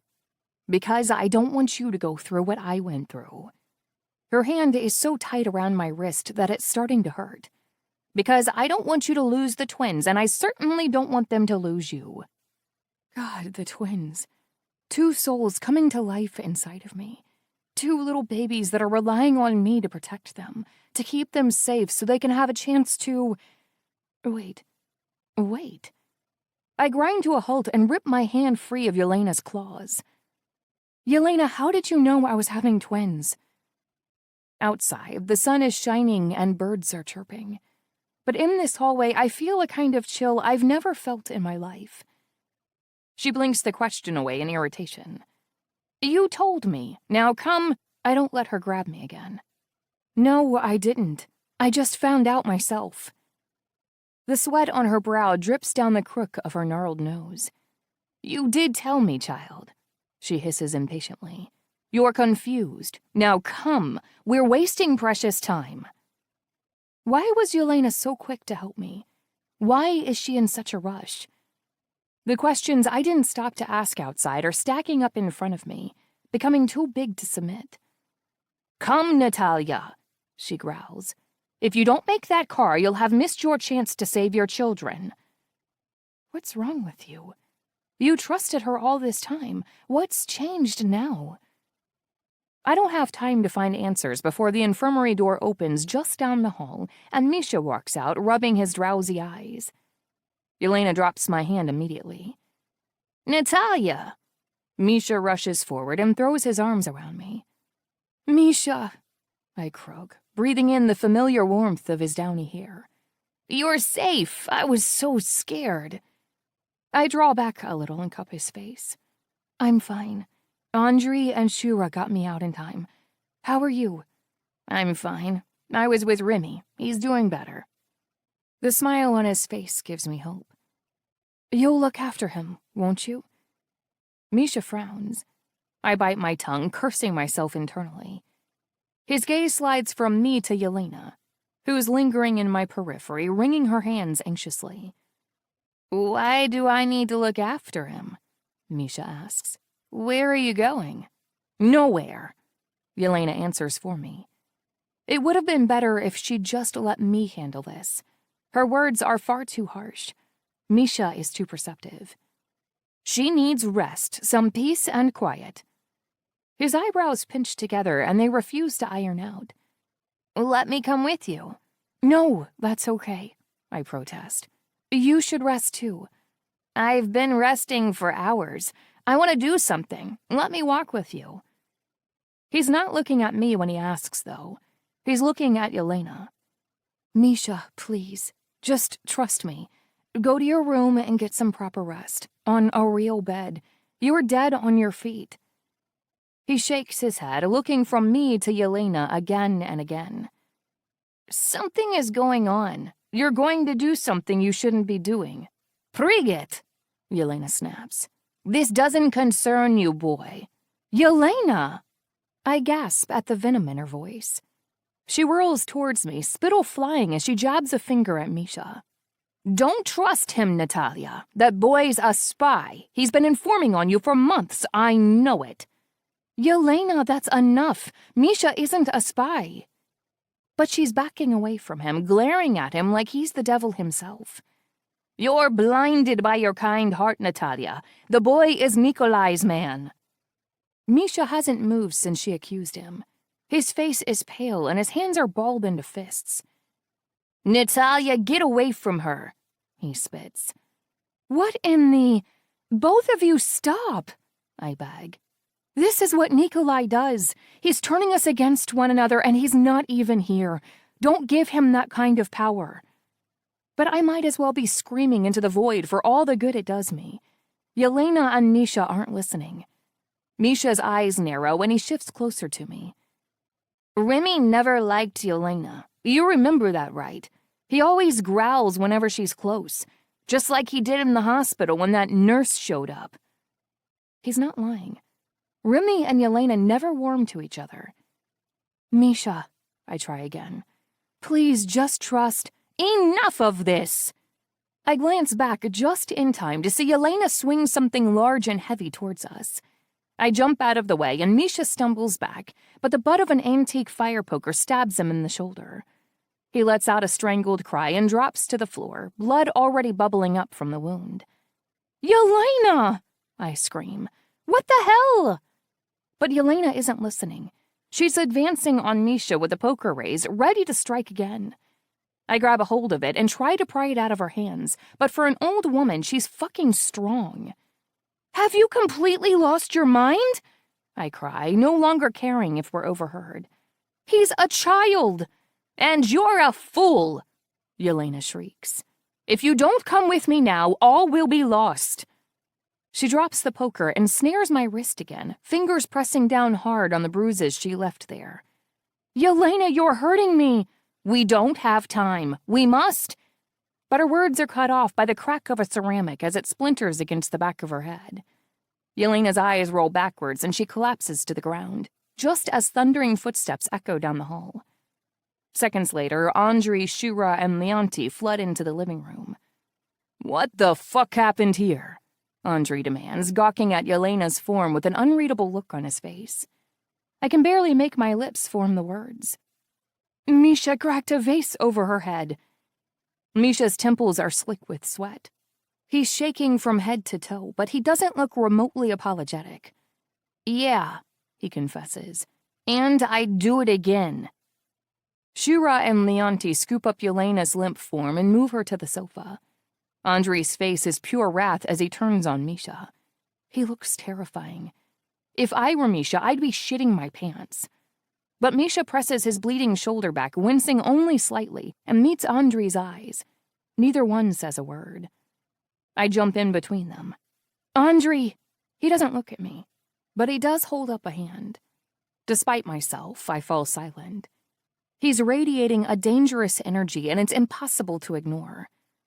Why? He snarls. She was up to something, Misha says evenly. I don't trust her. Shura places a pillow under Yelena's head and straightens up to look over at the confrontation unfolding before us. She's been with us a lot longer than you, boy. Misha whirls around, glaring indignantly between Andrei and Shura. That doesn't make her trustworthy. She accused me of being a spy, but I think she's the spy. Why do either of you have to be a spy? I cry out. Misha, you misunderstood what was happening, okay? This is all just a big, stupid mistake. She was trying to get you to leave, Misha insists, blowing my cover in one simple sentence. She was trying to smuggle you out of here. Why would she do that when this is the safest place for you? My jaw falls open as every pair of eyes in the room swivels to me. I find myself grappling for words, searching desperately for an alibi. Nat. Leonti's voice is soft and disbelieving. Is that true? Yelena stirs, and Misha looks at her with disgust. He'd kill her right now if we let him. It was my idea to leave, I choke out. If you're gonna blame anyone, blame me. Leonti is the only one who looks remotely shocked by my admission. Shura and Andrei are expressionless. I still don't trust her, Misha exclaims, breaking the tense silence. She was always whispering and creeping around at weird hours. I saw her talking to someone on a phone in the laundry room once. She got mad when she saw me there. My stomach roils. Andre sees the discomfort on my face and scowls. What is it, Natalia? It could be nothing. Swallowing hard, I glance at Yelena, who's moaning softly on the couch, not quite conscious yet. She never liked me coming into the laundry room. She claimed it was because of all the chemicals. Andre and Shura exchange a glance, having a silent conversation. A moment later, Andre points his chin and Shura nods, disappearing through the open archway in the direction of the kitchen. I'm not lying, Misha insists. And I'm not a spy, It's okay, Misha, Andre interrupts. I believe you. You do? Let me be clear. I believe you're not a spy. I believe that you believe everything you just told us. Andre's eyes are still cold, but that doesn't mean you're right. Misha's shoulders slump. He opens his mouth to retort, but before he can say anything, Shura enters the living room. He's carrying a small black phone in his hand. I found this stashed at the back of the laundry cabinet, he says darkly. I feel like I'm going to be sick. I glance down at my wrist and see the bruises Yelena left there. 5 purple oval marks, marking my skin. Anything on there? Andre asks. Only one outgoing call on the contact log. It was placed about 45 minutes ago. Call the number, Andre orders. Shura dials and transfers the call to speaker. The rings echo harshly, magnified in the taut stillness. And then someone picks up. Yelena, a deep, familiar voice hisses. Where the fuck are you? You were supposed to have delivered her by now. Shock and rage ripples across Andre's face as he takes the phone from Shura's hand. Yelena, the voice barks again. Where? Andre smashes the phone onto the floor and stomps it into pieces. Fuck, he roars so loudly that Yelena's eyes fly open.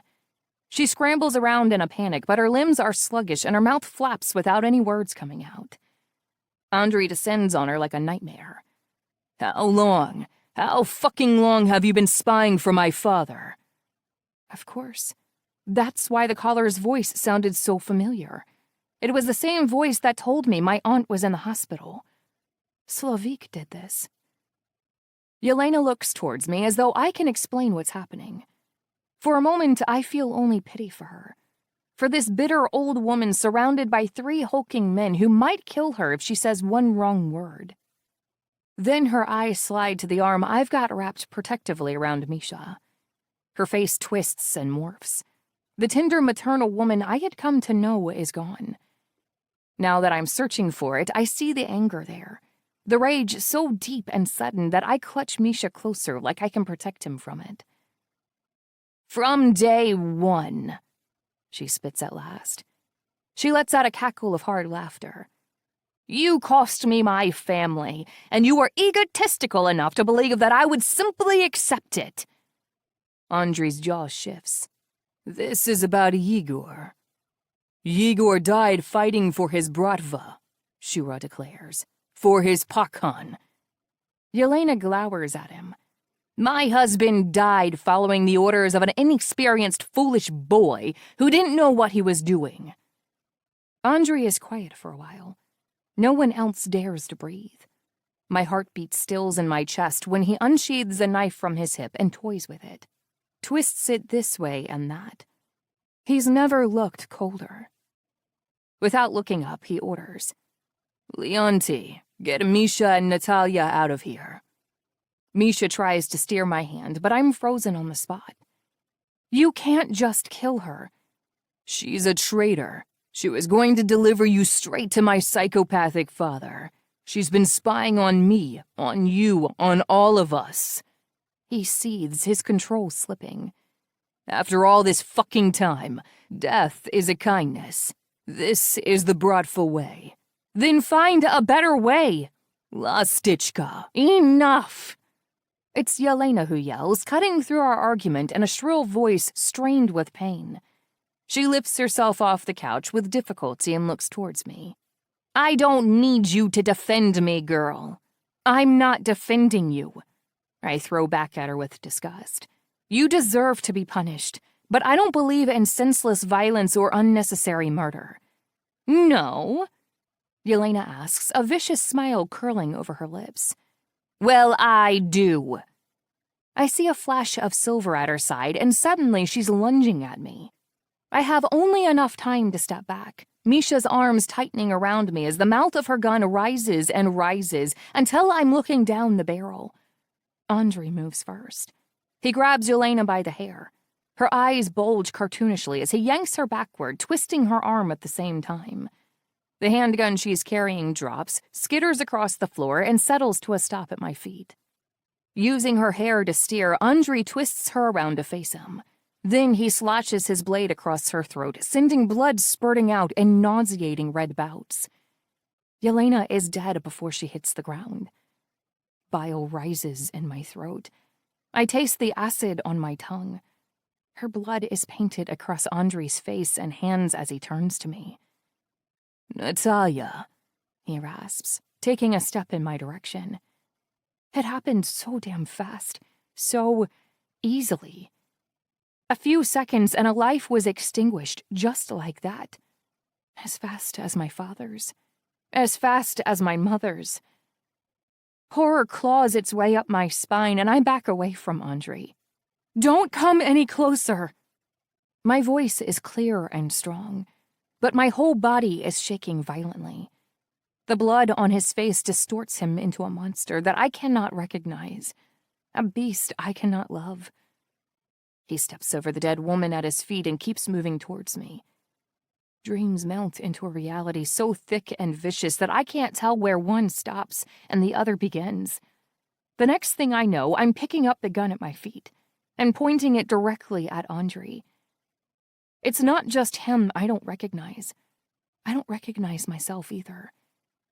My world has been ripped off its axis. Up is down and down is up. My loved ones are enemies. Away is safe, and here is death. Death and blood. Natalia, I know you're scared, but you have to trust me. Put down the gun. He takes another step forward. Stay away from me! I scream, flying back in panic.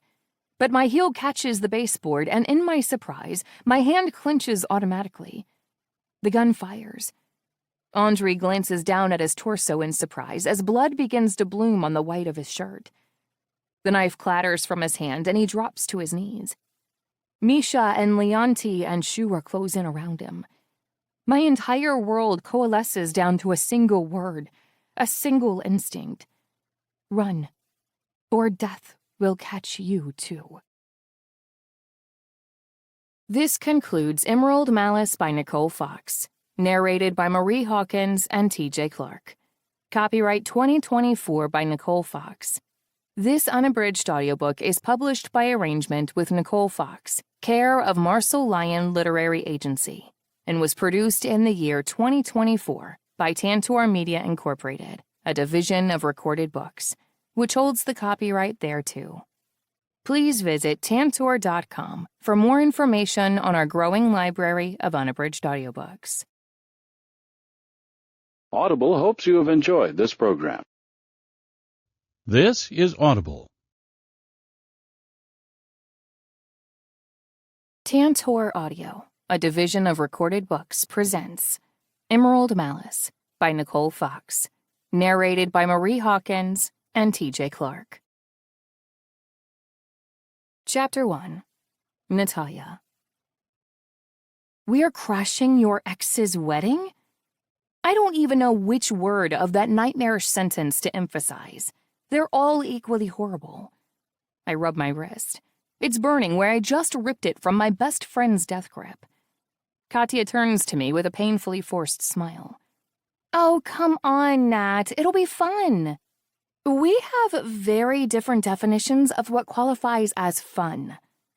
I squint around the glittering foyer of the Ritz nervously. As far as I can tell, no one has yet noticed that we absolutely do not belong here. I thought you brought me here for your early birthday celebration. Drinks at the bar, she said. Just some quality bonding time, she said.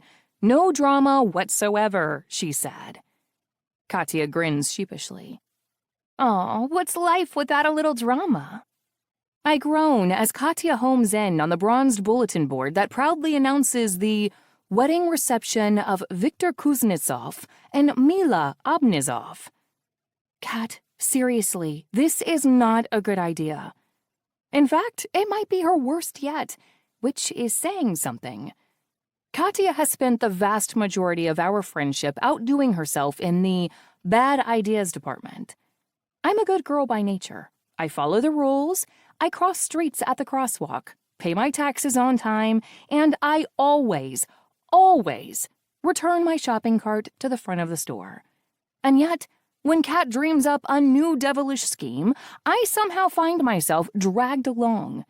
The reluctant Robin to her Batman as she goes after vengeance or laughs or whatever the hell she wants. Today is the first option. Vengeance. Katya never forgets an insult, and especially not the insult of being discarded like a pair of sweaty pantyhose. Her words, not mine. For an imported Barbie with a botched boob job. Again, nothing I would ever in a million years say myself. I have no idea if she's ever even seen the woman Victor dumped her for. If I thought she could be logical about this, I'd say, why waste your time and energy on a man who clearly didn't give a shit about you in the first place? But the woman's got tunnel vision when she's wearing her revenge goggles, and they're certainly polished and ready tonight. If only I'd clocked it a little earlier, I wouldn't be here, standing in a 5-star hotel in Midtown Manhattan, an address I rented, yes, rented, specifically for the, as it turns out, completely fabricated pre-birthday celebration Katya insisted was necessary to ring in her 28th lap around the sun. Actually, this is a bad idea. I snap my fingers. Earth to Kitty, are you hearing me? Mila Obnizov. Katya spits, clearly and pointedly not hearing me. What a pretentious-ass name. Your last name is Petrova, babes. You both sound like Russian royalty. She rolls her eyes and tries to grab my arm again. Come on, if we go up now, we can... We can what? I hiss, pulling away from her. Finish that sentence. What the hell do you want to do, Kat? Nothing crazy, okay? She sounds deceptively, eerily calm. It does not in any way match her constantly roving eyes. This is purely a hate watch kind of thing. Which serves what purpose exactly? Closure, she says firmly. I just need some closure, Nat. Is that so bad? Katya, listen, I just want to go up there and drink his open bar dry and ruthlessly mock every detail of his wedding, along with the skank he was cheating on me with.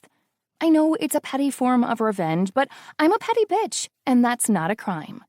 I'm so glad you brought up crime, because isn't Victor like a literal criminal? I'm hoping that, if nothing else, self-preservation will get through that thick, revenge-addled skull of hers. My hope goes unanswered. Barely. She flicks her platinum blonde bob. That was just a lot of talk. From Victor himself. Exactly. She nods aggressively, eyes huge, probably assuming that I'm not aware of how she's inching us towards the gilded elevators while we argue. He was just trying to gas himself up to impress me. None of it is actually true. First of all, what does it say about you that illegal shady shit turns you on? I snap. And secondly, what if it is true? She waves away my argument and presses the button to summon the elevator. If it is true, are you really gonna leave me up there alone with all those big bad criminals? Goddamn her. The elevator dings. I stand rooted to the spot. I should stay here and leave her to her fate. As usual, this is her drama. My kind of drama involves True Blood rewatches with a tub of Ben & Jerry's. Cherry Garcia all day, every day. Leave her to it. This is not your fight. Just turn around and walk As she walks into the elevator and turns to face me, her left eyebrow arches. That's never a good thing. It's the left one that signals she's about to whip out the big guns. You know, Natalia, if you stopped being so damn afraid of everything, you'd realize that life is an adventure, not just an unrequited love triangle with Ben and Jerry. Did I also mention that apart from being a vengeful bitch, Katya can also be a straight-up, in-your-face, bitchy-ass bitch? One who knows exactly which nerves to hit? Because that's an important detail. Oh, screw you, I scowl as I join her in the elevator. She giggles triumphantly and wraps me in a hug that I do not return. I promise this is gonna be fun. For whom? Definitely not for Victor. Definitely not for Mila. Sure as hell not for me. She just winks. You look hot as sin, by the way. Green really is your color. You don't have to lay it on so thick. I'm already in the damn elevator. Ping. Katya steps out on the 5th floor with a confident strut. I follow with a sigh. Once more into the breach, dear friends. We emerge into a sweeping ballroom. White cloth tables range on all sides, a gleaming wooden dance floor in the center. Crystal chandeliers cast gauzy light on the ogre-sized floral arrangements lining the walls. There's no way they spent less than 50 grand on florals alone. But the obscenely lavish decor is nothing compared to the guests. All of them sparkle like human diamonds in their floor-length ball gowns. As I try to keep up with Katya, who's apparently become an Olympic track star since our last nearly fatal spin class, I count a who's who of New York Fashion Week's most beloved designers. Earlier tonight, my rented vintage dress with its flowy midi skirt and a daringly sexy open back, daring for me at least, made me feel like I was giving Atonement-era Keira Knightley vibes. Compared to these people, I feel more like Fiona from Shrek, and not the human version. Oh, Jesus, where's Kat? I catch a glint of sequins as she whips a sharp right between two hulking men who look more like bodyguards than party guests. Which, as I think it, is when I realize they are bodyguards. The serious-looking kind. The earpiece-wearing, indoor sunglass donning, I can murder you with one pinky kind. Katya! I reach out and snag her elbow before she slithers from my reach. Where the hell are you going? I thought we'd do a little recon, she explains, as though we stumbled our way into some sort of bizarre spy movie. Let's split up and... Split up? I nearly shriek. Have you seen, like, any horror movie ever? She pinches my arm. Lower your voice. We're trying to go incognito here. I've got news for you, I say, dabbing my forehead with the back of my hand. We're the only ones in here with knockoff dresses and costume jewelry. Instinctively, I clutch the small gold pendant that used to belong to my mother. We're gonna be noticed. Not unless we do something dumb. It's all about confidence. You need to look like you belong. First of all, this whole thing is something dumb, and as a matter of fact, I don't belong here. I can't believe I let you rope me into another one of your, we don't have time for another Nat lecture. Let's split up and compare notes later. Before I have a chance to respond, she gives me a wink and shimmies into the crowd. Okay, I mutter under my breath as I try to avoid eye contact and find a spot to hide until this is all over. This is good. This is fine. Ma'am? I whip around and find myself looking up at one of the scary bodyguards. This one has a knotted scar across his lower jaw and a nose that looks like it's been broken several times in each direction. Not good. Not fine at all. I try to smile, but all I manage is a wince. Yes? Can I see your invitation? I take a quick, panicked survey of the rest of the wedding guests. None of them seem to be holding anything apart from bespoke clutches and glasses of champagne. They look perfectly at ease. I, on the other hand, am sweating like a whore in church, and it's very, very obvious to my new friend here that I do not have an invitation. Instead of going through the indignity of being caught out as a gatecrasher, I go for what seems to be the most graceful of my limited options. I run. Admittedly, not one of my finer moments. This dress deserved a better night out. Hell, I deserve a better night out. A better best friend, too, now that I'm compiling a list. For the moment, I'd settle for a better sprint time than the burly security guard on my tail. Thankfully, I've got an advantage. The security team following me at a brisk pace across the ballroom seem unwilling to break into a full run so as not to ruffle the invited guests. It gives me enough time to slice through the hall and make it to an elevator. God must finally be done playing mean tricks on me because for the first time tonight, I get lucky. One set of doors opens just as I arrive. I plow into the elevators and start smashing the button that will take me down to the ground floor and to freedom. Come on, come on, come on, you bastard. The doors slowly groan closed. Through the gap, I see the security golems rumbling towards me. Close faster, goddammit! I cry out. You have one job! The guards come closer. The doors keep closing. The guards come closer. The doors are almost closed. I'm on the verge of letting out my pent-up exhale. There's only an inch left before I'm scot-free. When suddenly, a huge hand shoots through the gap. I can only gape in horror as the doors reverse course and the owner of the hand steps in. The good news is that he's not security. The bad news is that I'm pretty sure he's much, much worse. At ease, gentlemen, he says to the onrushing horde of guards who promptly freeze at attention like toy soldiers. She's with me. Then the doors glide closed. He's tall, dark, brooding, a dreamboat plagiarized from every single fantasy I've ever had. He's wearing a tuxedo, so he's probably a legit wedding guest, but the scowl on his face says he's not enjoying himself any more than I am. Going down. His voice matches his appearance perfectly, raspy and low like distant thunder. Trying to. It might help if you press the right button. He reaches over and smoothly plucks my wrist to redirect my hand to the adjacent switch. His fingers are surprisingly gentle on my bare skin, though they burn like he's on fire. Oh, my cheeks go red like they're on fire. Yeah, thanks. The doors seal smoothly like they were just waiting for this guy to grant them permission. You're sweating. You're just full of useful observations, aren't you? I mumble. I immediately regret it. He's not the reason I'm in this mess to begin with, so he doesn't deserve my misplaced anger and anxiety.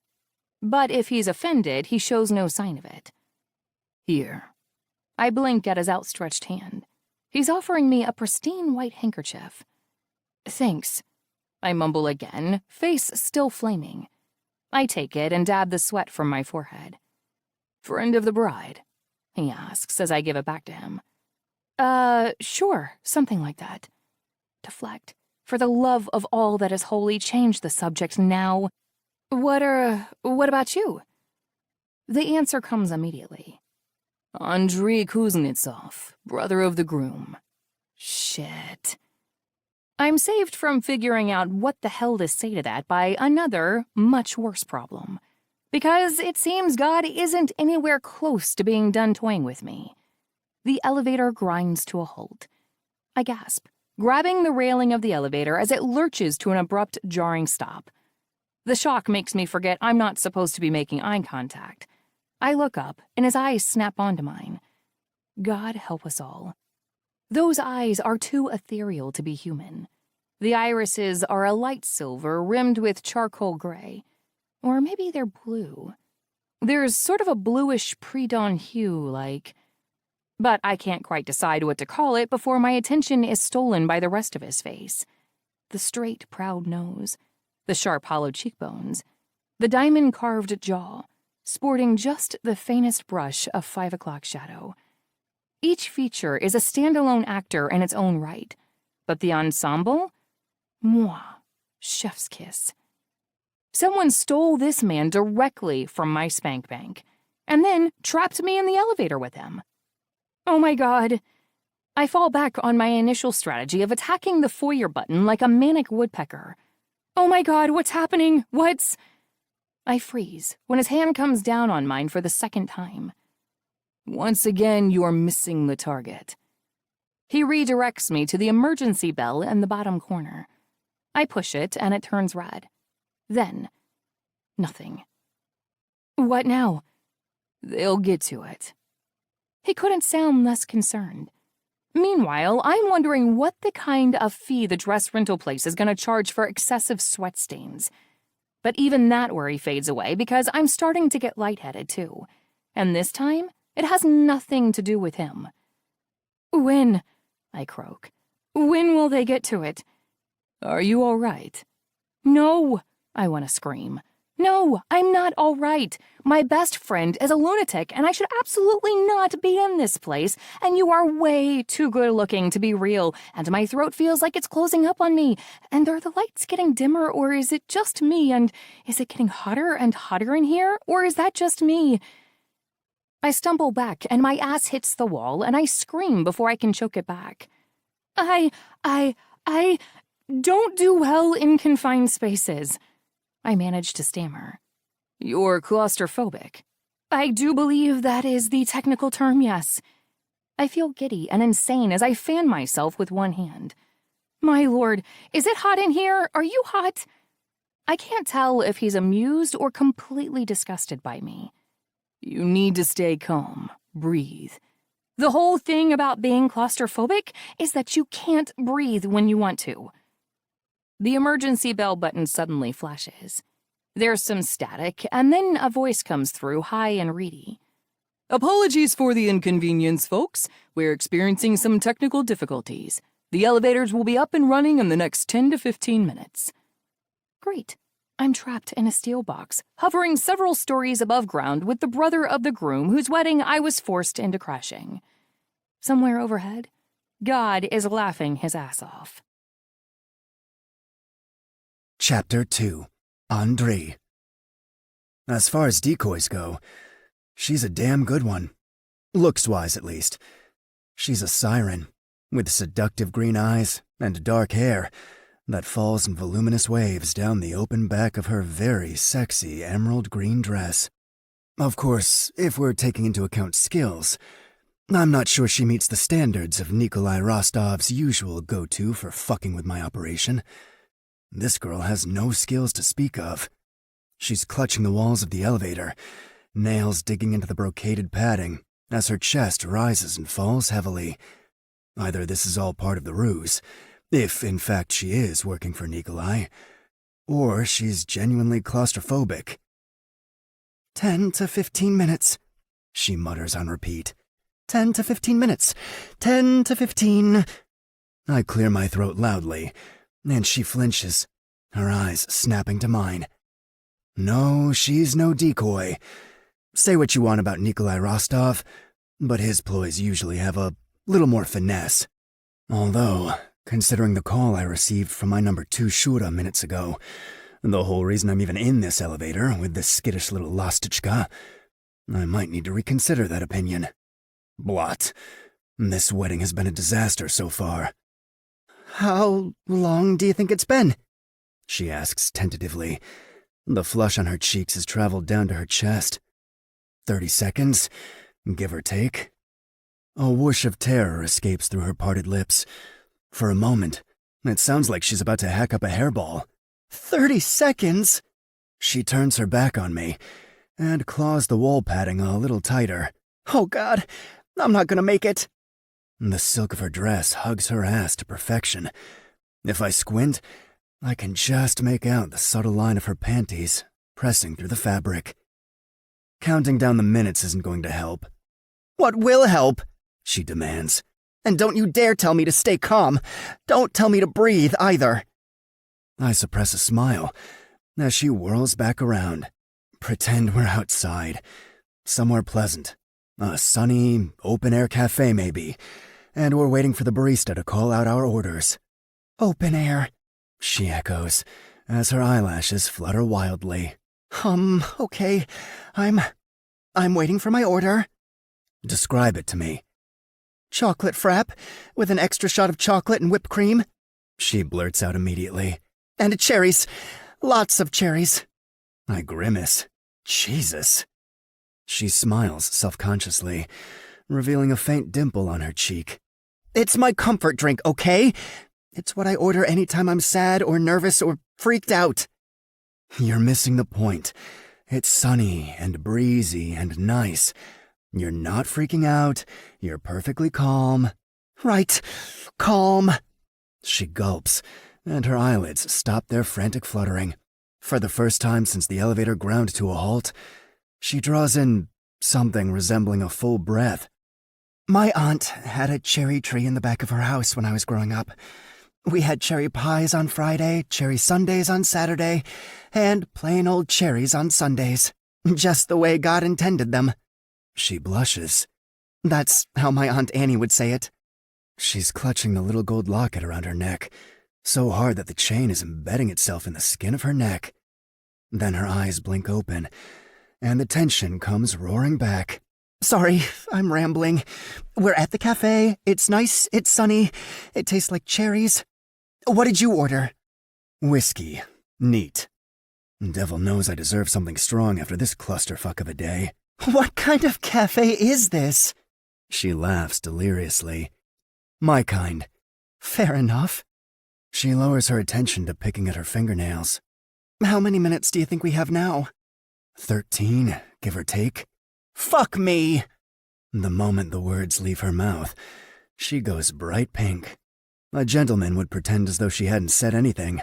Unfortunately for her, I've never been accused of being a gentleman.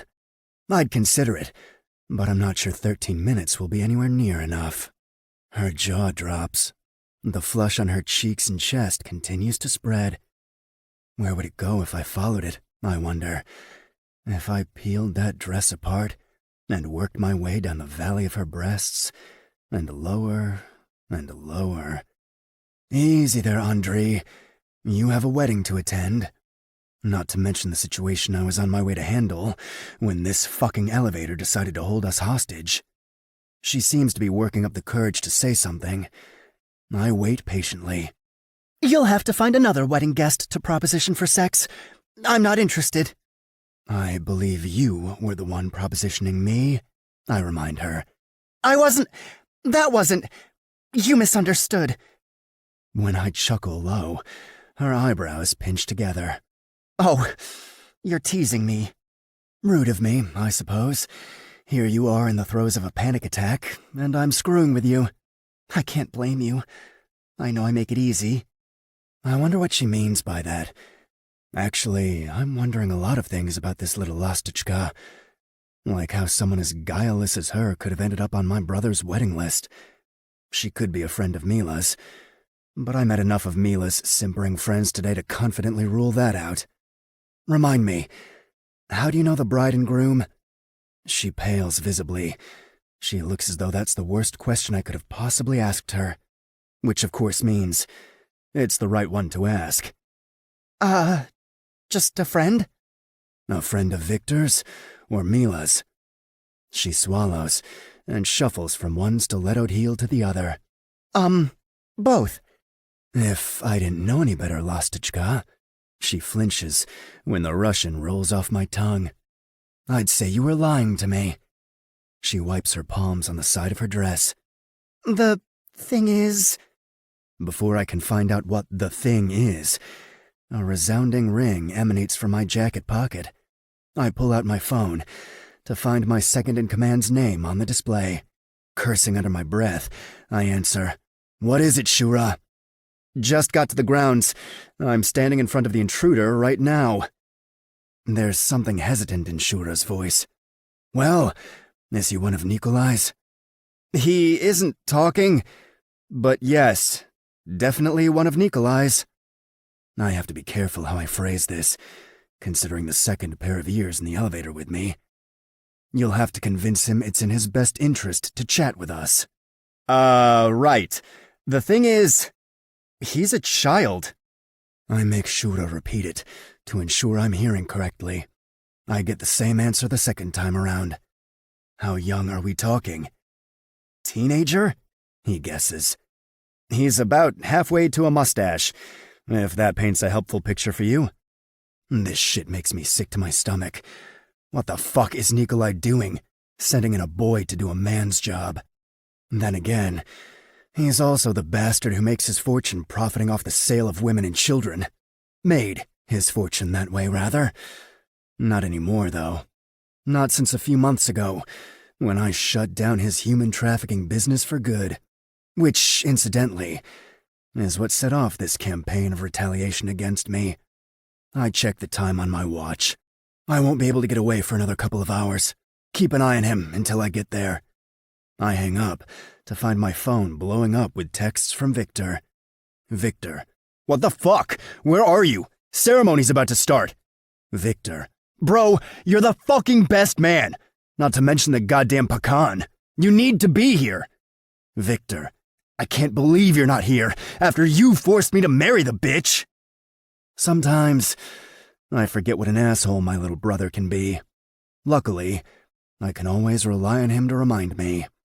I ignore all his messages and turn my focus back on the quivering woman in the elevator with me. Good timing, too, because apparently the 2-minute call with Shura is all it took to completely unravel her.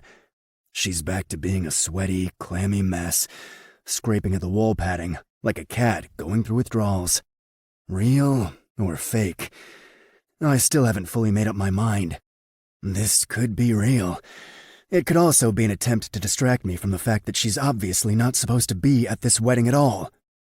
Is there something you'd like to tell me? Those green eyes of hers go wide and trembly. Then, without any warning, she collapses in a dead faint. Oh, fucking hell. I drop to one knee beside her. I tap her face, but she doesn't so much as stir. Her chest is heaving, though, stuttering almost, like the stitching in her dress where it binds across her chest is handcuffing her lungs. It's pure survival instinct that moves me next. Not lust. Definitely not lust. No, I tell myself, as I gather 2 fistfuls of the fabric. This is solely to help her breathe. Then I rip her dress apart like tissue paper. Her exposed skin is pale and cold to the touch. When I hover a palm over her mouth to feel her breathing, it's too still. Only one way to go from here. But it's not lust. It's definitely not lust. I lower my face to the girl's. Her lips part as I get close, like she knows what's coming. And she wants it. Closer, closer. Her scent is sweet, and my dick has never been harder. And then, just like that, I'm ripped back in time. Because I've been here before, in exactly this situation, kneeling beside a cold, shivering woman, and preparing to give her my breath. I know how that ended. I feel the grief of it in the pit of my stomach every single day of my fucking life. This kiss is to heal. That one was nothing more than a belated goodbye. My lips seal to the girl's. I exhale to fill her lungs, turn to feel her heartbeat, exhale again, check her pulse. I do it all one more time, and just when I'm wondering if I ought to be preparing last rites instead. Why won't this fucking elevator move, goddammit? She makes a noise. It's a moan. There's no other word for it. It's a moan. Low and dreamy and undeniable. And like magic, it brings her back to life. The Emerald Lostichka's eyes fly open, and she shoves herself upright, just barely missing cracking her skull against mine. She scrambles backward to a hunched seat in the corner. Oh my God! She slaps a hand over her mouth, like she can shove the moan back in there. What the hell? Before I can explain, the elevator shudders into motion. Like it has a mind of its own, it takes us back to where we came from. Ping. 5th floor. The doors open onto the ballroom. I can see my brother standing amidst a throng of his useless, half-drunk friends. One of them spots me and claps Victor on the back. I feel a blur of motion at my side. In the second it takes me to signal to him that I'm coming, the little Lostichka has darted out of the elevator, ducked between 2 security guards, and careened out of sight. I let her go, for now. My mind was made up as soon as I tasted her, so her quick getaway is just the nail in her coffin. I've never met a mystery I couldn't solve, and she's a mystery I'm determined to get to the bottom of. Chapter 3. Natalia. Watch where you're going. I stumble backwards, wilting on the spot at the murderous glance I'm getting from the 6-foot-tall woman I just ran right into.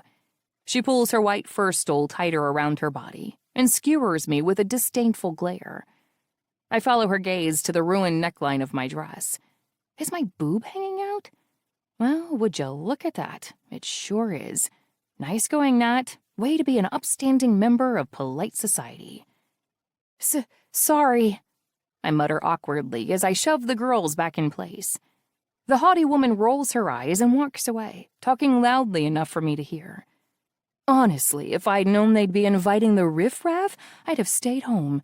I expect more from the Kuznetsovs.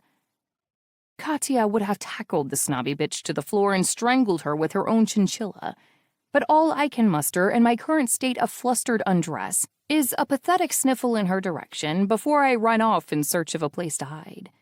I keep waiting for the other shoe to drop. My thoughts are as much of a mess as my dress is. Is security following me? Is he following me? Where the fuck is Katya? As though I've pulled her from thin air by the strength of my thoughts, a door opens to the side.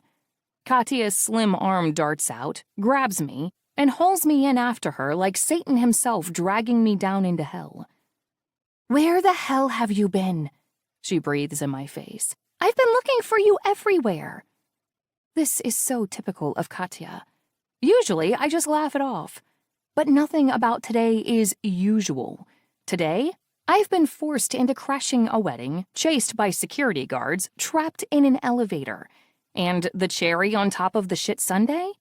I completely and totally humiliated myself in front of the most beautiful man I've ever laid eyes on. That moan will be echoing in my nightmares for the rest of eternity. Me? I explode. Me? Katya takes a startled step back. Only then does she seem to notice that my clothes aren't sitting right. Your dress is a little torn up there, babe. Thanks, Captain Obvious. I grab the neckline and try to pull it into place. For a moment, it obeys. But as soon as I let go, it withers right back like a dying flower. Okay, calm down, let me try. She toys with it for a second, then magically produces some safety pins from a box on the shelves at our elbows and works some witchcraft that fixes it right up. There, good as new. She wiggles her eyebrows at me. You want to tell me why you're running around half-dressed with sex hair and smudged lipstick? Is my lipstick smudged? I pivot on the spot in search of a mirror, but, of course, the utility closet is fresh out of those. Just as well. I can't bear looking at myself right now. Only a little. I whimper and cover my face with my hands for a 3-second pity party. It's all we have time for. We have to get the hell out of here. Now. Katya has the audacity to look puzzled. But the ceremony's about to start. I feel insane. Am I? Or is she? For fuck's sake, Kat. You seriously want to watch your ex-boyfriend get married to the woman he cheated on you with? Yes, as a matter of fact, I do. Call me a masochist, but I want to see it and I can't do it alone. Since when? Since I decided everything's more fun in twos. She explains dismissively. Like that just about settles things, she opens the door a crack. Look at all those rich assholes. Is that Leo? As in DiCaprio? What other Leo matters? She sighs as if I'm a lost cause. Wouldn't it be just a terrible tragedy if he and I met and we fell in love and got married in a ceremony twice as expensive as this one? I roll my eyes. She's joking, mostly. Hate to break it to you, sweetheart, but you're almost 28 now. You've aged out of Leo's dating pool. Have you seen my ass? Katya counters, sticking it out for my benefit. What I'd prefer to see instead of my insane best friend's posterior is some hope that we can get out of here unscathed. I peek over Katya's shoulder. I don't see Leo or anyone else on the A, B, C, or D lists, for that matter. But I do see a veritable army of security guards herding straggling guests into the main ballroom. As the crowd filters past our little hiding spot, I pay closer attention to the guests themselves. Some of them look like important, respectable businessmen, but the vast majority look more like what I'd generously call hardcore criminals. We're talking thick golden chains, tattoos on necks, knuckles or both, and the kind of furtive, aggressive side-to-side glances that all but scream, "I dare you to fuck with me." I shudder. If this is the company the Kuznetsovs keep, it was a bad idea coming here today. Kat, we need to leave. These are not people we want to mess with. She snorts. I was wondering when nervous Nat would rear her head. I could slap her. I truly could. I love her, but I'm this close to cold-cocking her right across the face and dragging her limp body out of here. Before I can, she doubles down. Playing it safe is going to take you exactly nowhere. Come on, don't you want to have adventures to look back on in your old age? Don't you want experiences to share with your grandchildren one day? That's making the assumption that I even get to old age, which, judging by the men outside this utility closet, is a stretch. You need to stop being so damn scared of everything, she says firmly. It's the same tone she used when she was trying to get me to go skinny dipping in her boss's pool that summer she was house-sitting for him. You have to stop letting one tragedy be the crutch that keeps you from living your life. I should have hit her when I had the chance, because her words are as good as a slap across the face in their own right. Tragedy. That's a funny word for what happened. It feels too clinical, too cold. Then again, what is the right way to talk about your parents getting dragged out of the car and murdered right in front of you? I bite my tongue to keep the tears from spilling over. There's no way I'm gonna cry in front of her. Low blow, Kat. She sighs and clutches my hands. I love you, you know that. And I don't want to see you stuck in the past, Natalia. Life happens here, now, in the present. I'm still a little tongue-tied, but the opening chords of the wedding march coming from the ballroom save me from having to figure out what to say. Katya squeezes my hands in hers once more. We're just gonna sneak in there, find a couple seats way in the back, and judge from afar, okay? Nothing risky. Besides, she adds, if we leave now, we're gonna draw attention to ourselves. Best to just blend with the crowd until after the ceremony, and then we can leave. You promise? She makes a cross over her heart with her index finger. Cross my heart and hope to die. Oh, you will die if you don't keep that promise. I'll make sure of it. She laughs, grabs my wrist, and pulls me out of the utility closet.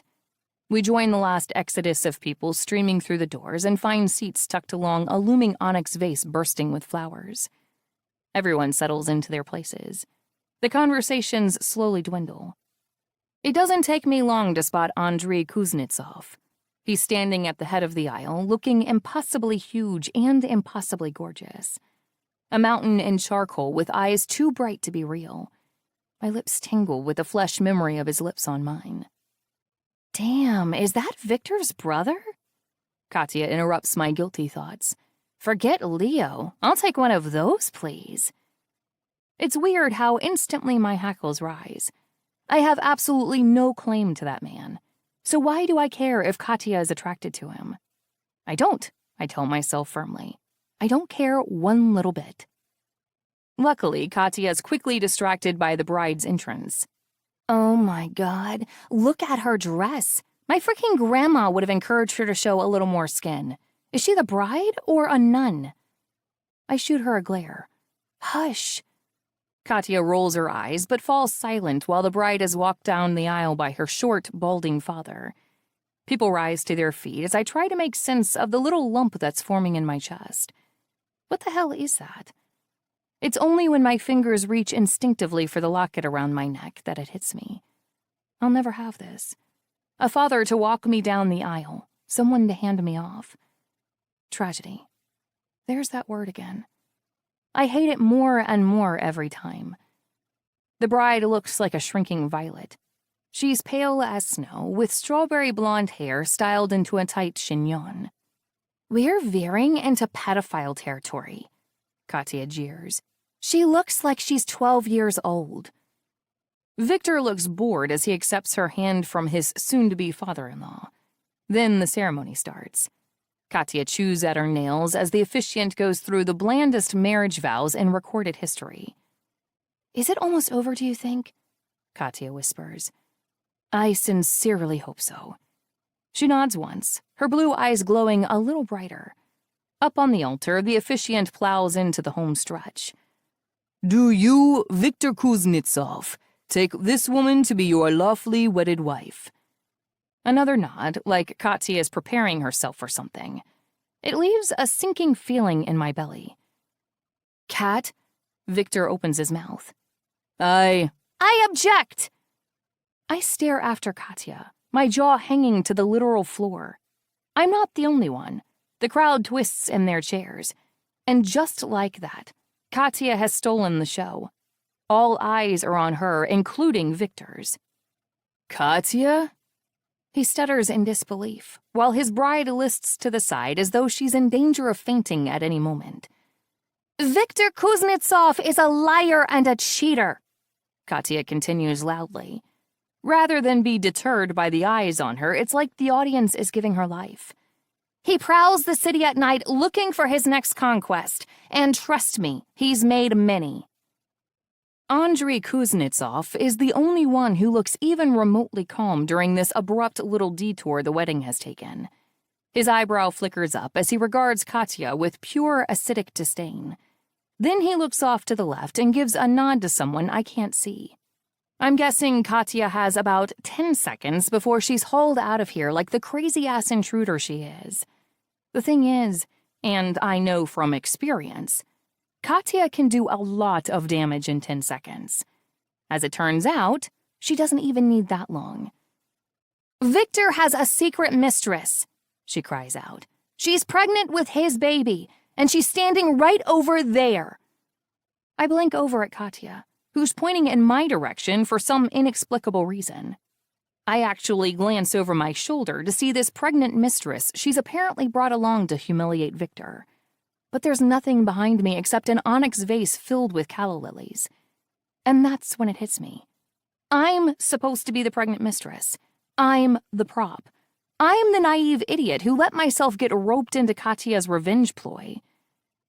Before I can jump in and correct her lie, Andrei Kuznetsov steps off the raised platform. He no longer looks disinterested or calm. Now he looks pissed. Those ethereal silver eyes land directly on me, and he growls 3 terrifying words into the microphone. Security, grab them. Chapter 4. Andrei. One of Viktor's moronic henchmen is the first to reach them. He grabs the little Lostichka by her arm, and even from where I'm standing on the altar, I can see how she winces in pain. Careful, Mudox! I belt from across the room. Leif appears at my side. How do you want me to deal with this, sir? Tell those untrained gorillas to keep an eye on both women until after the reception is over. I'll deal with it then. Leif bows and scurries off to do as I ordered. I turn to my brother and his almost bride, both of whom look as though they have no idea what to do next. Whatever is going on with those women, I'm fairly confident it's my brother's fault. As usual, it falls to me to clean his mess. So I turn to the buzzing crowd and plaster a fake smile on my face. What's a Russian wedding without a little drama? The crowd laughs, and the tension breaks. I nod in grim satisfaction and glance over at the priest. Father Nevsky, please continue. I lower my voice. Quickly, though. Skip the bullshit. As soon as the ceremony ends, without any further interruptions, thank fuck, Viktor is suddenly very interested in playing the gracious host, ignoring my attempts to make eye contact with him. He knows he's in for the ass-chewing of a lifetime once I get him in my grasp. The crowd swarms me as we collectively drift toward the reception. People asking for favors, paying compliments, or offering gifts in the form of alliances and their daughters' hands in marriage. It's just shit on top of shit on top of shit, all the way down. This whole day has been a fucking disaster, From Nikolai's teenage spy, to the elevator debacle with the gatecrasher, to my brother's ongoing attempts to lower the bar for how little I expect of him. But that's what being Pakan of the Kuznetsov Bratva entails. Dealing with nothing but shit. So I duck gratefully past the marriage proposals, negotiate with new partners, and reconnect with old ones. I manage my empire, one exhausting conversation at a time. But an hour later, I spy Victor skulking in the corner, with a bottle of gin in hand, and I decide that I won't let him evade me any longer. I corner him by the wall frescoes, and pluck the bottle from his hand. A little early in the marriage to be driven to drink. He rolls his eyes, though they seem to each go in different directions. Be thankful I wasn't drunk for the actual ceremony. That's when I really needed a bottle. You gonna tell me what that was about? His gaze is fixed on the bottle I've just confiscated from him. I'll tell you, if you hand over the gin. I skewer him with a glare that makes him shrink back against the wall. What makes you think this is a negotiation? He coughs nervously. It's not my fault, okay? It never is. Answer the question. The blonde's name is Katya, he says, with a weary, simpering sigh. She's no one. Just this chick I fucked for a few weeks. Or, shit, maybe it was months. I can't remember now. She's just sore because I dumped her ass. And the brunette? The who? He shrugs, as my pulse quickens. Oh, Nat something? Natalia something? Natalie? I can't remember. She's Katya's friend as far as I know, and she can't be pregnant with my kid because I never fucked her. Although, trust me, I tried. Even suggested the idea of a threesome to Katya, but she turned me down flat. Didn't even— Enough! I spit, glaring at my brother in disgust. God, you are fucking pathetic. He draws himself up to his full height, though he's a little wobbly on his feet. This is who I am. It's who I've always been. Then he slumps and casts his eye miserably around at the glittering festivities that have been arranged in his honor. I never wanted any of this. You should have thought of that before you set your sights on Mila Obnizov. I didn't set my sights on her. I just wanted to fuck her. There's a difference. You just wanted to fuck my top smuggler's daughter, Victor? What were you thinking? Do you not see how that is problematic? She was a virgin, bro, he says, as though that's all the explanation required. Do you know how rare it is to find one these days? It's a fucking unicorn in a sea full of donkeys. I had to have her, just once. And now, you get her for a lifetime. Pozdravlenia. The fuck wasn't even worth it. Some unicorns just aren't worth riding. His gaze veers over to his new wife, who's sitting alone at the head of the table, looking like she wishes she were anywhere else. Have you talked to Obnizov? Victor nods. Already explained to him that Katya's a crazy cunt. He seemed satisfied. And your bride? What about my bride? Did you explain the situation to her? He balks, derisive laughter and gin-laced spit spraying past his lips. Why the hell would I? I have to keep her damn father happy because he's important to the Bratva. I don't have to keep her happy. This conversation alone is enough to make me feel sorry for Mila Obniz. No, actually, she's a Kuznetsov now. Forget congratulations. Condolences are in order. You do have to maintain the status quo, however. I snarl. I'm sick of cleaning up your mess. Hey, I married the bitch, didn't I? Just like you ordered. He steals the bottle of gin from my hand and takes a long swig that ends up dribbling down the side of his chin. He wipes it away with the sleeve of his jacket. Looks like Otets couldn't be bothered to be here. What do you care if Slavik is here or not? I don't care.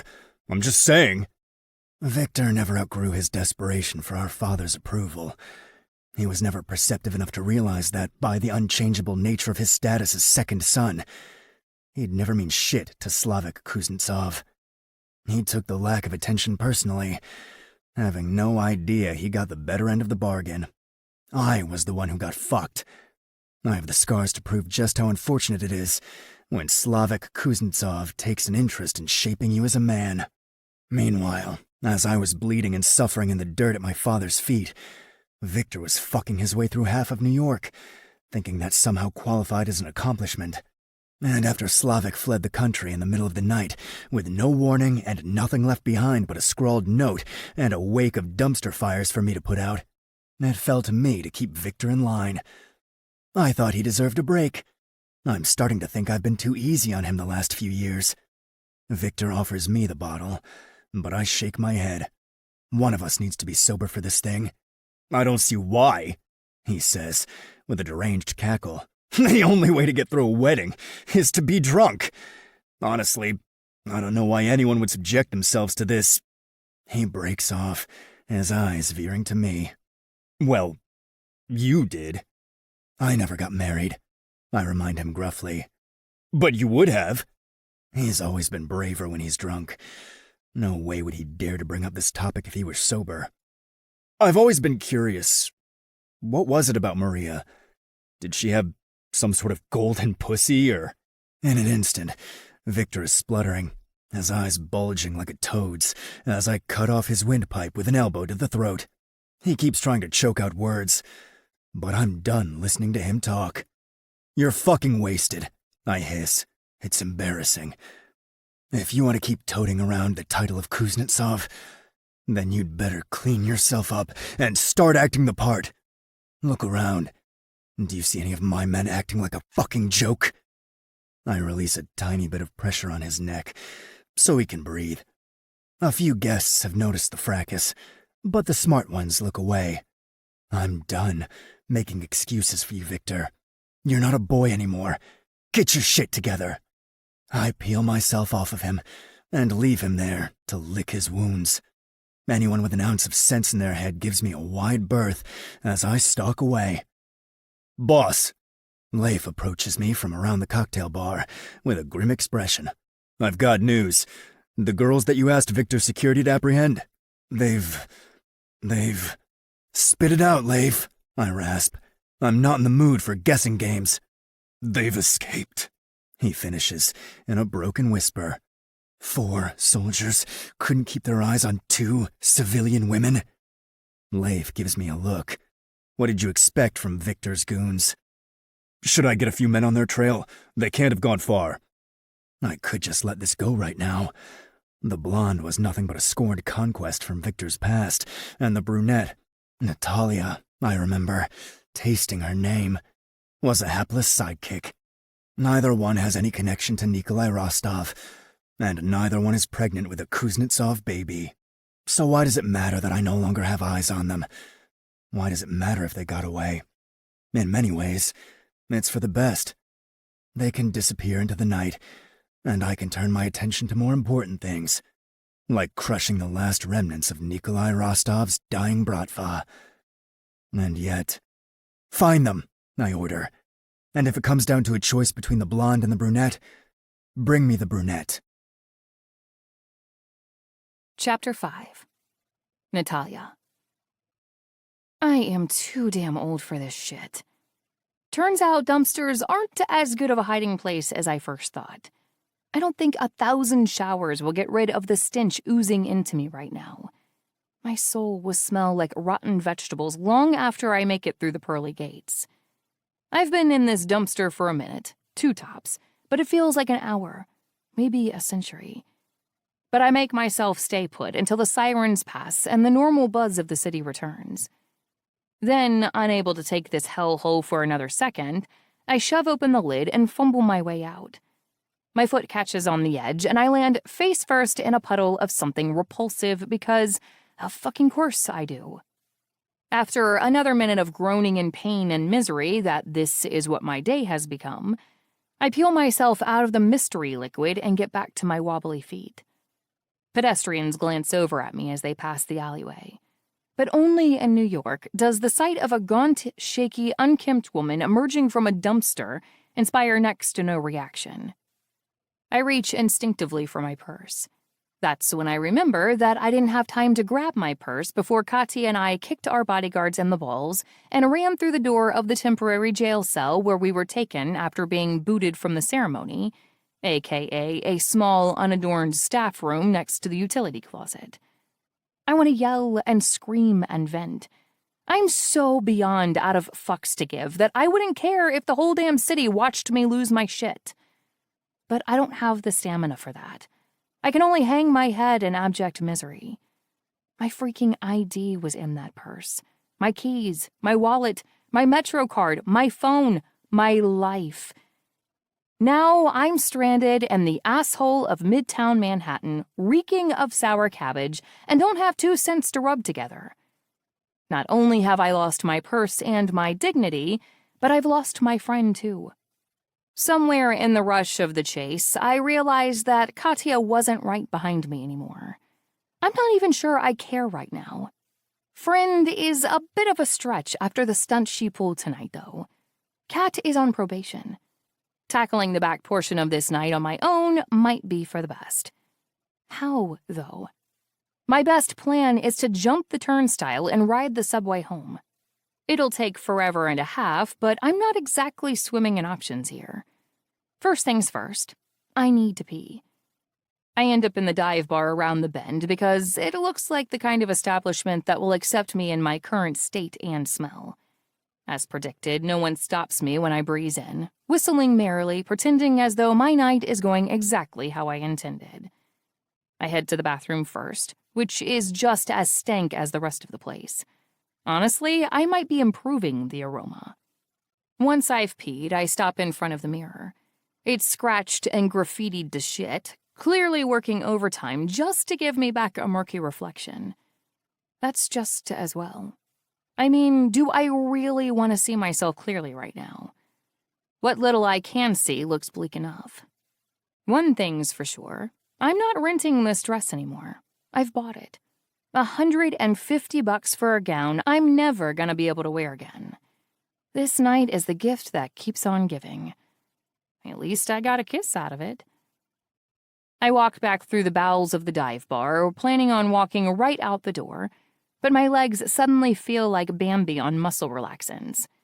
Those stools at the bar are looking mighty nice. 5 minutes of R&R couldn't hurt, right? I mean, the coast is clear. No scary goons in suits coming after me. I plant my ass on one and rest all my weight on the lacquered bar top in front of me. If I didn't have deeply rooted trust issues, I'd fall asleep right here in 5 seconds flat. I'm that strung out. You okay, honey? The man sitting 2 stools down from me is wearing a plaid jacket and a smile that's missing at least 2 teeth. He could be 27 or 77, and I'd never know the difference. But he's friendly looking, at least. After the night I've had, friendly faces are more than welcome. Rough night, I admit. I can see that. Boy troubles? I snort, wondering where Katya is right now. Knowing her, she's probably back home soaking in a warm bath and plotting on the next day's hijinks. More like girl troubles. Ah, right. Didn't mean to presume. 21st century and all. I suppose I ought to be more careful by now, eh? He grins pleasantly. Oh, what I mean is I've had friend troubles. I shake my head. Today was supposed to be a fun, relaxing birthday celebration. Ah, it's your birthday. The man pounds his fist against the counter. Max, get this lovely girl a drink. It's her birthday. I keep my mouth shut. If this is the universe's way of apologizing to me for this shitty night, I accept.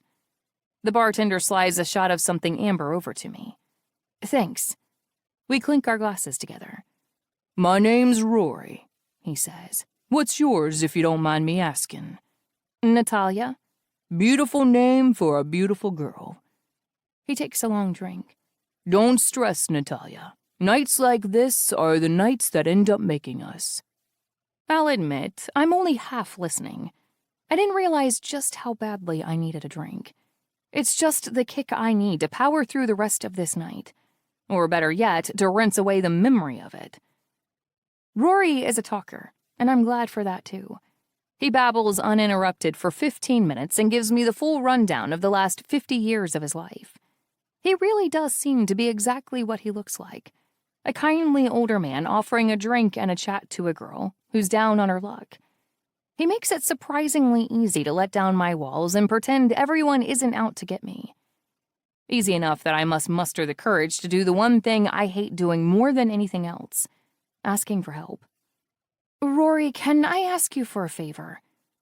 Rory recoils like he'd been offended if I didn't. "Sure thing, sweetheart. Ask away."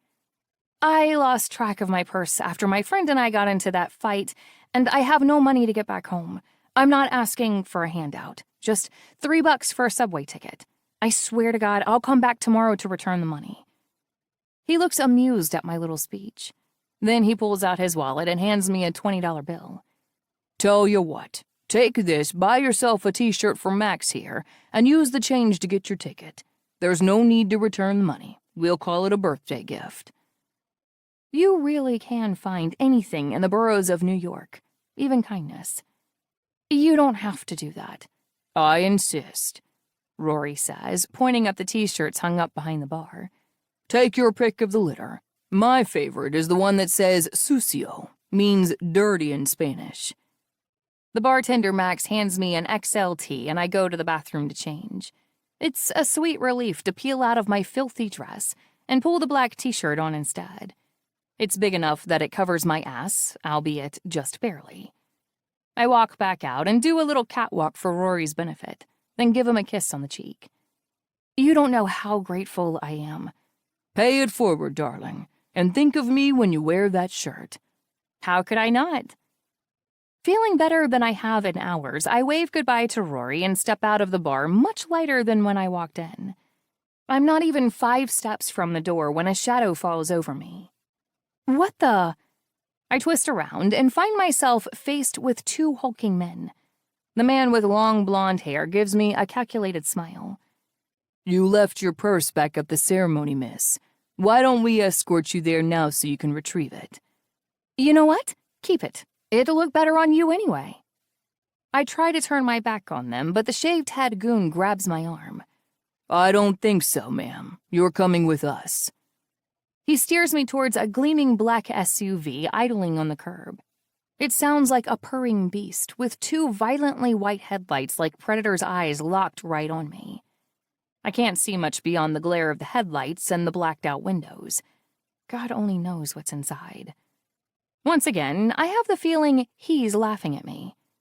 The second man opens the back door. "In you go." I dig in my heels. "My boyfriend is waiting for me," I inform them. "He'll call the police if I don't show up." The blonde chuckles. "He can go right ahead. In our experience, imaginary boyfriends tend not to pose much of a problem." My body goes cold. They know I'm lying. And the only way they could know that is if...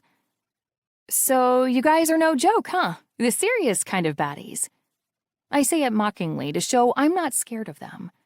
But when the blonde replies, I have to admit I'm losing the battle. "Oh, yeah," he says with an amused laugh. "We're the dead serious kind." Chapter 6. Andre. Natalia Boone. The details of her life are splayed out before me, and I damn near fall asleep reading it.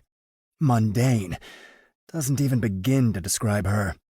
She lives in a 400-square-foot studio in Queens, works a dead-end job at an insurance company downtown. No loans, no criminal history, not even a goddamn parking ticket. And yet somehow, she's managed to find herself on my radar. Is this all you managed to dig up? Shura paces behind the couch in my hotel room, forever restless. The girl's clean, Dree. There was nothing to find. Her phone is lying on the coffee table next to her purse. It only took me a few minutes to hack into it. Even that was a disappointment. Apart from a bunch of messages and calls to Aunt Annie and the infamous Katya Petrova, her social circle is empty. Her notes app is filled with a list of romance novel titles, under the header, "Books to Read on the Subway," and a grocery list consisting of exactly 2 items, boxed wine and Cherry Garcia ice cream. The girl certainly seems clean. Pure as the driven snow, really. In other words, too good to be true. Maybe Nikolai picked her for this exact reason. Shora's phone vibrates, and he ambles over to the door. "They're here, boss." I gesture for him to let them in. Leif escorts her through, bows briefly in my direction, then steps back out into the hall, closing the door behind him. The sexy green dress she was wearing at the beginning of the night is gone. She swapped it out for an oversized t-shirt that barely covers her ass. If my Spanish can be trusted, I'm pretty sure her shirt reads dirty. It's a little on the nose, considering she fucking reeks. A corrosive mixture of big city stink and the sweat of fear. Natalia. She flinches when I use her name. Long time no see. Her green eyes are wild as she raises her bound wrists towards me and sneers. "Untie me, now!" The last time I was given a command was from my father. That was years ago. It's kind of funny, almost endearing, that this little bird thinks she can get away with bossing me around when she's the one with her hands tied together. She seems to realize the same thing a second later, because her tone softens considerably. "Please?" I pull out my engraved switchblade knife. With one swift slice, her hands are free. A second later, one of those hands flies out and slaps me. She shrinks back immediately, gawking in disbelief at the offending hand, as though it acted without her permission. "That was a foolish choice, Miss Boone," I rasp. Panic drains the color from her face. The last person who laid a hand on me is rotting in an unmarked grave. Her green eyes go wide. "You're just trying to scare me." Care to test that theory? "Not really, no." She shudders. "I don't want any trouble, okay? I just want to go home."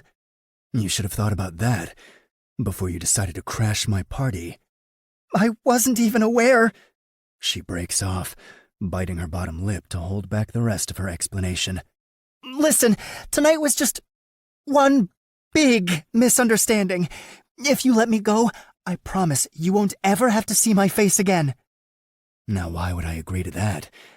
That pretty little face has so much to offer. I might let you go, if you answer a few questions for me. She pulls down the t-shirt, as if she can miraculously make it reach her knees. "You can't do this! This is kidnapping! And, look, you can't keep me here against my will." I think you'll find the only will that matters here is mine. I walk back to the couch. "Take a seat." "I'd rather stand." Shrugging, I sit down right in front of her purse and phone. She clocks them right away and makes a grab for them. I slide her belongings closer to me. "Not so fast. You want your things? You'll have to earn them back." I point at the couch with my switchblade. "Sit, Miss Boone. I won't ask you again." She falls heavily into the armchair across from me. The t-shirt rides all the way up, revealing a seductive stretch of inner thigh before she crosses her legs. "What do you want to know?" She's trying to come off as confident and commanding, but she's failing miserably. I see the signs everywhere. Her quivering hands, her wobbly lip, the side-to-side darting of her eyes. "When did you first meet my brother?" "I don't know, just around." I sigh and start to stand like that ends it. "If you're uninterested in your freedom, then I'll just leave you." "Neon Moon," she blurts. "We met at Neon Moon." Fuck me. That shithole is one of the places Nikolai used as a meat market for his merchandise. His sick way of referring to the women and children he'd sell to his equally sick clientele. Before I put an end to that business. Maybe Natalia and her friend are working for Nikolai after all. You go there often? "I don't go there at all if I can help it," she spits. "I was forced there one night by my pushy-as-hell best friend because she wanted me to meet the guy she was dating." She crosses her hands over her chest, causing the t-shirt to ride up even higher. Is she still wearing underwear? Or has that gone the same way as her dress? If she'd just listened to me back then when I told her what I thought of Victor. There's no mistaking the disgust when she says his name. Which is that he seemed like a rich, arrogant, narcissistic asshole. I wouldn't be in this mess right now. No offense. I can't help but laugh. None taken. You really hit the nail on the head with my brother. Yeah, well, I'm a pretty good judge of character. Except apparently with you. Is that right? I fold one ankle over the opposite knee and lean back in my seat. Go on. Don't let me stop you. Tell me what you really think of me. I thought you were kinda nice when I first met you. Cold and arrogant, sure. But still the kind of guy who'd walk a girl to her door in the middle of the night or offer her a handkerchief when she was sweating. Those green eyes flicker to me. Clearly I was wrong. You're not a nice guy. You're a bully and an asshole. Just like your brother. I tilt my head to the side as I look at her. If my brother really is the worthless sack of shit you clearly think he is, why turn up at this wedding at all? That was all Katya, she explodes. I thought we were having a girls' night out. I had no idea she was planning on roping me into her insane little revenge plot. She jumps to her feet. And before you insult me by asking, no, I am most definitely not your brother's mistress, and I am definitely not carrying his baby. It takes all my effort to suppress a laugh. Who knew interrogations could be so amusing? So, you're not one of my brother's many conquests. Congratulations. But your friend... She freezes. My friend has bad taste in men. That's not a crime. She looks around the hotel room. Where is she? I'd worry about yourself right now. She sighs. Listen, I get it. Victor is a dangerous man. You're a dangerous man. I've got the message, loud and clear. I'm not about to go tell anyone. I get to my feet, towering over her. Who would you tell? No one. That's my point. I stalk around the coffee table. She shrinks more and more with every step. Ever heard of Nikolai Rostov? Who? You've spent time at the Neon Moon. Surely his name came up. I've been at that club exactly once, and I did not enjoy any part of it. She wrinkles her nose. The men looked at me like I was meat, and the waitresses had dead eyes and... She shakes off the memory she's obviously reliving. I don't know who this Nicholas guy is, okay? Nikolai. See? I don't even know his name. Or you're just a very good actress. Look at me. How likely do you think that is? A chuckle nearly escapes, before I manage to stuff it back down. I'll admit, not very. Exactly. She sounds relieved. Now, can I please go home? Yes. Her jaw drops. Yes? I nod. I'll drive you myself. The relief in her eyes disappears at once. That's really not necessary. She picks up her purse and her phone. I can get myself home, now that I have my stuff. I may not be a nice man, Lostichka, but your initial assessment of me wasn't completely wrong either. I am the type of man who feels the need to get a woman back home safely in the middle of the night. Why do I get the feeling there's an ulterior motive attached to this act of chivalry? I don't bother answering her question, though the obvious answer is that there's always an ulterior motive. I just smile and gesture towards the door. After you, Miss Boone. She scowls, unwilling to turn her back on me completely. Do I have a choice? No, I say, finally letting loose the laugh I've been holding back. None at all. Chapter 7. Andre. There it is, she says. The building at the end of the street.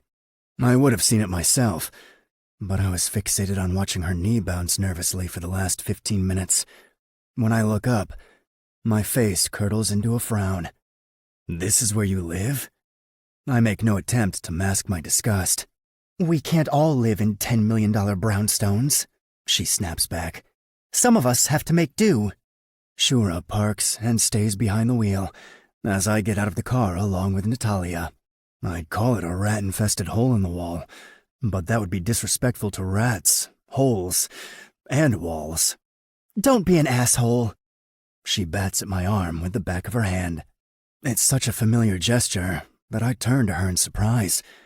She must be just as surprised, because she looks away from me pointedly. Well, anyway, thanks for the ride. I don't think we'll see each other again, so... You're not going to invite me in? Invite you in where? I answer by striding past her and through the front door of her building. After a moment, Natalia groans and follows me.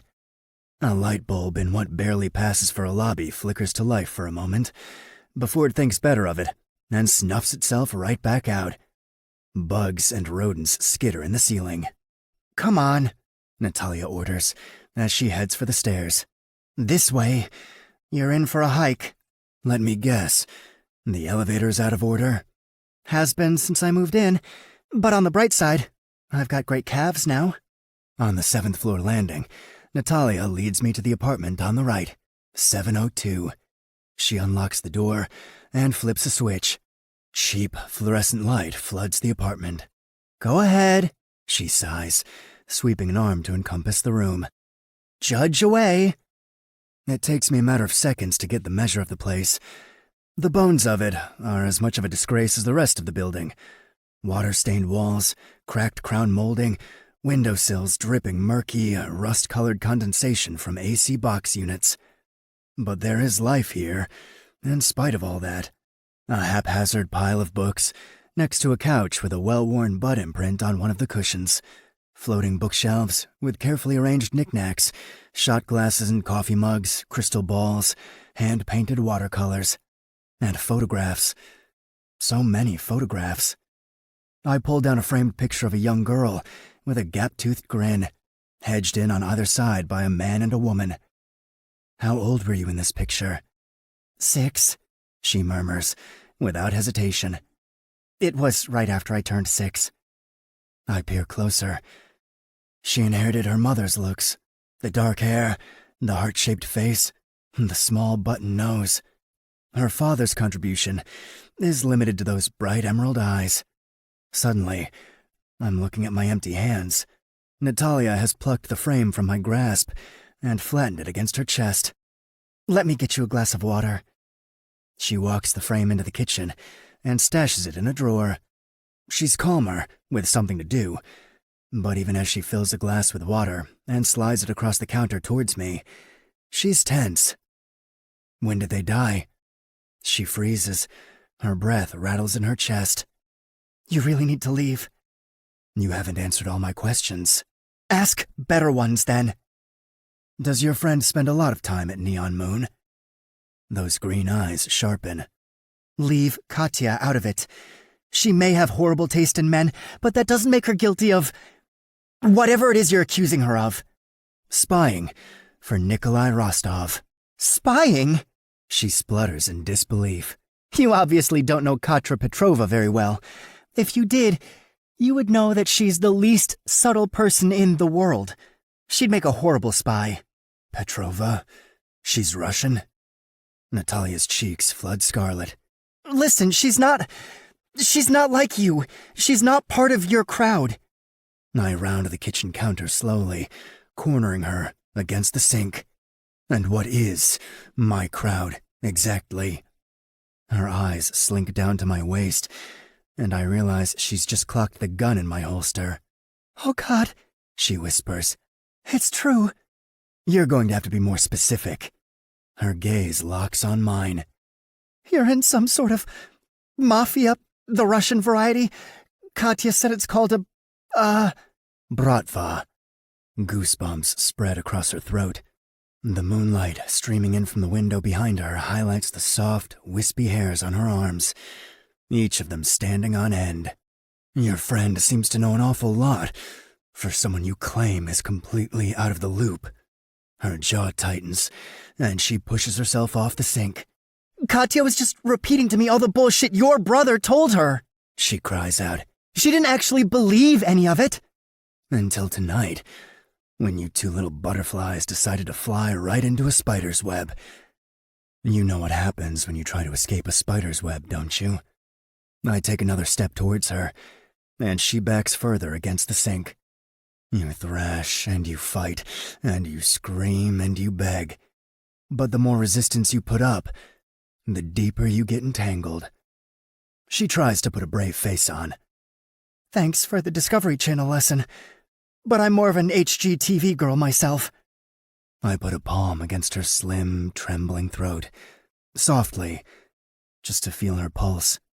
You don't get to walk away from me until I say you can, Lostichka. She's gone very still. Her eyes are rippling with fear, but she lifts her chin. You're good at this, aren't you? She whispers. Threats? Intimidation? If you want to call it that. Are all your victims helpless women? I press myself against her, feeling her soft curves meet the hard ridges of my body. I'm willing to bet you're not as helpless as you pretend to be. Yeah? Her breath is warm. She leans closer. You're not wrong. Out of nowhere, she reaches towards my holster.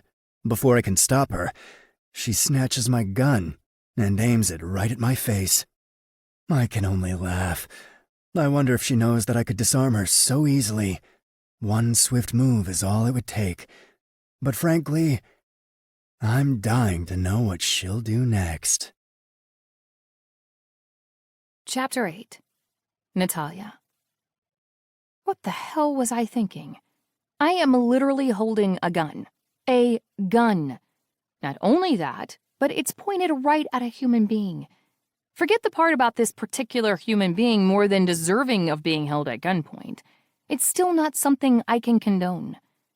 Ever since the night of my parents' carjacking, I've seen guns as nothing but ugly black metal instruments of death. The tiniest bit of pressure and bam, someone loses a father, a mother. Yet here I am, threatening to use it. Threatening being the operative word, because Lord knows there is nothing in this world that will compel me to actually pull the trigger. Still, he doesn't know that. Back up now or I'll shoot. Andre's lips twitch, fighting a smile. First rule of the Bratva, never make a threat you don't intend to keep. Scratch that. He knows.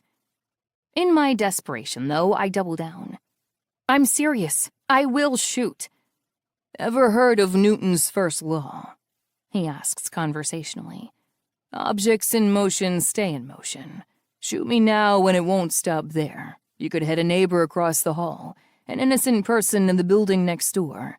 One stray bullet can do more damage than you know. He keeps his eyes fixed on me. Not the gun, me. Or maybe you do know. He ponders idly. His gaze flickers to the cabinet where I stowed away the photograph of my parents after tearing it out of his hands. They must have died suddenly, when you were young enough to be forced to rely on Aunt Annie, perhaps. My stomach roils. How the hell has he deduced so much about me so fast? Maybe it's all smoke and mirrors, part of the illusion of power and control. Maybe he's had a full background search done. Although why on earth he'd even care about my past is beyond me. You don't know me. He turns and walks away from me. How the hell do you turn your back on a freaking gun? I follow him into the living room with my arms still raised. They're starting to shake. I know enough. He looks over my collection of romance novels stacked high next to the couch. I know that your life is small. I grimace. I'd be insulted if he wasn't so on the nose. Katya accused me of the exact same thing a few hours ago, and he's as spot on as she was. I know that you like your adventures confined to the pages of saccharine love stories, or caged safely behind a television screen. He walks towards me again, completely unconcerned by the gun, even when the muzzle is scarcely an inch from his chest. Each word pierces me right in the chest. His mouth is doing more damage than this gun ever could. I know that you picked a best friend who's completely different from you, so that you can live vicariously through her. Please be done. Please be done. Please be done. But I know instinctively that he's saving the final blow for last. Probably because you're too scared to live for yourself. And there it is. If I was ever gonna pull this trigger, it'd be now. How dare you? I breathe. He laughs, right in my face, the bastard. Am I wrong? He's not. That's the problem. It's okay, Lastechka. Just put down the gun and no one needs to get hurt. Easy for him to say after he's done all the hurting. You're not going to shoot, he adds quietly. We both know that. I could prove him wrong right now. I could shoot him. Just in the leg, nothing crazy, nothing fatal, and watch his smug confidence bleed out of him. The clock ticks in the corner. Andre raises his hand slowly to take the gun. Don't, I whisper as a tear slides down my cheek. His eyes lock in on that one tear as though he's never seen something quite as offensive. Drop the gun, Lastechka. A sob slips from between my lips. I'm gripping the gun so tightly that it really is in danger of going off in my hand. Maybe that's what I want. His hand is inches from mine. Just when I think he's going to grab the gun, his fingers brush against mine instead. In the end, that's all it takes. One moment of skin-to-skin contact, and the fight leaves my body. I surrender the weapon. He tucks it smoothly into its holster before his attention is back on me. Are you okay? I blink stupidly, cheeks wet with tears. I just held a gun to your head, and you're asking if I'm okay? I don't waste my time with fear. Bullshit. I want to spit in his face. Everyone is scared of something. I'm scared of guns and rainy midnights, and now you. But this man in front of me, he's not bluffing. He's not pretending. He's immune to all the little things that have kept me in the same small circles all my life. If only I could imbibe just a little bit of his confidence, a little bit of his fearlessness. Maybe then I could have an adventure of my own, instead of piggybacking on everyone else's. I'm not like you, I whisper, not really sure myself what's coming next. But I wish I was. He grazes my cheek with his hand. One of me is more than enough, Natalia Boone. What the world needs is more of you. Like everything else Andre says, I believe it immediately. On a bone-deep, cell-deep, soul-deep level, I feel like a tuning fork that's been waiting its whole life to meet the right vibration. And now, I'm just resonating with him. I start thinking crazy things. Maybe just for tonight, I can be the right kind of person. Someone adventurous, someone fearless, someone like him. He nudges my chin up, forcing me to meet his eyes. Blue. Those little flecks hiding amidst the gray. They're a deep, dark blue. I've never seen eyes like his before. Do you want me to leave? He asks. My lips tremble with the weight of all the answers I ought to give. You should. It'd be better for all of us if you did. Instead, I say the one thing I never, ever should have said. No. His lips find mine, soft as a whisper. I'm overwhelmed by the scent of whiskey for a moment. Then warmth slides over my body like a second skin. I stretch onto my tiptoes, and suddenly, I'm the one deepening the kiss. I'm the one grabbing the lapels of his jacket. I'm the one pressing my body against his and mewling for more. It feels like the world dissolves. It wilts away around us, and all I can see and hear and think is him.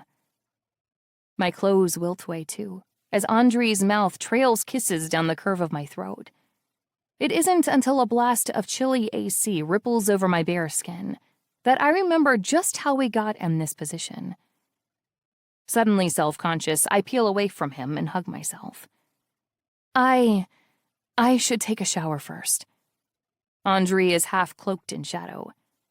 No. He grazes my breast the same way he grazed my cheek. There's a tenderness in his touch that surprises me.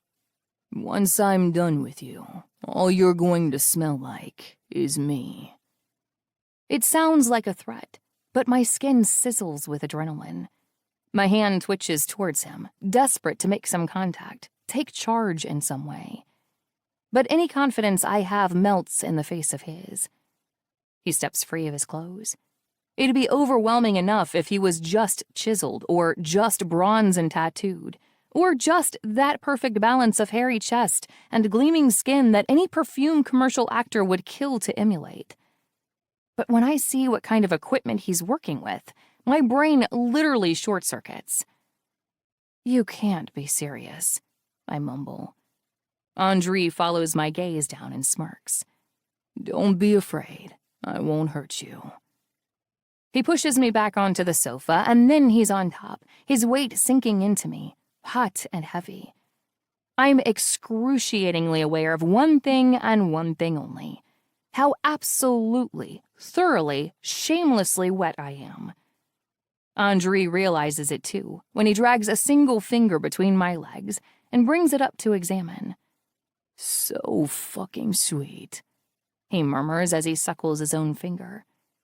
My brain is fully melted and leaking through my ears now, apparently, because all I can muster up is a monosyllabic, "What?" He laughs again. You haven't even gotten close to as wet as you will be, he promises. 5 minutes ago, I would have bet you every penny I've ever earned that Andre was a selfish lover, a get mine, fuck yours kind of lay. I would have lost that bet.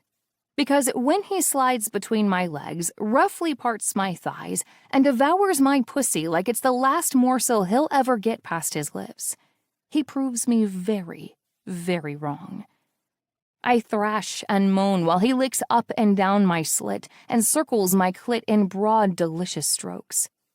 We'd both be on the floor if it weren't for his huge hands spanning my waist and keeping me trapped in place. Then he slides 2 fingers into me, and I'm coming. It somehow lasts an eternity and a millisecond at the same time. Whatever it is, I'm still tingling with aftershocks when he rises up to snare me in an open-mouthed kiss. I can taste myself on him. Nothing has ever been hotter. I could eat nothing but you for the rest of my life, he snarls. Without waiting for my response, he lines up his dick and slides into me. He was right about another thing. As wet as I was before he went down on me, I'm 10 times wetter now. My desire slicks the inside of my thighs, and there is no resistance as I part for him. He looked huge before. He feels even bigger now. 3 thrusts in, and I'm ready to explode again already.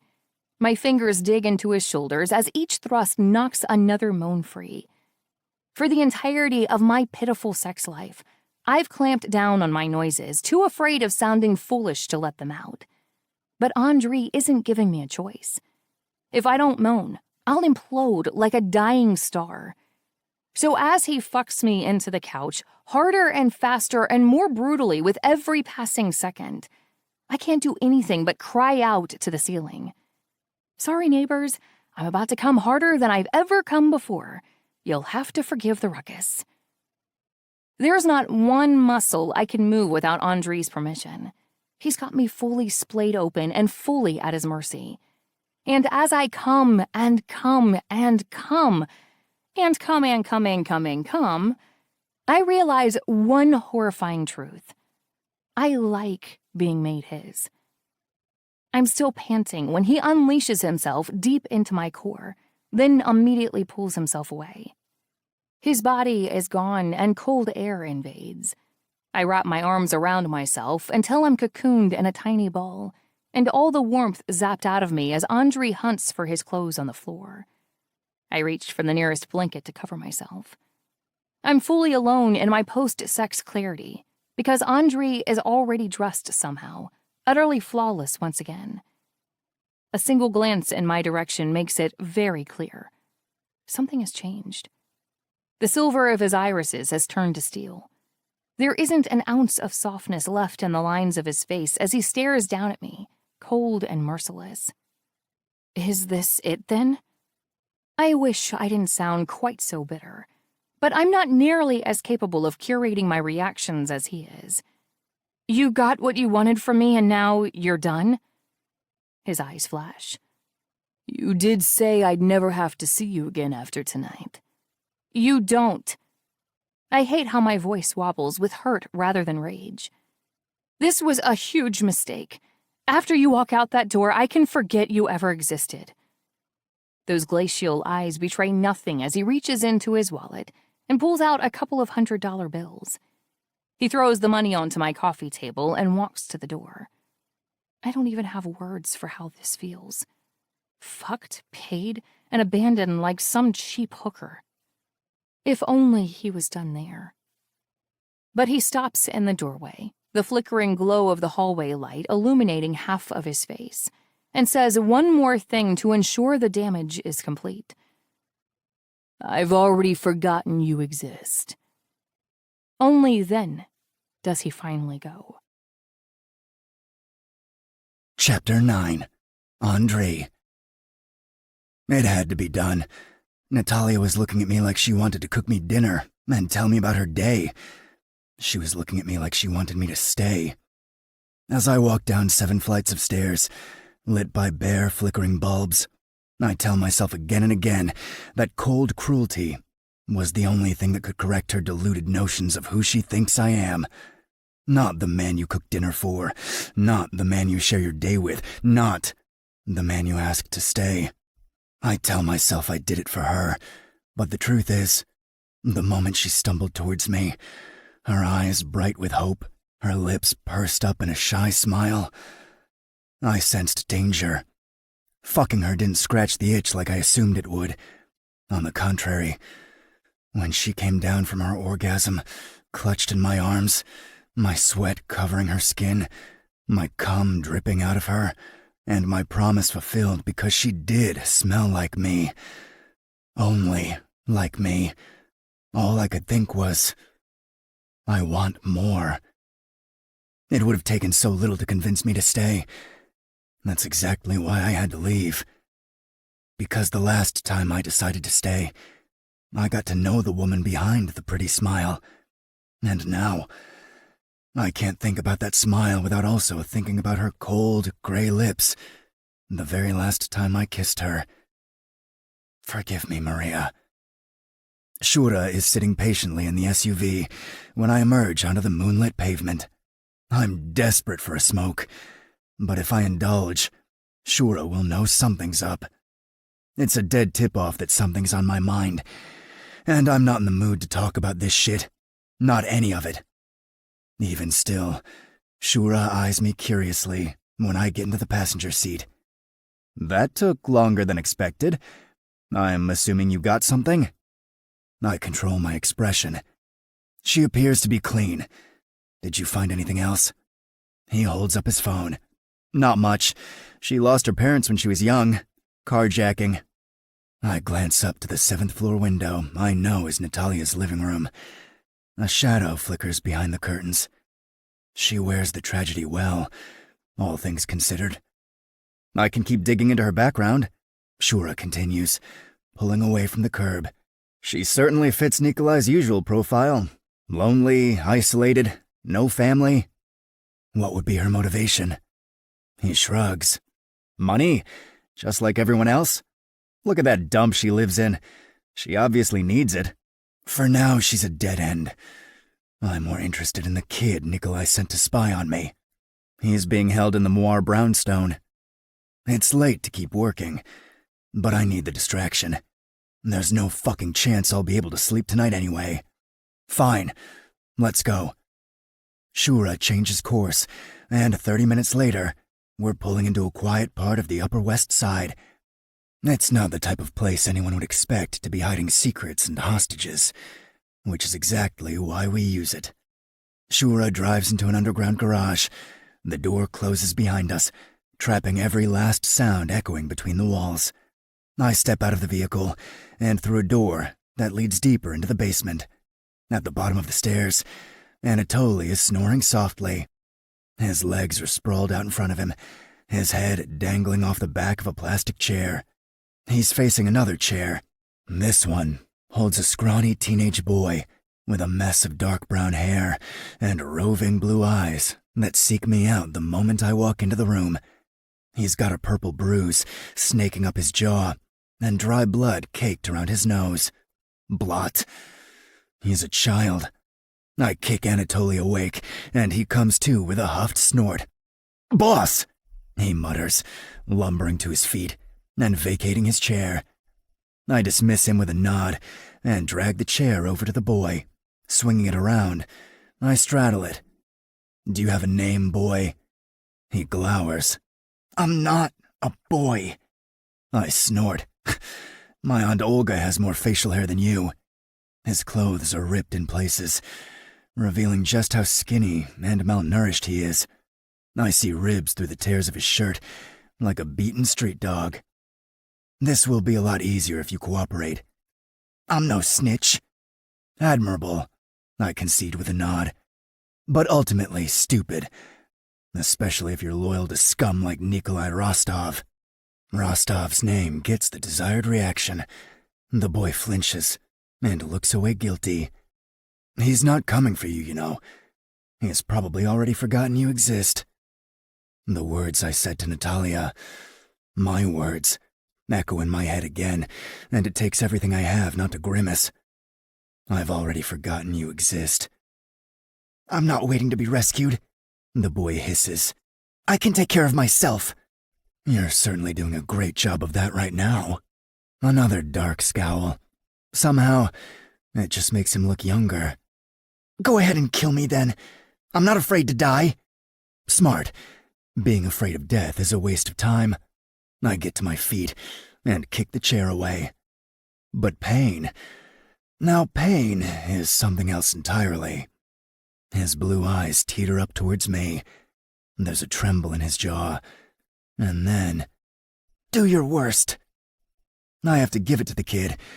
He's got a pair of balls on him. "Do you know who I am?" Yes. The word comes out sharp and loathing.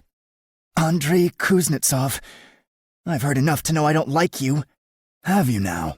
I'm curious. What have you heard about me?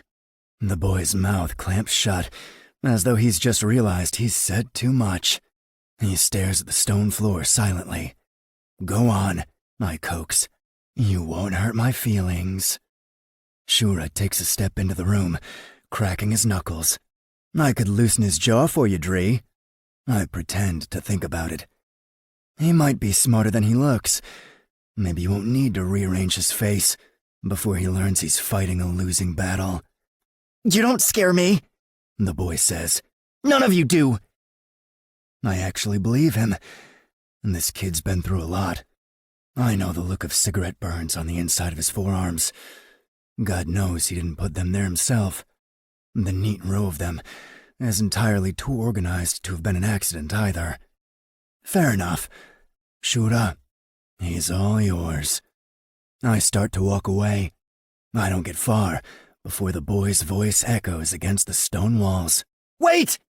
I turn, oozing disinterested. Yes. What are you going to do with me? As soon as the words are out, he winces. He looks furious with himself for stuttering. I haven't decided yet, I say honestly. You're not going to kill me? Not today. I turn to Shura and Anatoly. I want him moved to my estate tomorrow. He won't get freedom of the grounds, but make sure he's cleaned up and given a proper meal. Anatoly's eyebrow arches. You sure you want to waste a good meal on this street rat? He's a dead man walk. Misha! All three of us turn to the boy. What was that? I ask. His blue eyes are fixed on mine, level and unafraid. My name is Misha.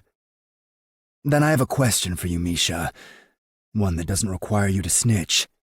He looks suspicious, but he says nothing. Is the name Natalia Boone familiar to you? The lack of any reaction says it's not. What about Katya Petrova? He shakes his head. Fuck. I was hoping for a reason to justify visiting the little Lastichka again, but it seems she really is a dead end. It's just as well. I have enough on my plate. I may have stopped Nikolai Rostov's skin trade for the time being, but that doesn't mean I've stopped him. We're a long way from the end of this story. Chapter 10. Natalia. 3 months later. I've got to hand it to Kat. She's trying. Short of chaining herself to my apartment door like a climate change activist, she's made every attempt to right her wrong. Well, wrongs multiple. From the night of the Kuznetsov wedding fiasco. She's sent flowers, chocolates, skincare products. She's even bought a special edition of Wuthering Heights that I've had on my wish list for years. After I slammed the door in her face and told her that my forgiveness could not be bought and our friendship was long overdue for a break and a serious reevaluation, she showed up with a neon yellow boombox and a stack of massive flashcards. While the Goo Goo Dolls song Iris blasted through the speakers, she flipped one large card after the other, Love Actually style. I know I've been a bad friend. I know I'm a stubborn bitch with bad judgment. I know I crossed a line and I will forever regret it. I took things too far and I'm sorry I dragged you into it. I can only stand here now and promise to do better. To be better. To be the kind of friend you deserve. Please, Nat, forgive me. I'll admit that one made me soften up a little. It took a lot of nerve and determination to shut my window on the serenade and turn off the lights. The music shut off a minute later, and she started yelling at my window. Please, Nat, just talk to me. I'll let you punch me in the face if that makes us even. She only let up when Mrs. Drummond from number 501, that crotchety old witch, opened her window to scream, There are people trying to sleep here. Save the drama for daylight, you crazy lesbians. I watched from the shadows as Kat gathered her placards and her boombox and slumped down the street. The whole next day, my hand kept straying toward the phone. Call her. Forgive her. Go back to the way things were. But there was no going back. The soreness in my thighs, even as it faded, was a reminder that things had changed in a permanent kind of way. So maybe it's Andrei I have to thank for this newfound stubbornness of mine. I see him everywhere in my apartment, staring at my pictures, cornering me by the sink, fucking me on the thrifted couch. I don't even enjoy sitting there anymore. Partly because it smells like him now, but also because of what those few minutes of so-called bravery cost me. My pride, my dignity, my denial, and worst of all, my period. I don't have to glance at a calendar or check the menstrual cycle app on my phone to know that as of yesterday, I have missed not 1, not 2, but 3. Count 'em, 3 periods. Which means I'm either in early menopause at the ripe old age of 27, or I'm pregnant. I spent the first month in a state of blissful ignorance. I spent the second month in complete denial. Now here we are, month number 3, and I'm fresh out of both ignorance and denial. Which is why my weekly haul from the grocery store includes 6 pregnancy tests, all of which promise to deliver results that are 99% accurate. One even assures me it'll do a happy little jingle when the result is ready. Just what this tragedy needs, a theme song. It's my own fault, really. Why the hell did I think being brave would actually pay off? I'm not some heroine in a gothic romance. I'm a member of the real world where there are real-world consequences. I should have learned that lesson already. My father was brave when he stepped out of the car to confront the carjacker. He got murdered as a reward. Because in the real world, you can't just go around confronting armed men and expect not to get hurt. And in the real world, you can't have unprotected sex with handsome bratva bosses and expect not to get pregnant. A fact that I conveniently forgot the night Andrei Kuznetsov darkened my doorstep. My phone starts blaring and I grab it, grateful for the distraction. I'm so desperate not to take these tests and prove my worst theories true that I'd be willing to talk to Katya. But it's Aunt Annie instead, much less problematic. "Hi, Aunt Annie. How's my little knick-knat?" "Doing miserably, thank you." But instead of pouring my heart out like I want to, I go for a breezy lie. "Doing fine. How are you? How are things at the hospital?" "Oh, the usual, honey. People get sick and I do my best to help get them better again." She shuffles around in the background, and I long to be back in her tiny 2-bedroom cottage with the cherry tree out back. "Is everything all right with you?" Avoiding the couch, I slump down on the carpet by the coffee table. "Of course. Why do you ask?" "No reason. It's just, you've called quite a bit the last few weeks. Not that I don't love hearing from you," she assures me quickly. "But I usually get a call once a week, and yesterday I had 3 missed calls from you." I cringe. "Oh, yeah, I'm sorry about that." "Don't you dare be," she scolds lightly. "I just want to make sure everything is good with you. I would have called back yesterday, but I had a late shift." "I figured you were at work. I was just a little lonely, that's all." There's a pause. "Everything okay with you and Katya?"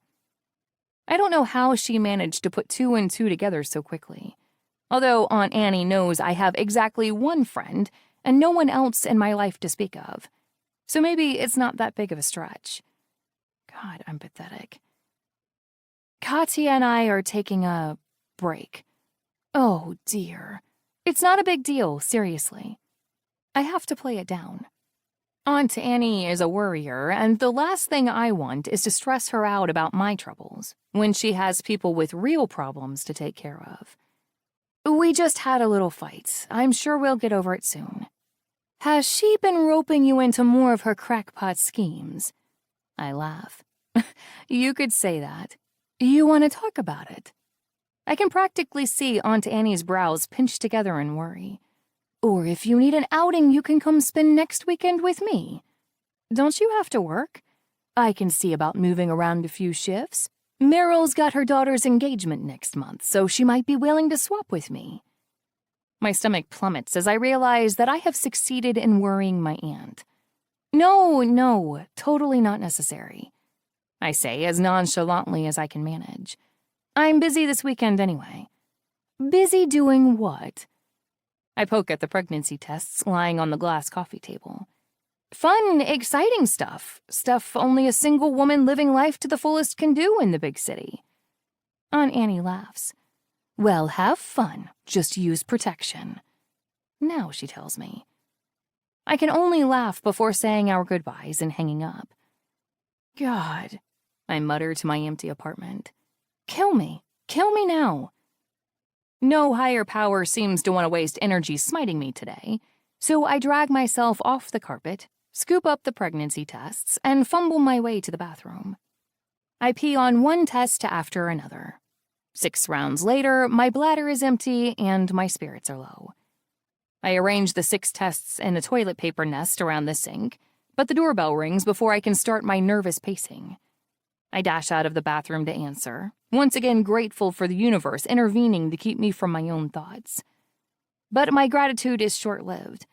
I open the door, only to come face to face with Katya. Her smile falters.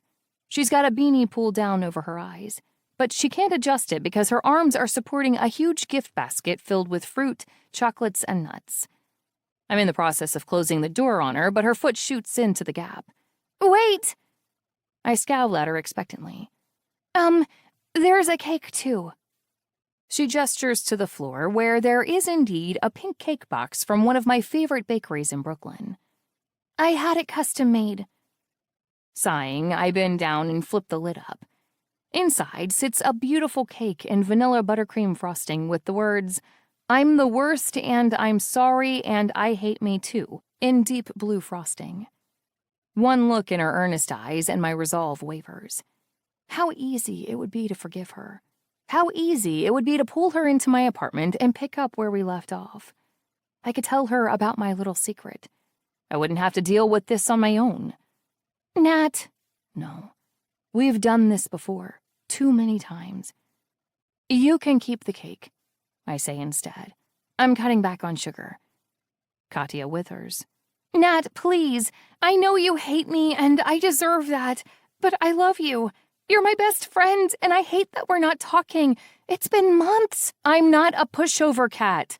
I explode as the very real pressure of those pregnancy tests in the sink weighs on our friendship.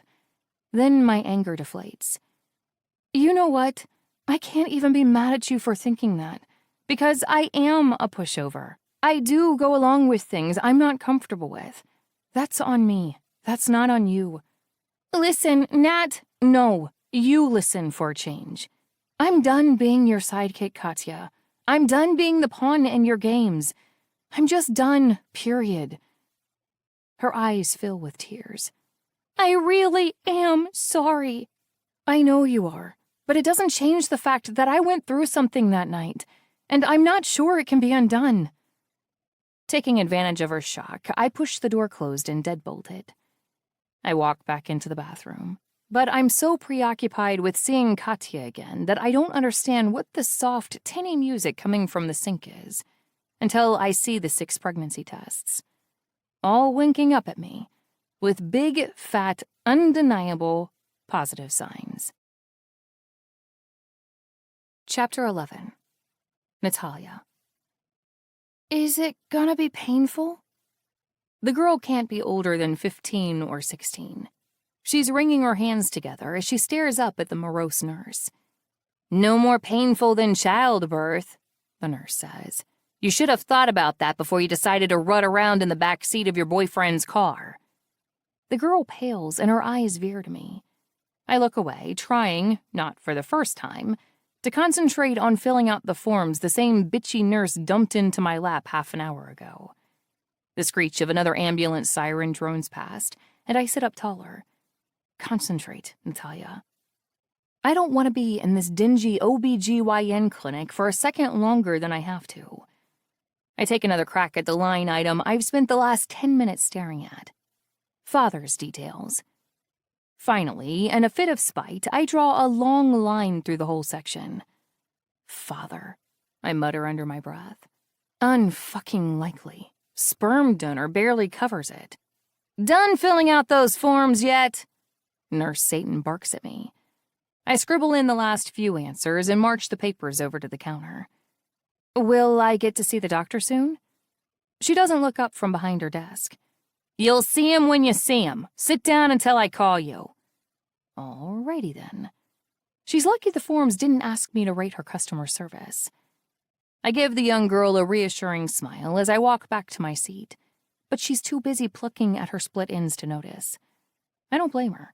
This place doesn't inspire a lot of confidence, but it's the only one I can afford that doesn't require health insurance, and by the looks of it, she's as shit out of luck as I am.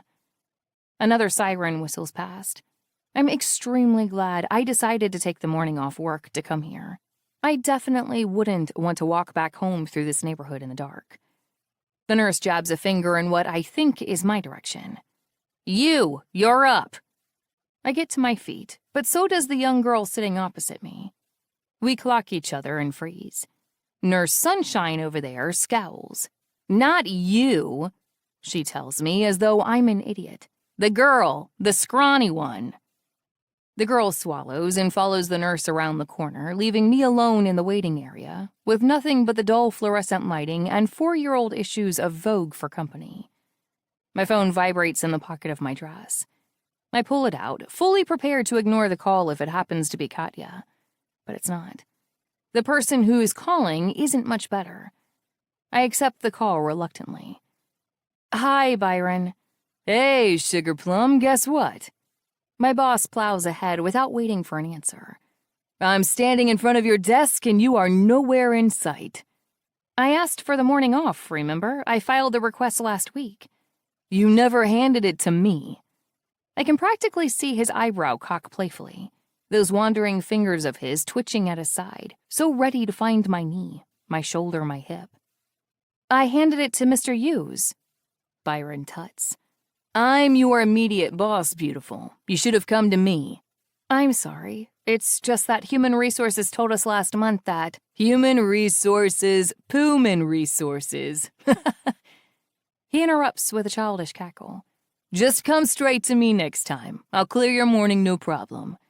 Okay. Thanks, Byron. Listen, I have to... Why did you need the morning off anyway? I stare at the door where the nurse disappeared with the pregnant teenager. Just a medical checkup. Lady business, huh? Byron, I've got to go. They're calling my name. Relieved, I put my phone away. But it's another 20 anxious minutes before the nurse finally rounds the corner and calls me forward.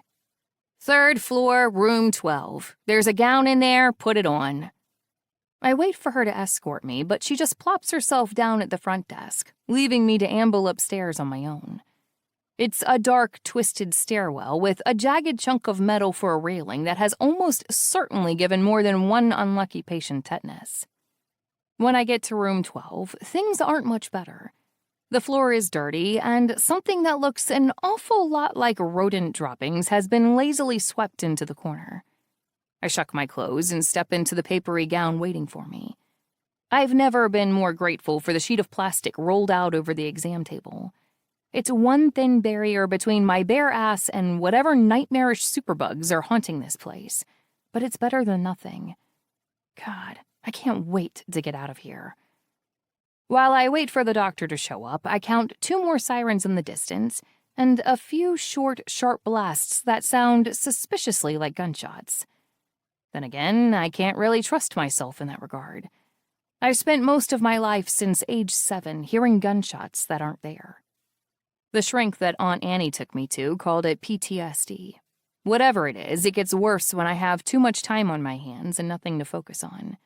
Like, for example, right now.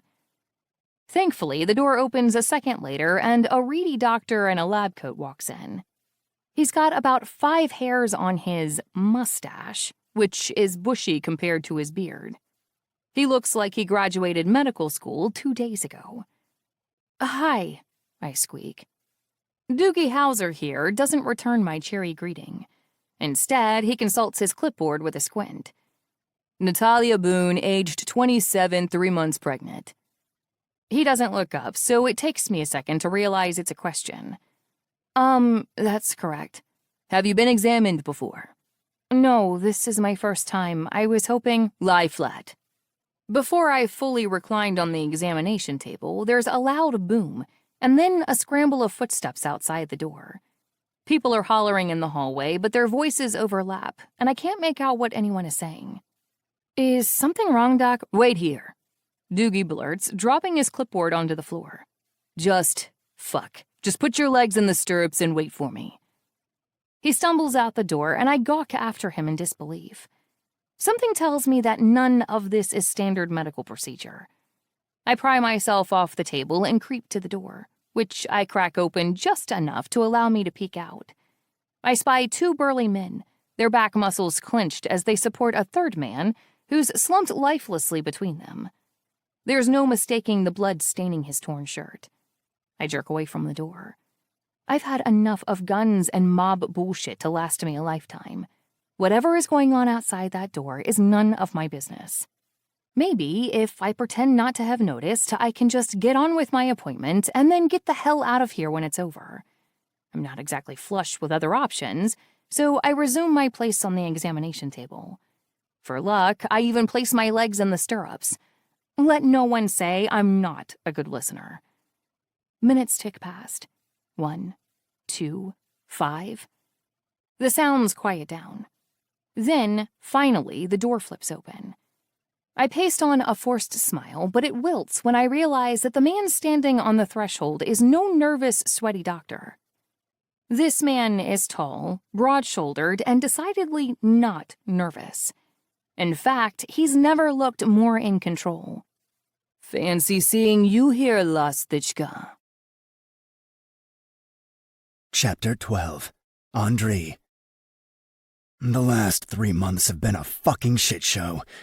The campaign I launched against Nikolai the day after Victor's wedding proved to be a miscalculation.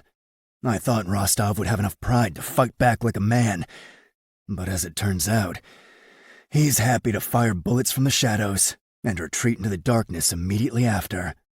His guerrilla warfare has cost me good businesses and good men. I was sick of it the first time. After the 5th, 6th, and 7th episodes, I was fucking livid. Then today, I was sure we had them cornered. It was a bold move on Nikolai's part, daring to strike the textile factory I own that's responsible for producing 60% of my drug supply. Fortunately, I increased security around the premises only days ago. I also put some of my most trusted men in charge of daily operations, which proved to be a good move. Vashka spotted a worker he didn't recognize and sounded the alarm, but it was too little too late. The worker was strapped with a suicide vest that took out him and 4 other workers. A dozen more were injured. Vashka himself took shrapnel in the gut. He was losing blood fast, and this shithole doctor's office was the closest resource we had.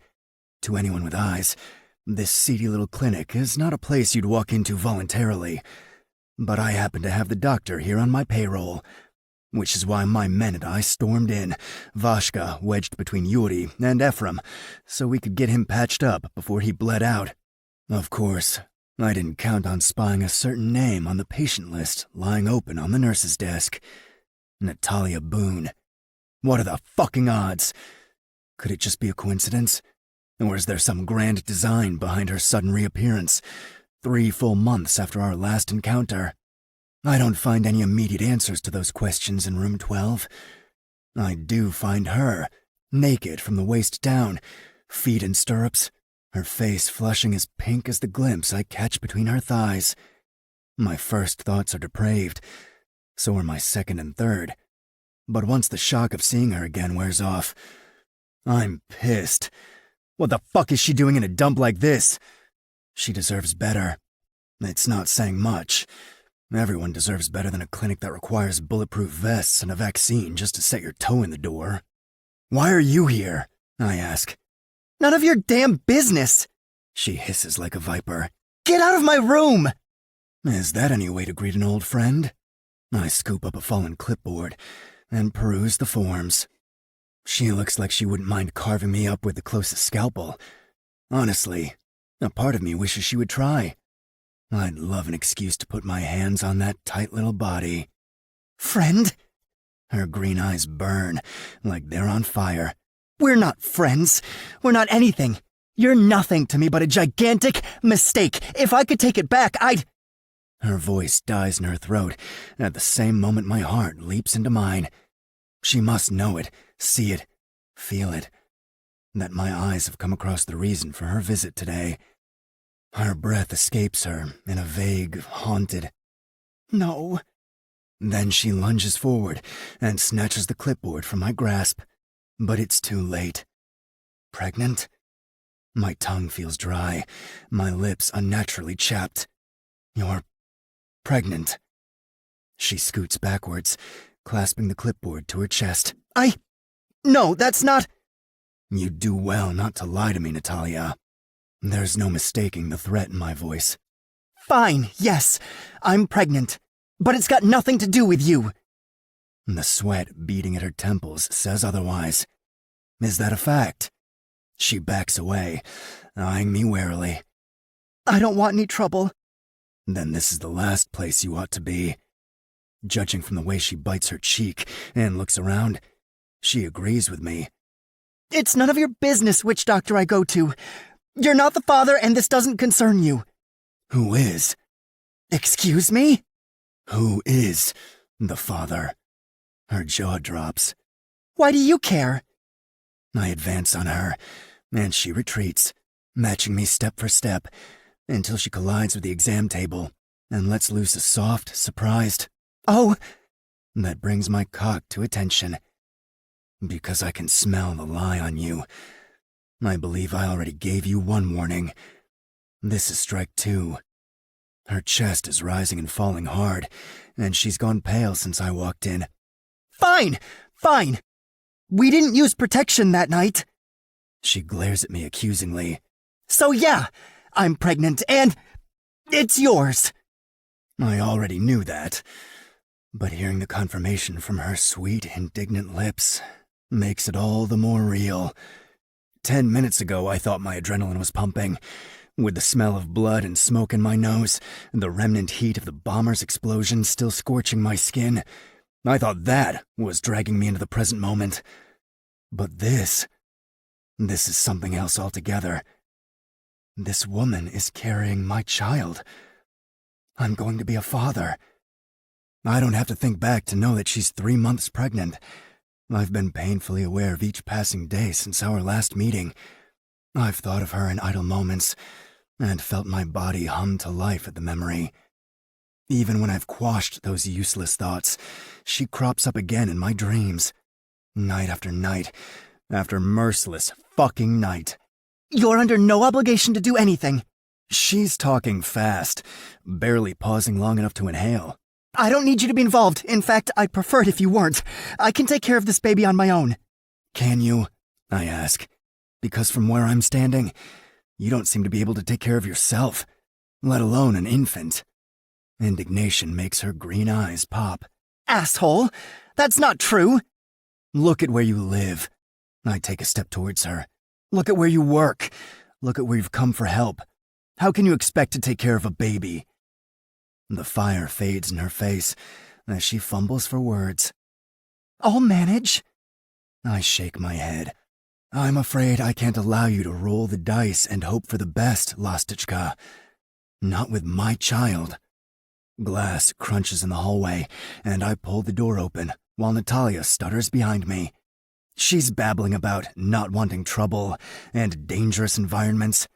Little late for that, darling. Through the crack in the door, I spy several of Nikolai's men emerge from the staircase onto the third-floor landing. Well, that decides it. She's coming with me. While she's still gibbering, I roll the doctor's chair over and wedge it beneath the door handle. It'll buy us a few seconds at best. Once that's secure, I pull out my gun and check the clip. The gibbering stops instantly. Why gun? She stammers. I don't have time to entertain her questions, though. Nikolai's men are coming, and they aren't the type to play nice. I stride to the only window in the room and peer out of it. It's locked and nailed shut, but on the other side of the glass, a rusty fire escape zigzags down to the alley. It's not perfect, but it'll have to do. Andre, what the hell is... Her words are drowned by the blast of a gunshot in the hallway. She screams and slams a hand over her mouth. I grab her face and force her to look at me. Listen to me. That's all you have to do. Just listen. She stares up at me numbly. I have no idea if she's processing a word I'm saying, but that's another conversation I won't waste time having. Everything is going to be all right, as long as you listen to me.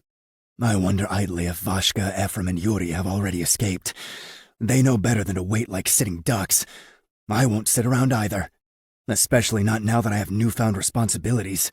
First order, stay back and stay quiet, I bark as I grab the metal trash can from the corner. They'll hear me once this starts. We won't have long. I take a deep breath, then I coil back and hurl the trash can through the window. Glass explodes outward and Natalia screams. She's still asking me questions. What are you doing? Where are we going? Who are those? But I don't bother answering. If we escape, there will be time for that later. If we don't, it won't make a difference who is doing what and why, because we'll all be dead. I scoop her into my arms and carry her across the broken glass to the window. I use my elbow to knock out the last of the shards, not caring when they cut me open, then carefully set her on her feet on the fire escape. Footsteps outside the room thunder closer. The door handle jiggles, and the chair I shoved under it groans in protest. Go! I snarl at her. Run! Gunshots thud into the cheap wooden door. It splinters, but it doesn't give up the fight quite yet. She grabs my bleeding elbow. Come with me! Go! I say again, gentler this time. I'm right behind you. She hesitates for one moment. Then, thank fuck, she obeys. Just as she starts maneuvering down the ladder, the door is battered down. I take aim, and the first 3 men who pour through the door swallow bullets to the face. I seize the momentary lull to haul myself through the broken window and out onto the fire escape. The metal whines beneath my weight, though one quick glance down says Natalia has reached the ground. When I look up, I see a new face shoving his way into the exam room. Nikolai Rostov. He's lost a tooth since I last saw him. Lost some weight, too. His cheeks are hollow and gaunt. He looks exactly like what he is. A shadow dweller, a fucking ghoul of the underworld. He sees me. I see him. I wonder if he knows just how much the stakes have changed, what I'm now willing to do for the woman waiting beneath me. Then I catch a blur of motion off to the side. One of the men I thought I killed raises his gun, fires. I flinch away, but the bullet burrows itself into my shoulder. Pain explodes instantly, hot and savage. A firebrand digging into my muscle. The power of the blast sends me stumbling backward. I hit the railing of the fire escape with the back of my knees and tumble over the side. The last thing I hear is Natalia's scream. Chapter 13. Andrei. I wake up with one hell of a headache. An arm, leg, and torso ache too, actually. Hell, even my hair hurts. But I start to sit up, because pain has never stopped me before, and it sure as fuck won't stop me now. Nothing in my world is different, except I'm a father now. That's different. The realization of everything I found in that shithole of a doctor's clinic sits me right back down in my bed. Fuck, I mutter, just as the door opens. Oh, stop your whining. It's not so bad. The whip-sharp words are followed by the sweet old lady who voiced them. Short, grizzled, and hunched, Yelena walks over with a basin full of water. I could always push you out of a third-story building and see if you still feel the same way, I grumble. She sits down on the edge of my bed. Don't let my appearance fool you. I'm nimble as a cat. I always land on my feet. Shut up and pass me the water, will you? Chuckling, she hands me the tall glass by my bedside, her brown eyes bright and perceptive behind her horn-rimmed glasses. What? I snap, when she doesn't look away. Care to tell me about the pretty little guest in the room downstairs? At least that saves me the trouble of having to ask. Just a stray I decided to bring home. Don't get attached. Are you following your own advice? I narrow my eyes, but Yelena doesn't so much as blink as she stares back at me. Of everyone in my employ, she might be the least fazed by my temper. She's very pretty, she adds. I put my glass of water aside as Yelena dunks a clean rag into the basin she brought with her and starts to dab at the bandages swathed around my shoulders. I grit my teeth as pain crackles at Yelena's touch. More so when she keeps that pretty little mouth of hers shut. The smile on my housekeeper's face is secretive and knowing. I'm willing to bet that mouth of hers is exactly what landed her in this house in the first place. You always did have a thing for the feisty ones. I decide to ignore that as she places another rag against my forehead. It's ice cold and does wonders for my throbbing temples. Did you speak to her? She wasn't in a very chatty mood. I bite my tongue to keep from asking more follow-up questions. I don't want Yelena getting any ideas. Well, any more ideas. As she moves to sponge my arms, I duck away. I can do it myself. You had a hard fall. No one would blame you for taking it easy for a few days. I have neither the time nor the luxury of taking it easy. Because of Nikolai? Yelena's gaze is piercing. Or because of the pregnant little bird you brought home with you? I swing my legs off the bed and get to my feet, a little too fast. My head spins, and I grunt in surprised pain. I told you, she sighs. You need to take it easy. I shake off her advice and stumble around the bed, to where my clothes are lying on the divan. Christ, everything hurts. She told you she was pregnant? I'm 62 years old, Malice. She only ever uses that nickname when we're alone. I recognize a pregnant woman when I see one. I pull on a fresh pair of sweats and a t-shirt. It's mine. Yelena smiles, as if she already knew that. Well, I'll be damned. A little prince in the house, and a queen to go with him. What a nice change. I skewer her with a glare. Not a damn thing will be changing. She laughs, heaving her old bones upright and toddling toward the exit. How wrong you are, Malice. How very wrong you are. The laughter follows her all the way out the door. Ignoring the ache in my limbs, I thump downstairs, making liberal use of the banister to keep from falling on my face. Shura and Ephraim are both waiting, lingering outside the room where Misha is being kept. "Dree?" Shura greets, with obvious relief. "Doing okay?" I wave dismissively, even as my arm burns with pain. "Fine. What happened?" "Reinforcements showed up just in time," Ephraim explains. "Nikolai, miserable bastard that he is, got distracted, and that gave you the chance to get away." Shura scoffs. "You forgot the part where he knocked you out and made a run for it." A gleaming scab just above Ephraim's right brow confirms as much. "He was running from me. Yeah, I bet you looked real scary with your ass on the floor." Ephraim scowls, poised to keep defending himself, until I hold my hand up, and both men fall silent. "So he got away." "Snuck out the back with 2 of his men," Shura confirms with a sigh. "The rest? Dead. So we don't have any leads or leverage." I gesture towards the door of Misha's bedroom. "The boy giving you any trouble?" Ephraim shrugs. "Kid's all bark and no bite. He just hisses and spits in the corner when one of us walks in with his food. But apart from that, nothing interesting." Shura takes a backward glance at the door.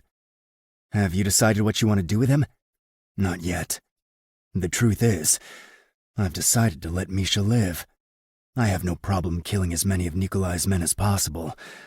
But Misha's not a man. He's a boy. He deserves better than an unmarked grave. The only decision is, what the fuck do I do with him now?"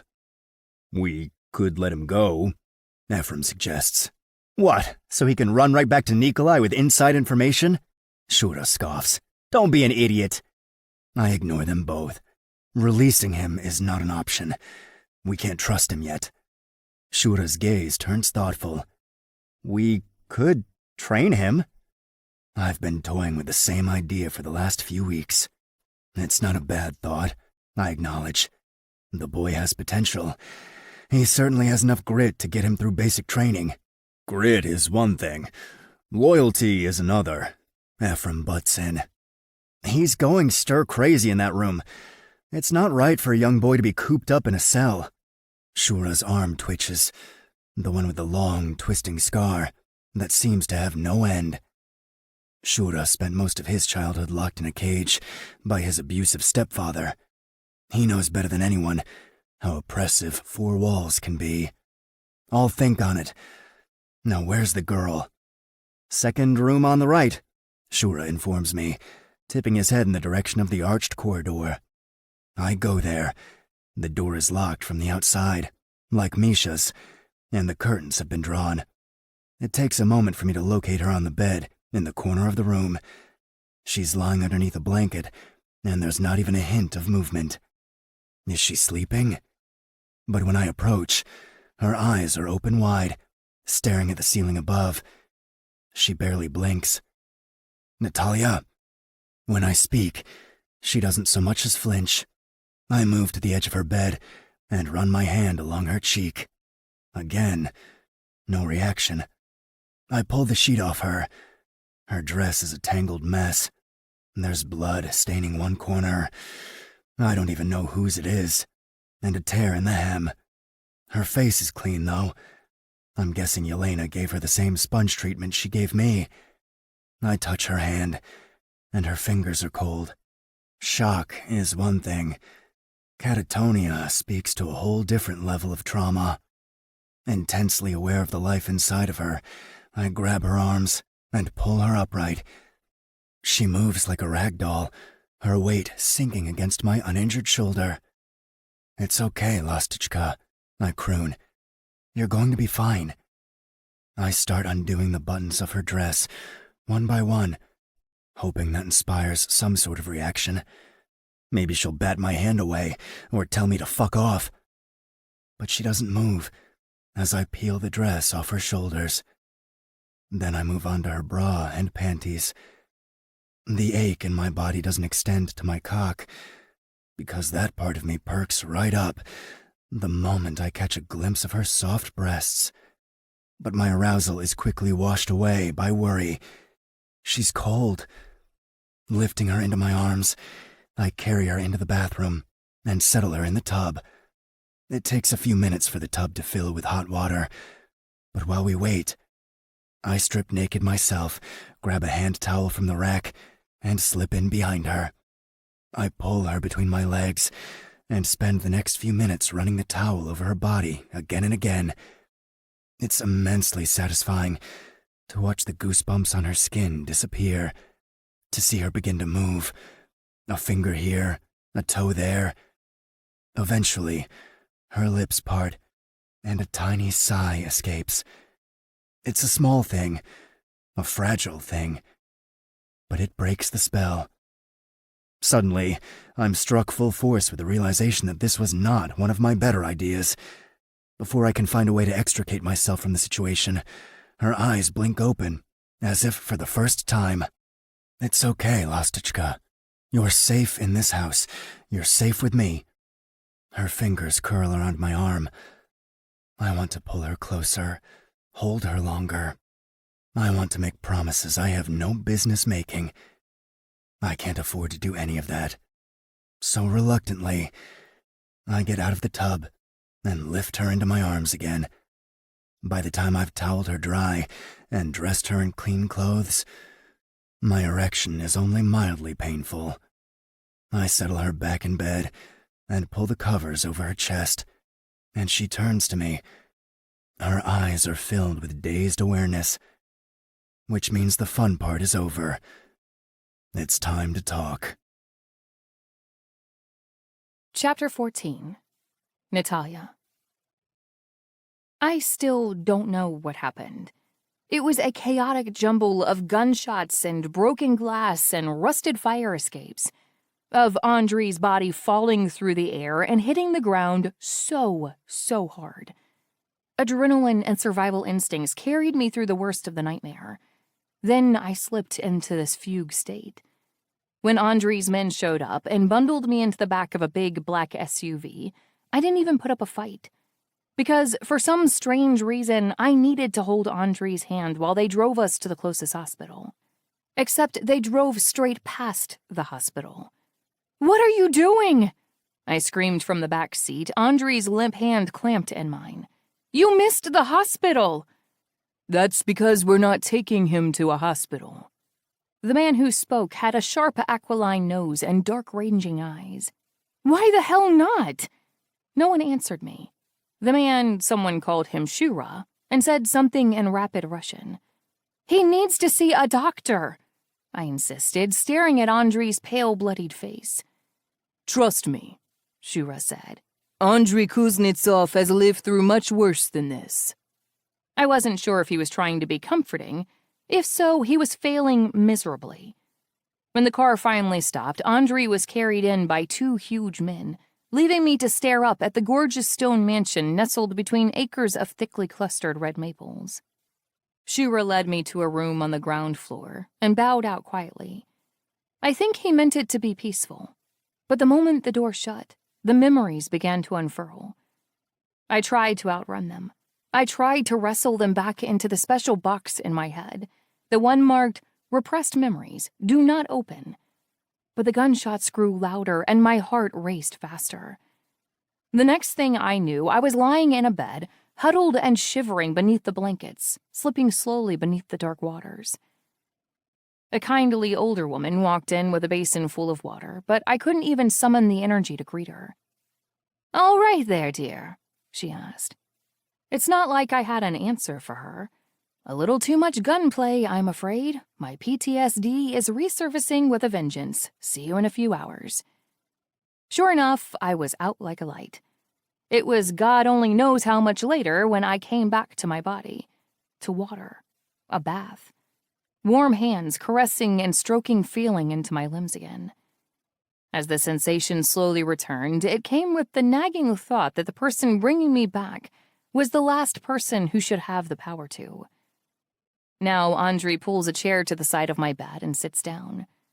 His gray eyes are cloudy as they stare down at me. His hair is plastered to the back of his neck.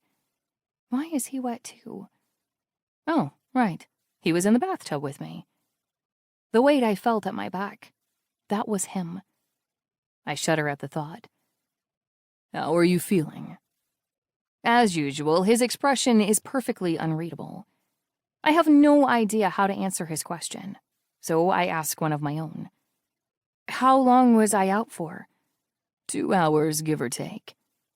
He's watching me like I'm a ticking time bomb that could go off at any second. Does that happen often? I shake my head. Only twice before. I'm glad he doesn't ask what triggered the previous 2 episodes. That's a whole can of worms I have zero interest in opening with him.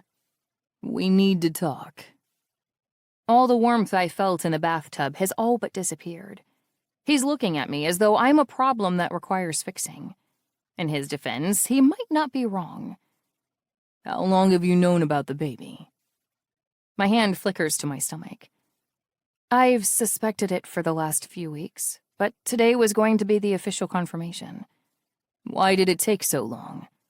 Because, believe it or not, I didn't actually want to be pregnant by some random crime boss. Shocking stuff, I know.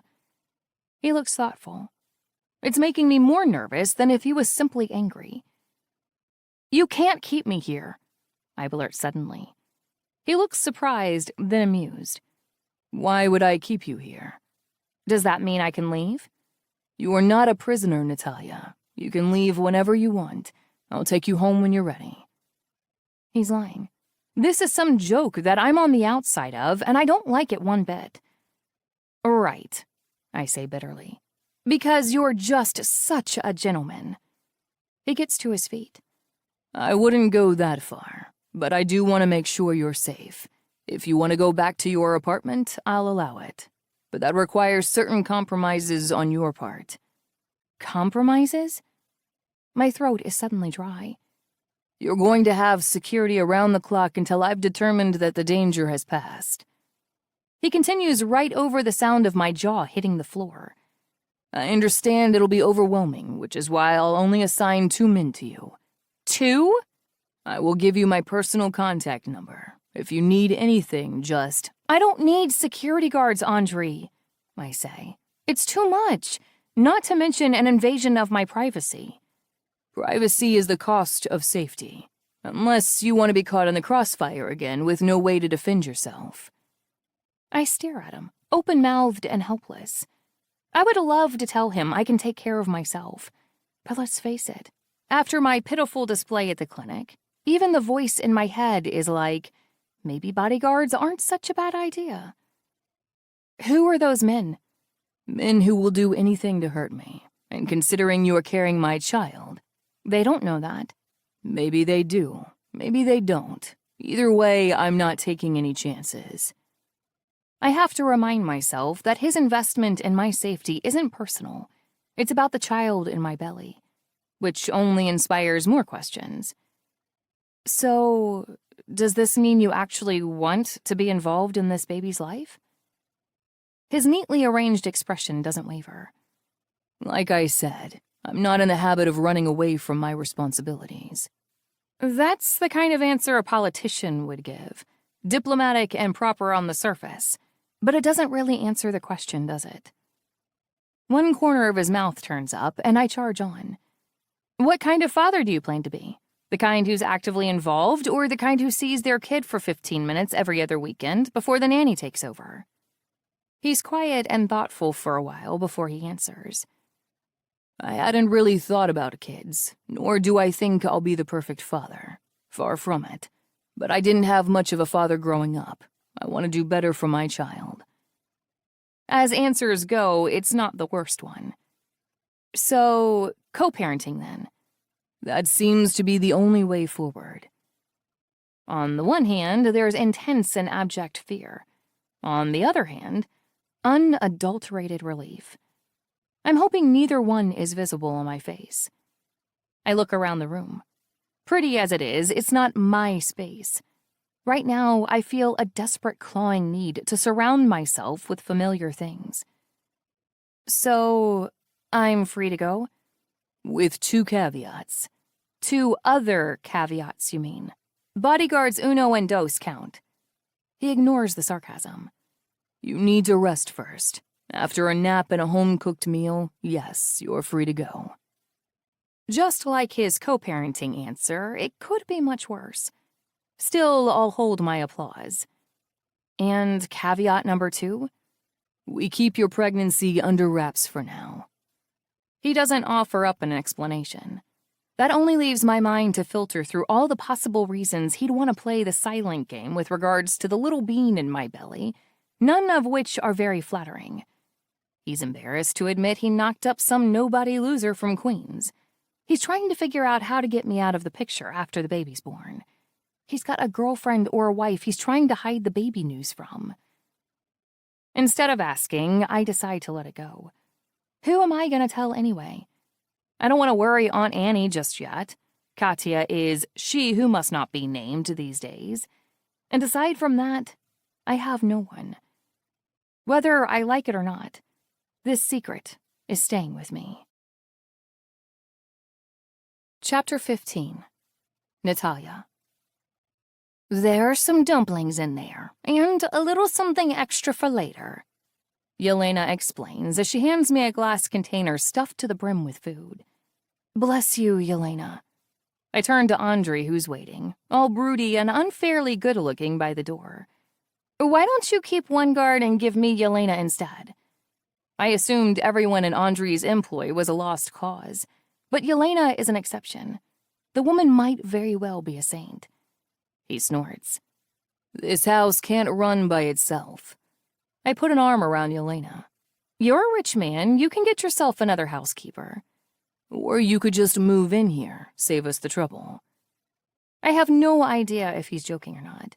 There's a glimmer in his eyes that makes me think it's a serious suggestion, but I laugh it off. Okay, greedy guts, let's go. I turn back to Yelena. Thanks for the amazing meal, and the knitting tips. I'll definitely try that loop you suggested. I clamber into the back of the sleek silver car parked out front, and Andre slides in after me. As we drive through the wrought iron gates, I peer out the window for a better view of the property. Like its owner, it's all ridiculously pretty. Wonder what it's like to live in a place like this. I shake off the thought immediately. I'm happy with my apartment. What some would call small, I call cozy. What some would call white trash, I call character. At the end of the day, call it what you like. It's mine. So, who are the lucky boys who get to guard me? Andre inclines his head towards the young blonde in the passenger seat. That's Leonti. Leonti twists around to give me a boyish smile and a wave. And Shura, Andre adds. He's in charge. I unofficially met Shura earlier in the day. Unlike Leonti, he has no nonsense stamped all over his face. Okay, so how does this work? I ask. You guys camp out in your vehicle outside my apartment, watching for signs of trouble? Sort of a seen but not heard type of situation. Leonti chuckles, but neither Shura nor Andre crack a smile. You have a couch, yes? Shura asks brusquely. Yeah? Then that's where I'll be. Leonti will man the vehicle. My jaw snaps open. You mean to say you're going to be hanging out inside my apartment? With me? Shura shrugs, completely unbothered. I can mind my own business. Have you seen my apartment? You can't swing a cat in there. There's not enough room for the two of us. I turn to gape at Andre, who, like Shura, couldn't be less concerned. I don't want anyone in my way. He won't be. Shura just said he'll mind his own business. You know what? No, he's not coming into my apartment. I try to meet Shura's eye in the rearview mirror, but he's not even looking at me. No offense or whatever. I'm sure you're a stand-up guy and everything, apart from the fact that you work for a Bratva crime ring, but I still don't know you. Andre sighs like a long-suffering parent. You don't have to know him. You have to trust me. And what if I don't trust you? He clicks his tongue impatiently. Then you're fresh out of luck, because you don't get a choice. Since when? Since that baby came to life in your belly. Apparently keeping my pregnancy on the down low doesn't extend to Andre's men. Neither of them bats an eye, though. That's ridiculous. I get a say. The aggressive silence from all three men is hugely annoying, especially because they're all acting as though I'm the unreasonable one. If you're uncomfortable with the current plan, I can have Shura turn the car around and take us back to the manor. Those are my choices. My place with invasive guards or your place with more of them. Correct. I scowl. That's not fair. He shrugs. Life tends not to be. Fine, I mumble irritably. Keep driving. As soon as we get to my building, I jump out of the car before it's even reached a full stop and make straight for the door. I'm expecting Shura to follow me, and he does. But Andre joins us as well. Didn't get a good enough snoop around last time, I snap at him. He smirks and says nothing, which is the most irritating thing he could possibly have said. I open the door and trip on a pair of shoes blocking the entrance. The apartment is looking particularly shabby this evening, what with the empty coffee cups on the counter and the pile of dirty laundry I was supposed to take to the laundromat 3 days ago. It's not always like this, I mumble, trying to stow away the half-finished romance novel lying face up on the coffee table, before anyone can see just how trashy my taste in fiction is. Dear God, Andre mutters in a low voice. It's worse than I remember. He picks his way through the mess and stops at the window, staring at the cracked, water-stained paint in the wall just above the radiator. My anxiety spikes watching him judge my living conditions, so I turn to Shura to busy myself with something else. You want something to drink? I've got water and, actually just water. Water, thank you. When I pass the glass of water to Shura over the counter, I realize that his boss is missing. Is that mold? Andre growls, his voice booming from my bedroom. Who said you could go in there? I rush into the bedroom with every intention of kicking his ass straight out of it. He's standing in the corner of the room, squinting up at a patch of ceiling that's covered in a rather artistic constellation of black and green spots. My landlord said he'd take care of that. He made said claim 6 months ago when I complained about it, but so far nothing has actually been done. Not that Andre needs to know that. Do I need to speak to your landlord? No, I cry quickly. I'll do it. He casts one last dark look at my twin bed before he goes back to the living room. Shura has drained his glass of water and is now hovering awkwardly between the kitchen and the living room. Everything okay, Dree? The nickname makes me smile. Andre is not a Dree, especially now with that calculating scowl on his face. If I were less tired, I'd be more concerned about what he's planning. Andre barely glances at either one of us as he makes for the door. No, but it will be. He disappears without so much as a parting goodbye. Is he always so ominous, or am I just special? I ask. Shura's gaunt face cracks into a small, tempered smile. I'm so surprised I applaud. Wow, you can smile. He ignores that and leans against the counter. You were right. There's not enough room in here to swing a cat. Thankfully, I don't have a cat. He eyes the pile of books by the couch. Surprising. Scowling, I walk over to my lumpy orange couch and fall into it with a grateful exhale. Tell me, do all Andre's employees have to pass some sort of broody, sarcastic asshole test to be hired? Wouldn't know. Shura meanders around the sofa. I'm not an employee. What are you then? His right-hand vor, and his friend. He tacks on at the end. What's a vor? Like a lieutenant, sort of. Ah. I throw him a sloppy salute. Aye, aye to that. And he's assigned you to me, no less. I must be important then, huh? I'm only joking. Probably because I might just burst into tears if I don't laugh. But Shura's face is serious. You're carrying the air of the Kuznetsov Bratva. Of course you are important. My heart does this weird little jump. Okay, next vocabulary question. Did you just say air? He just nods. I shove myself upright. Let's get one thing straight. I'm not carrying an heir. I can barely say the word without cringing. I'm carrying a baby. A baby who's gonna have a normal childhood and a normal life, free of expectations and pressures and weird Russian titles from the guys who will not be following him around everywhere. Shura crosses his arms. It's a beautiful idea. It's not an idea. It's what's gonna happen, I insist. Dree might be used to throwing his weight around and getting his way with you guys, but that's not gonna happen with me. I'm done being a pushover. I stab my chest with my index finger. This former pushover will now push back. His skepticism disappears behind a careful smile. If you say so. I can't tell if he's impressed or laughing at me, but I'm done parsing these stone-faced assholes for some semblance of human emotions. Sighing, I abandon my metaphorical soapbox for my hosting cap. You can sit down, you know. He hesitates for a second before he perches on the opposite end of the sofa, as far away from me as he can manage. I hope you like rom-coms, 'cause we're about to have a full-on marathon. His eyes go blank. Whatever you want. I cue up the chickiest of chick flicks I can find, then head into the kitchen for some snacks. I have to admit, it is nice to be able to watch a movie with someone. I don't even mind so much that he's forced to be here. Man, I really need to make some friends. Chapter 16. Andrei. Why the hell am I here again? Natalia demands, as soon as I open the door.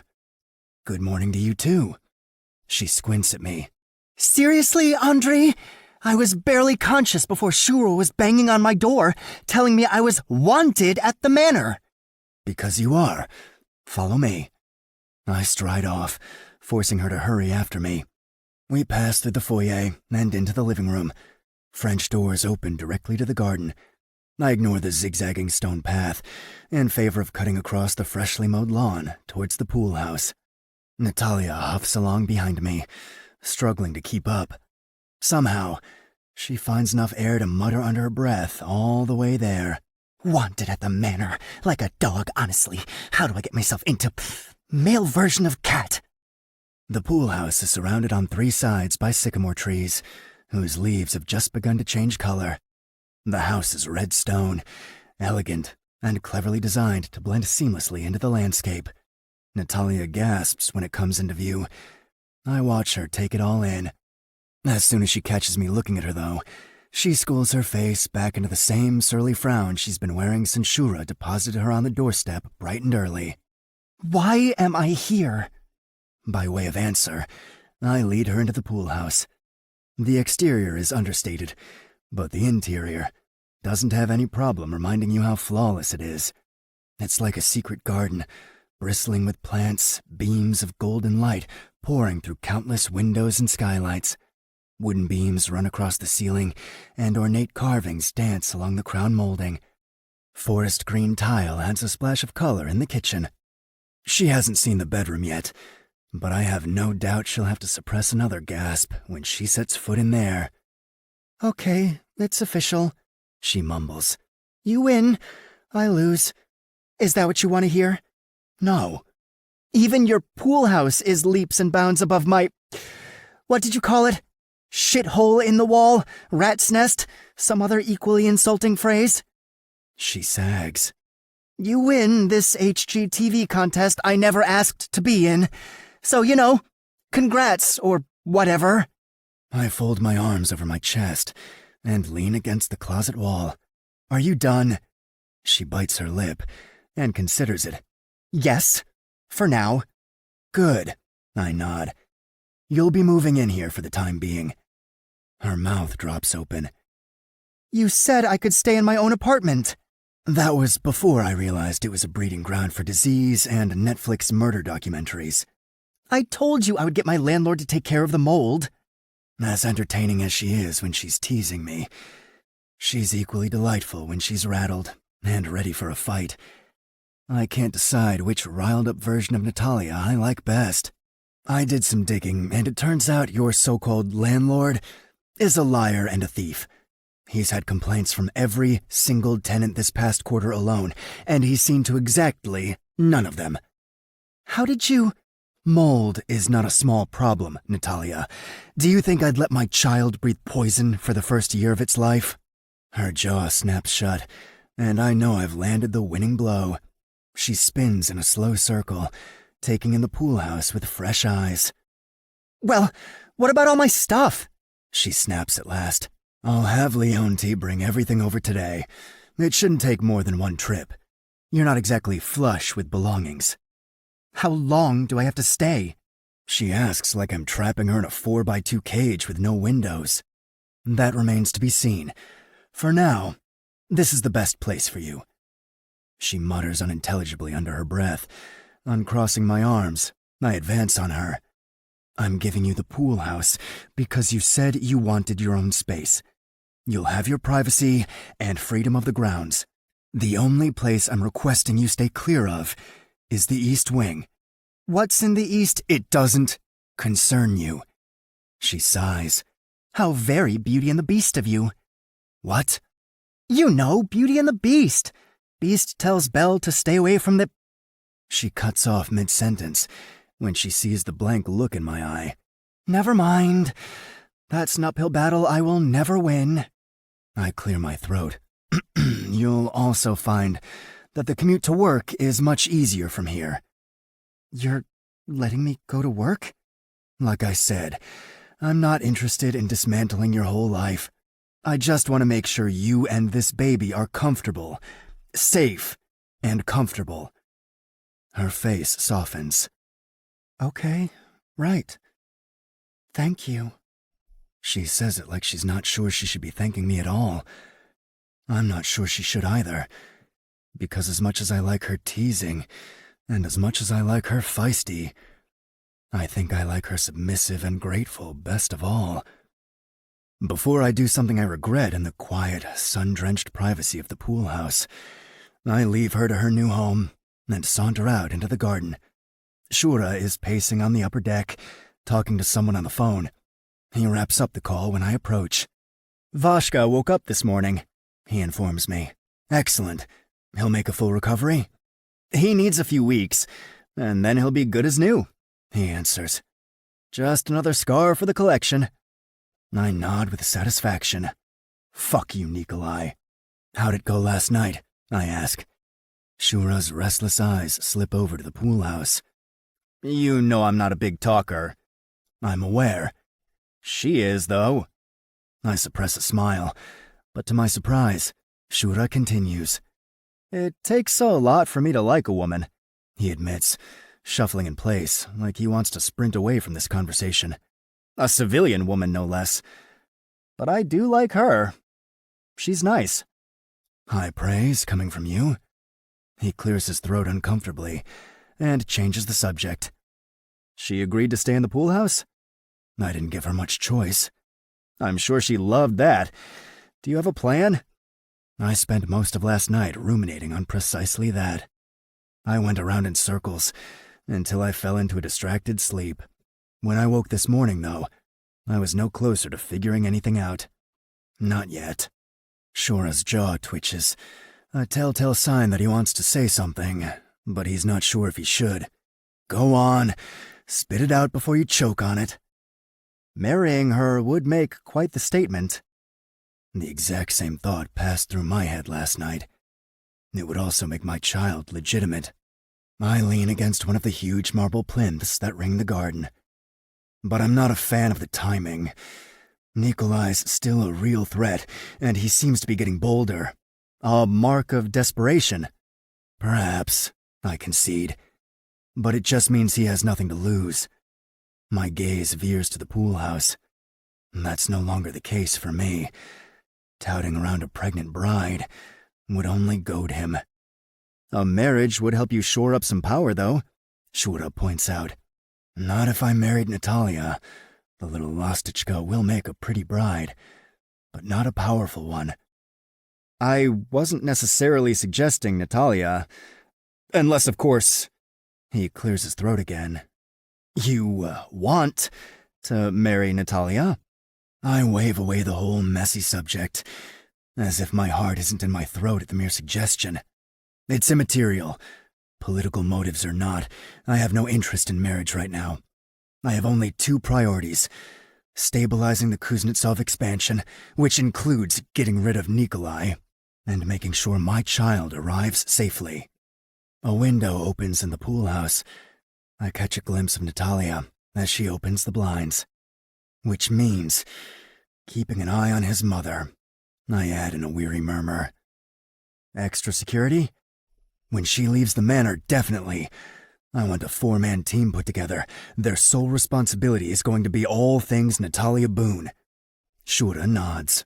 I'm on it. But ask the boys to be subtle. We'll get pushback if she feels stifled. I have a suggestion, Shura proposes, glancing towards the pool house. What if we got her a guard dog? It would serve a dual purpose. Sunlight streams through the tree branches. I have to squint to get a clear view of the pool house, but Natalia has disappeared from the open window. Dual purpose? Well, I think it might help her to have a companion, he admits. I just got the feeling last night that her life is lonely, empty. Babies grow best when their mothers are happy. It's sentimental advice coming from Shura. Perhaps that's why he's having trouble meeting my eye. Thank you, brother.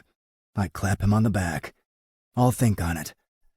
He retreats into the house, but I stay on the patio, facing the pool house.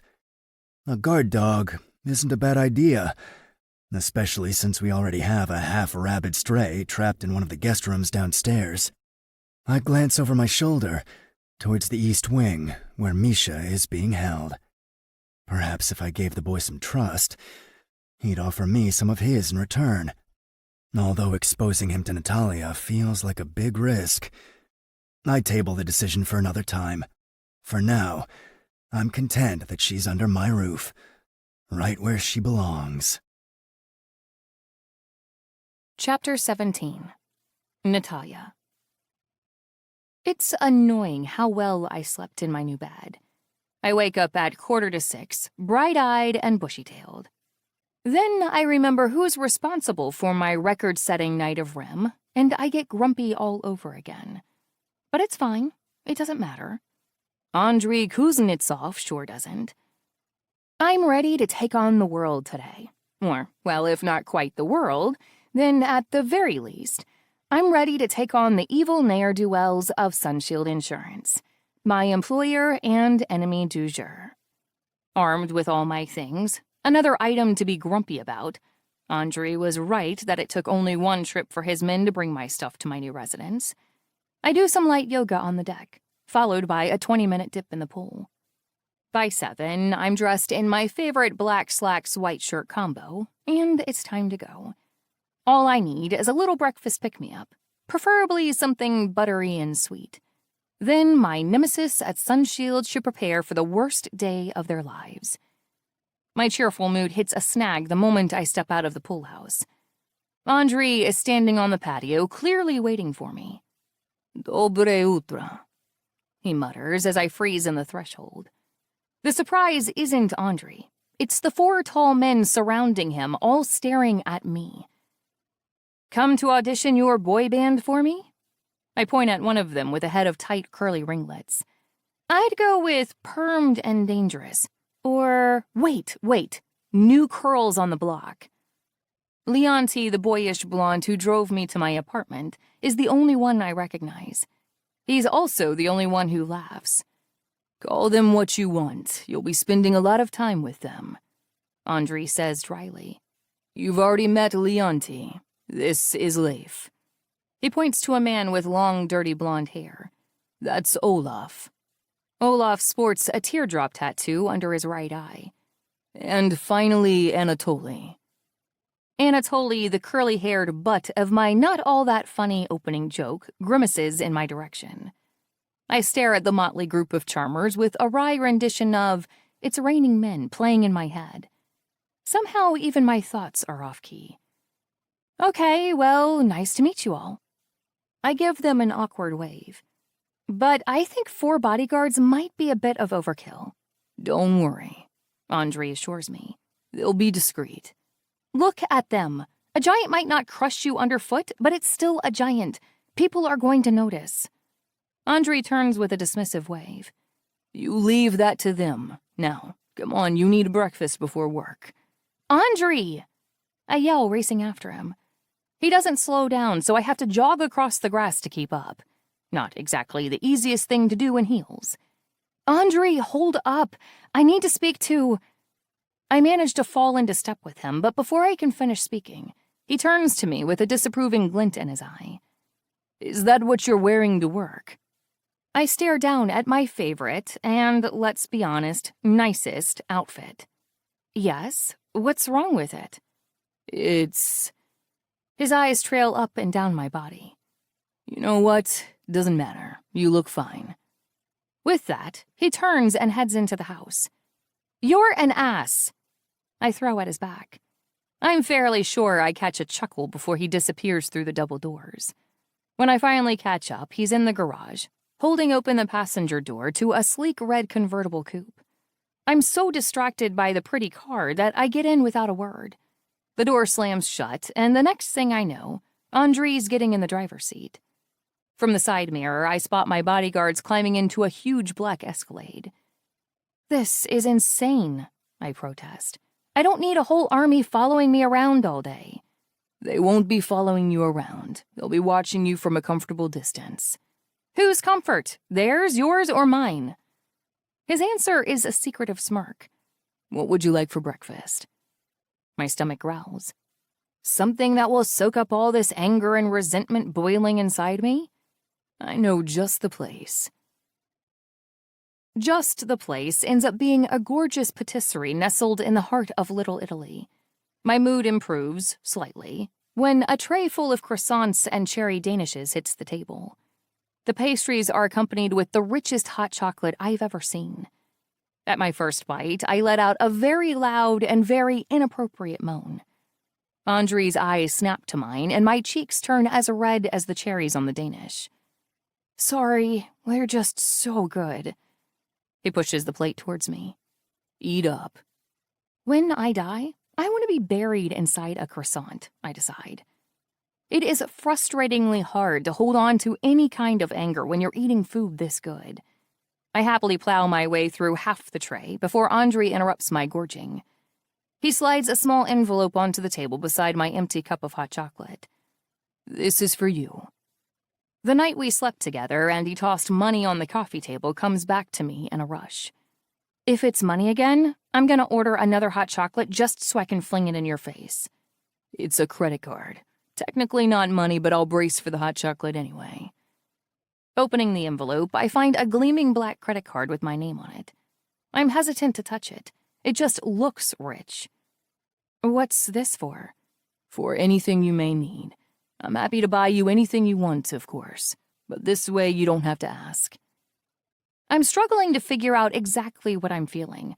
It is thoughtful, but cards this thick and heavy don't come without strings attached. Is this a power move? It's blunt, but there are no prizes for beating around the bush. No. He signals the waiter for the check. The moment the bill arrives, Andre slips a $50 bill between the cover and hands it back. Come on, you don't want to be late for work. Stuffing the credit card into my bag, I follow him out onto the sunlit pavement. To my surprise, he's holding the passenger door to the convertible open for me. I thought my boy band was responsible for dropping me off at work. The Escalade is parked across the street, although I can't see any of the men through the tinted windows. I'll drop you off today. It'll give me a chance to check out where you work. He says it so casually that, for a minute, it seems almost reasonable. I despise that little magic trick of his. What does that mean, you want to check out where I work? Wherever you go, my baby goes. He explains coolly. I need to make sure it's safe. You have got to be kidding me. I never kid about safety. He deadpans. I plant my feet and cross my arms over my chest. This is the last straw. He's spent the whole morning telling me how things are gonna be. Sure, it's a pretty pool house, but it's his pool house. His bodyguards following me around all day. His credit card. His damn rules. There is no way you're coming to work with me. He gives me a cocky smile. Why don't you just get in the car, Lastichka? I think I'd rather walk. I'm about to give him the hair flip of my life when he shoots his hand out and grabs hold of me. The next thing I know, my back is pressed against the convertible, and Andre is breathing over me, those bewitching gray eyes boring into mine. I think not. A few people titter as they walk past us on the street. I even hear a wolf whistle from a gaggle of passing men. Get off of me. He doesn't get off of me. He does the opposite, in fact. He leans in a little more forcefully, trapping me between the car and his body, which, in the interest of being fair, isn't not attractive. His knee is wedged between my legs, and the pressure he's putting on a certain part of my anatomy is definitely not appropriate for polite company. Andre, I hiss. Stop it. Why? You seem to be enjoying it. People are watching. He shrugs nonchalantly. Let them. You're just gonna bully me until you get what you want, aren't you? What I want is your safety, Natalia. I take care of what is mine. My arms prickle with goosebumps. I try to swallow the unwelcome surge of pleasure that races through my body at his words. Except I'm not yours. He grinds his knee harder against my pussy, kneading slowly in soft, teasing movements. We're gonna get arrested for indecent exposure if he keeps this up. The problem is my protests are getting breathier and less earnest. My cheeks are getting hotter and redder. And my pussy is definitely getting wetter.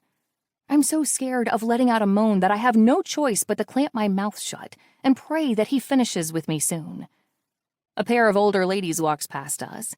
Their casual smiles turn to shock and they avert their gazes fast. Oh my, I hear one gasp. Bastard. I bite down on my tongue, and just when I feel like I'm about to explode, he releases me and steps back. I sag against the car, suddenly exhausted.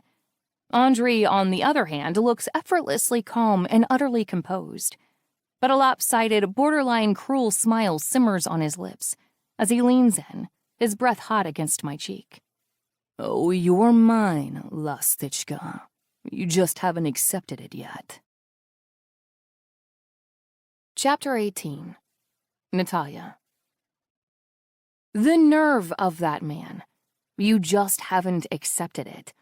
I've been repeating that in my head the entire drive to work, getting more pissed off every time.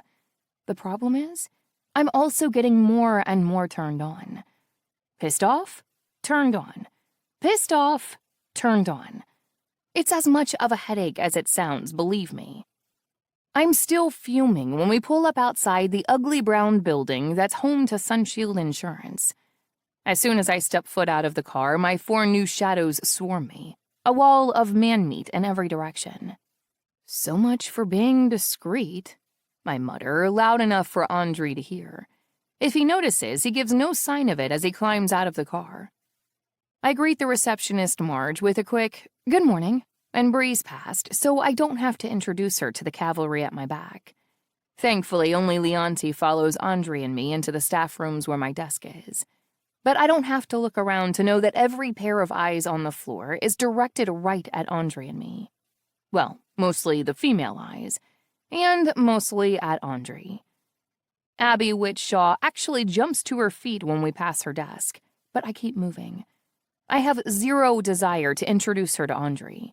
Particularly not in that blouse she's decided to wear today, which is about 3 buttons shy of professional. My pitiful cubicle is wedged against 3 others, only thin half partitions separating us. It's never looked more miserable than it does today. Well, this is it, where the magic happens. I point to the glass doors in the far corner. That's where the senior staff works. Lunchroom is through the door by the water filter, and that's the filing room. You can go now. Andre doesn't budge. As it turns out, I've met your boss before. I'm sure Richard won't mind me dropping in and saying hello. Richard. I cringe like a kid being dropped off at school by an embarrassing parent. Please, for the love of all that is good and holy, don't go in there and speak to Mr. Hughes. It won't take long. Andre! Andre! I turn to Leonti. Can't you stop him? He snorts. That a trick question? Sinking into my swivel chair, I groan and drop my face into my palms. How the hell do I explain this to everyone else? How do I explain any of it? You get used to him, you know. Leonti adds in his rumbling baritone. I drop my hands to glare at him. How long did it take you? I've known Andre my whole life, so it took me, well, pretty much my whole life. Ha ha. I quip as Leonti snickers. I throw a nervous glance up the senior staff room. Your whole life, huh? I'm his cousin. Once removed, but it counts. Does that come with perks? Please. Andre doesn't play favorites. Shocker. I'm gonna go scope out the rest of the place. No, I interrupt, using his elbow to draw myself up to my feet to see if I can spot Andre through the frosted glass. Stay right here and keep talking to me. I don't want Abby coming over here. He glances over his shoulder. Is she the one with the low-cut blouse? The one and only. Don't make eye contact. The glass door is open, and Mr. Hughes steps out, laughing loudly. Andre is sitting in one of the chairs behind him, looking all too comfortable. Natalia, Mr. Hughes calls over. Join us in here for a moment. I plaster on a fake smile and slump my way into the office. Good morning, Mr. Hughes. You didn't tell me you knew Mr. Kuznetsov. She never tells anyone we know each other, Andre remarks with a wicked smile in my direction. Embarrassed of me, I think. Ha! Mr. Hughes guffaws. Embarrassed of Andre Kuznetsov. Imagine. I've heard that laugh before. It's the one he uses when he wants to schmooze a client. Well, don't you worry, my dear. Mr. Kuznetsov has explained the situation to me, and I'm sure we can accommodate the security measures you need. If my cheeks get any hotter, I just might burst into flames. Are you sure it's not an imposition, Mr. Hughes? Not at all, not at all. Happy to. He turns from me back to Andre. It's a little early for a drink, but my office has just been fitted with a new cappuccino machine. Andre rises and waves him off. Nothing for me, Richard, thank you. I need to get going. Anything at all you need, just let me know, Andre. They shake hands. I'll send word through Natalia. Mr. Hughes doesn't look in the least bit put off. Wonderful. Of course, whatever you need. He practically bows us out of the office. Jesus, I mumble. I think I threw up in my mouth a little. We haven't even reached my desk before our path is blocked by none other than Abby. Arch nemesis is a slight stretch, but only very slight. She certainly annoys the crap out of me, now more than ever. Her gaze is fixated on Andre. I thought she was already operating on too few buttons, but she's proving that there is no bar she isn't willing to stoop under, because I could swear another button has gone missing since we arrived. Can I get you anything, Mr. Kuznetsov? She croons without bothering with an introduction. To his credit, Andre looks at her as though she's a wet piece of toilet paper stuck to the bottom of his shoe. Nothing, thank you. That frigid tone would have sent me backing away, because I'm not a moron. Abby, however, is undeterred. Are you sure? It'd be my pleasure to help out in any way possible. And just in case she was being too subtle, she strokes a hand along Andre's arm and bats her eyes for a fact. I'm this close to pushing the bitch right out of our way when Andre drawls. Kindly remove your hand from my arm before I remove it for you. Damn, I could freaking kiss him. Abby blinks, clearly bewildered that her magic boobs haven't done the trick. But at least she drops her hand. I could show you the rest of the office, Mr. Coos. I don't know what comes over me. I grab Andre's arm possessively and pull him towards my desk. If anyone's showing him around the office, Abby, it'll be me. You can go back to your desk now. I can feel his smirk burning the side of my face. Shut up, I snap under my breath.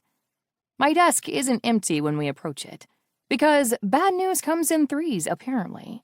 Byron is leaning against my cubicle wall with a takeout cup of coffee from my favorite cafe down the street. My God, the whole damn circus is out today.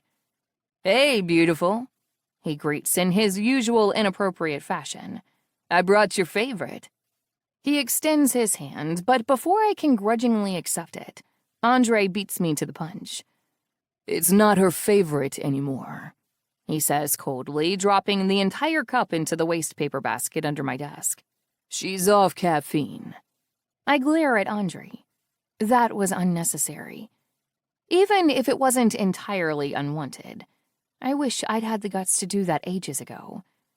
Andre is staring at Byron with an intensity that's causing Byron's smile to malfunction.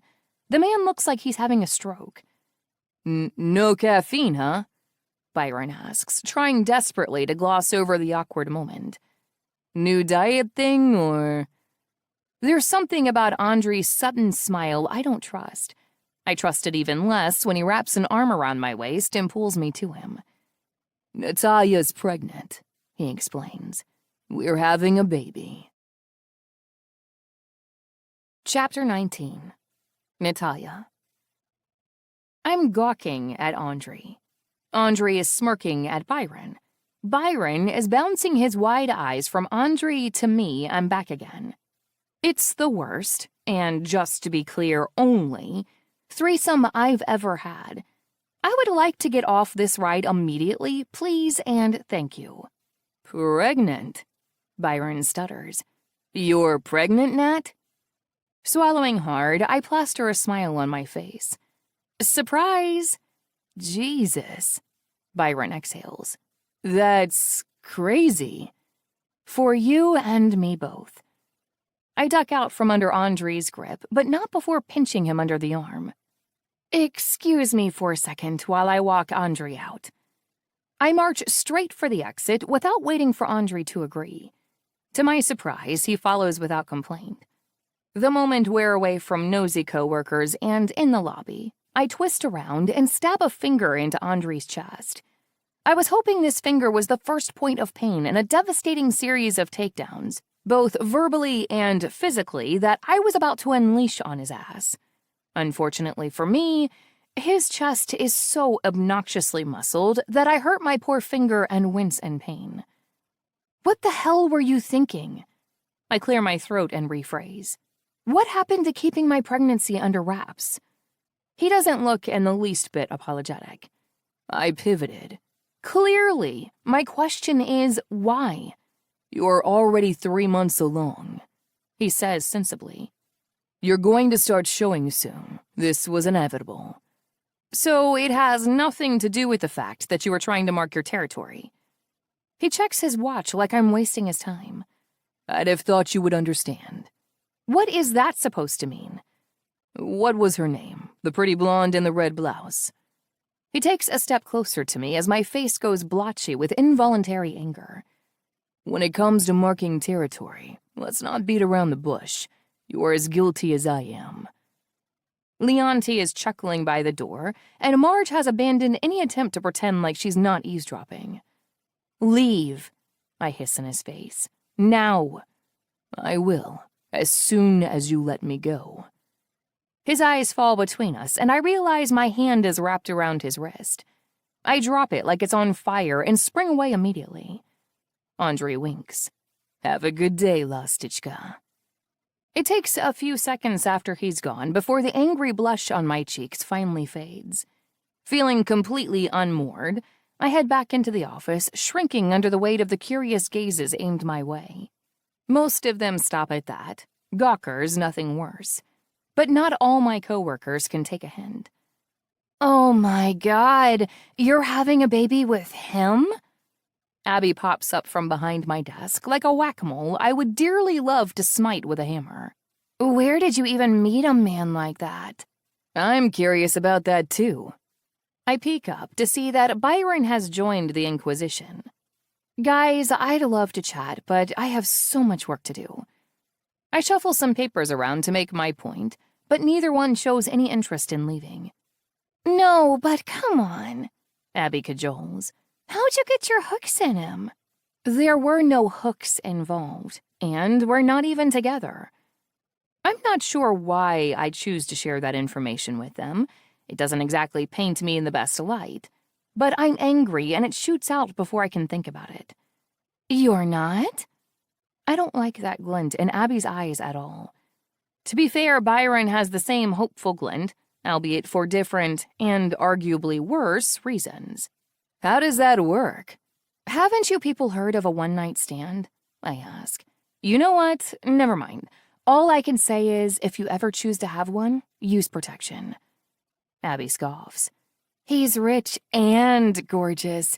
You can bet your ass I'd be poking holes in that condom. Classy, I mutter. She smiles salaciously. So what I'm hearing is he's single? I have the sudden urge to cold cock Abby right in the head. I allow the fantasy to play out for a few short seconds before I force a nod. Sure, yeah, something like that. Excellent! She does a little shimmy that makes her breasts jiggle.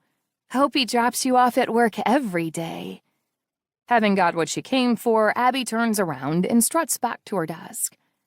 I have to admit, Byron's voice cuts through another little fantasy I'm playing out in my head, this one involving Abby and the freshly loaded stapler on my desk.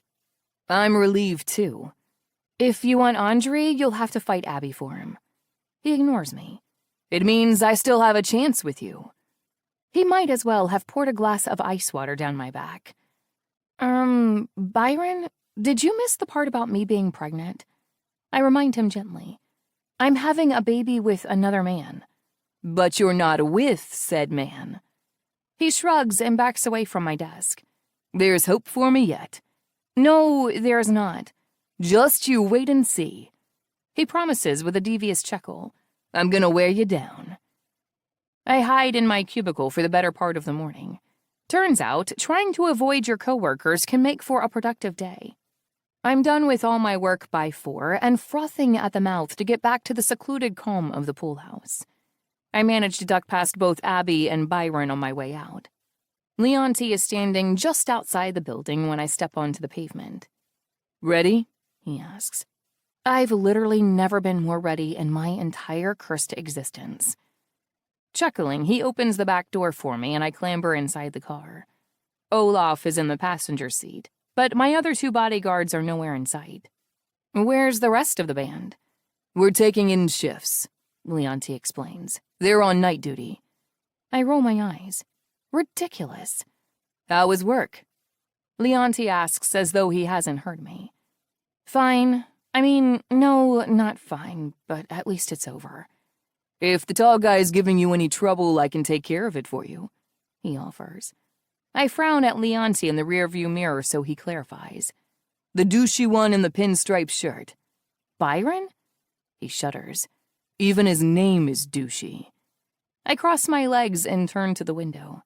He's harmless. Not from where I was sitting. He's interested in you. I wave away his concern. He's a flirt, and sometimes he goes a little overboard. He's actually pretty nice, and he's a decent boss. I'm sure. I don't like that tone. Leonti shrugs innocently. I'd be careful there, that's all I'm saying. Andre's not gonna like your friend sniffing around. I sit bolt upright in my seat. Andre can kiss my ass. I'm not his property, and I'm certainly not his girlfriend. He has no right to dictate who can or can't sniff around me. Leonti and Oleg exchange a glance. What? I demand. What was that look? Oleg shifts nervously. Leonti, on the other hand, gives me a carefree smile over his shoulder. You're new, so maybe you haven't caught on just yet. Andre gets what Andre wants. Always. Always, Oleg echoes. Yeah, well, mark today's date on your calendars, I declare. We're making history.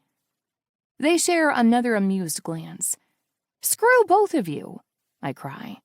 Oh, don't get all touchy, Leonti implores. I'm just calling it like I see it. Things will go easier if you just accept what's obvious to everyone else. Despite my best efforts, I'm curious. Okay, I'll bite. Tell me what's obvious to everyone else. That whether you want to admit it or not, Andre's already got a hold on you.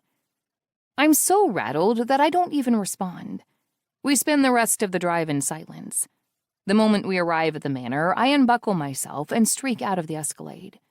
To my ongoing frustration, not even the peace and solitude of the pool house calms me. I tear off my clothes and run myself a bath, hoping to drown the chorus of voices in my head. So what you're saying is he's single? Andre's already got a hold on you. You're mine, Lastichka. You just haven't accepted it yet. And under all these fresh memories, under all these confused emotions, a tiny drop of doubt creeps in, tremulous and unbidden. Do I have feelings for Andre? There's no doubt I'm attracted to him. He's handsome and confident. He has a fearlessness about him that I find incredibly hard to resist. It's the whole reason I talked myself into sleeping with him that night. But attraction doesn't equal affection. Lust doesn't equal love. I'm tempted to give myself a little release, but the only face circulating in my head right now is Andre's, and I refuse to masturbate while thinking of him. He's already dictated too much in my life.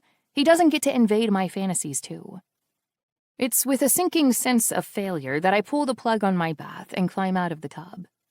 Wrapped in a fluffy bathrobe, I walk into the living room, only to discover Yelena setting out pastries on the coffee table. You're like my fairy godmother, Yelena, I sigh. You always seem to appear when I need you most. She laughs. That's the mark of a good housekeeper. Why do I get the feeling you're so much more than just a housekeeper? Sitting down on one of the cushy armchairs, I gesture for her to sit too. Join me, please. I can't eat all these pastries alone. To my surprise, she doesn't protest. She takes the sofa and helps herself to a Danish. I spend the next few minutes of quiet chewing, debating whether or not I should pry into Andre's life or not. Why the hell not? He's pried into my life plenty. So, how long have you worked for Andre? A very long time, she replies. Truth be told, I can't remember what I did with my life before. So, you know him pretty well then? She shrugs. As well as an employee can know her employer. She is downplaying it, but I'm willing to bet anything that someone as sharp as Yelena has noticed a lot in her time in the manor. Does Andre have someone special in his life? She stiffens so slightly that I almost miss it. I'm not in the habit of discussing Mr. Kuznetsov's personal life. Her refusal is polite but firm. But in the end, it doesn't really matter that she hasn't given me a direct answer. Her reaction is answer enough. Chapter 20. Andre. A flash of emerald green catches my eye. That's how I know that day 3 of this guerrilla war has begun. Since I took over this bratva, when my father fled the country in the middle of the night, I've been to war again and again. I fought Greeks and Armenians, motorcycle clubs out of the Midwest, and seedy Baltimore gangs, toting sawed-off shotguns and attitude aplenty. I've sent them all packing, whether in coffins or police body bags spread across the 5 boroughs in tiny, bite-sized pieces.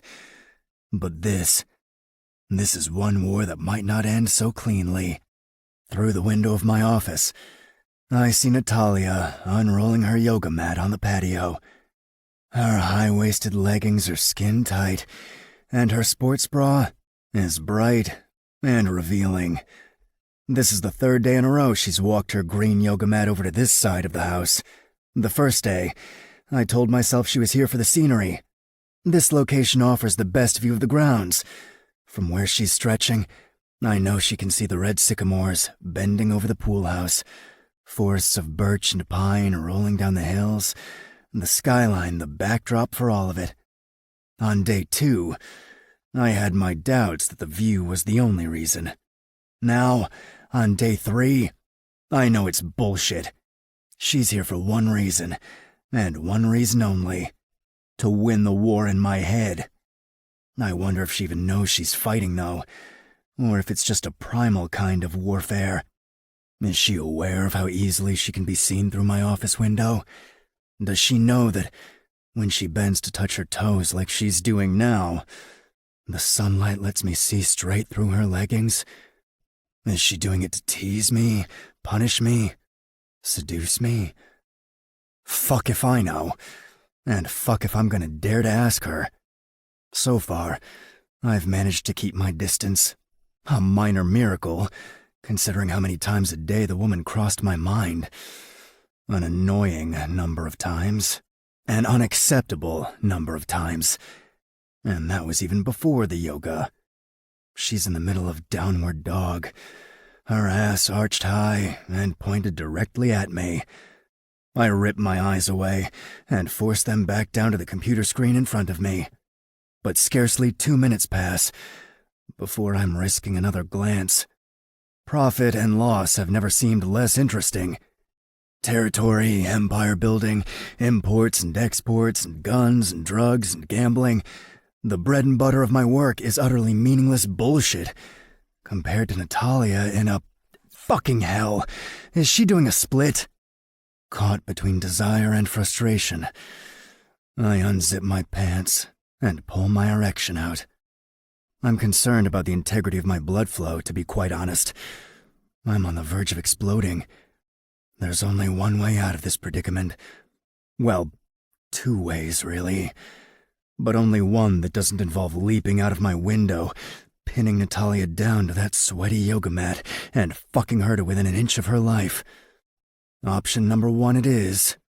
I grab hold of my cock and start jerking myself off, my gaze trained on her perky tits as she stretches. Her moans from the night we met are still fresh in my ear. She sounded shocked that any man could make her come so fast, much less do it again. She switches position and lowers into a squat with her back to me. Her ass cheeks curve beautifully, and I imagine my cock sliding between them, ready to coax another orgasm from her. Rubbing harder now, my jaw clenches from the stirring inside me. A series of images shoot through my head like a picture slide. My mouth clamped down around her nipple, my cock sliding between her slick, wet folds, her ass bouncing wildly as I milk moan after moan from her pert, soft lips. I come with a shudder into my hand, but the relief is short-lived. The high isn't nearly as intense or as satisfying as it was the night I fucked her for the first time. Instead, coming into my own fist has left me feeling like a disgruntled teenager, stuck watching his porn buffer. This isn't enough. This isn't even close to enough. She turns suddenly. I freeze, only a few stray beads of sweat betraying the fact that I've spent the last few minutes indulging in shit I swore I'd steer clear of. My sins are drying on my hand as she peers up from below. The windows are too high for her to see anything. In any case, my desk blocks the bottom half of my body from view. There's no way she knows. She can't possibly fucking know. But something flickers across her face. Abruptly, she gathers her water bottle and her yoga mat and speed walks towards the pool house. Blot. Grabbing a handful of tissues, I wipe myself clean and duck to the bathroom to rinse off. When I return to the office, the door is wide open, and a pair of nervous eyes are aimed directly at me. Not the eyes I was hoping for, though. Or was it dreading? I can't quite decide. "Mila," I greet, without revealing my surprise at seeing her here. My new sister-in-law doesn't usually venture out of her wing of the house. "What brings you here?" She slips into the room and closes the door, eyes downcast. I need to speak to you. Considering this evening has been a bust anyway, no pun intended, I gesture her in. Take a seat. What can I do for you? She wrings her hands as she approaches, but the moment she sits, the nervous twitching stops. She takes a deep breath and makes eye contact for perhaps the first time since I met her. I need to discuss Victor. She's still as soft-spoken as ever, but there's a grit to her words that I don't recognize. What about him? I just caught him in our bedroom, with another woman. I can't say I'm surprised, but I am annoyed. Any regular fool would have had the sense to keep his affairs outside of the marital bed. Victor is no regular fool, though. He's turned that shit into an art form. It's not the first time, either, she continues. He didn't come to our bedroom on our wedding night. When I went looking for him, I found him in a guest room, with one of the singers. One can always count on my brother to do the classy thing. I am sorry, Mila, I say evenly. I'll speak to him. Her eyebrows arch, and something remarkably close to defiance flashes across her face. I'm fast getting the feeling that the delicate little wallflower Victor thought he was marrying is anything but.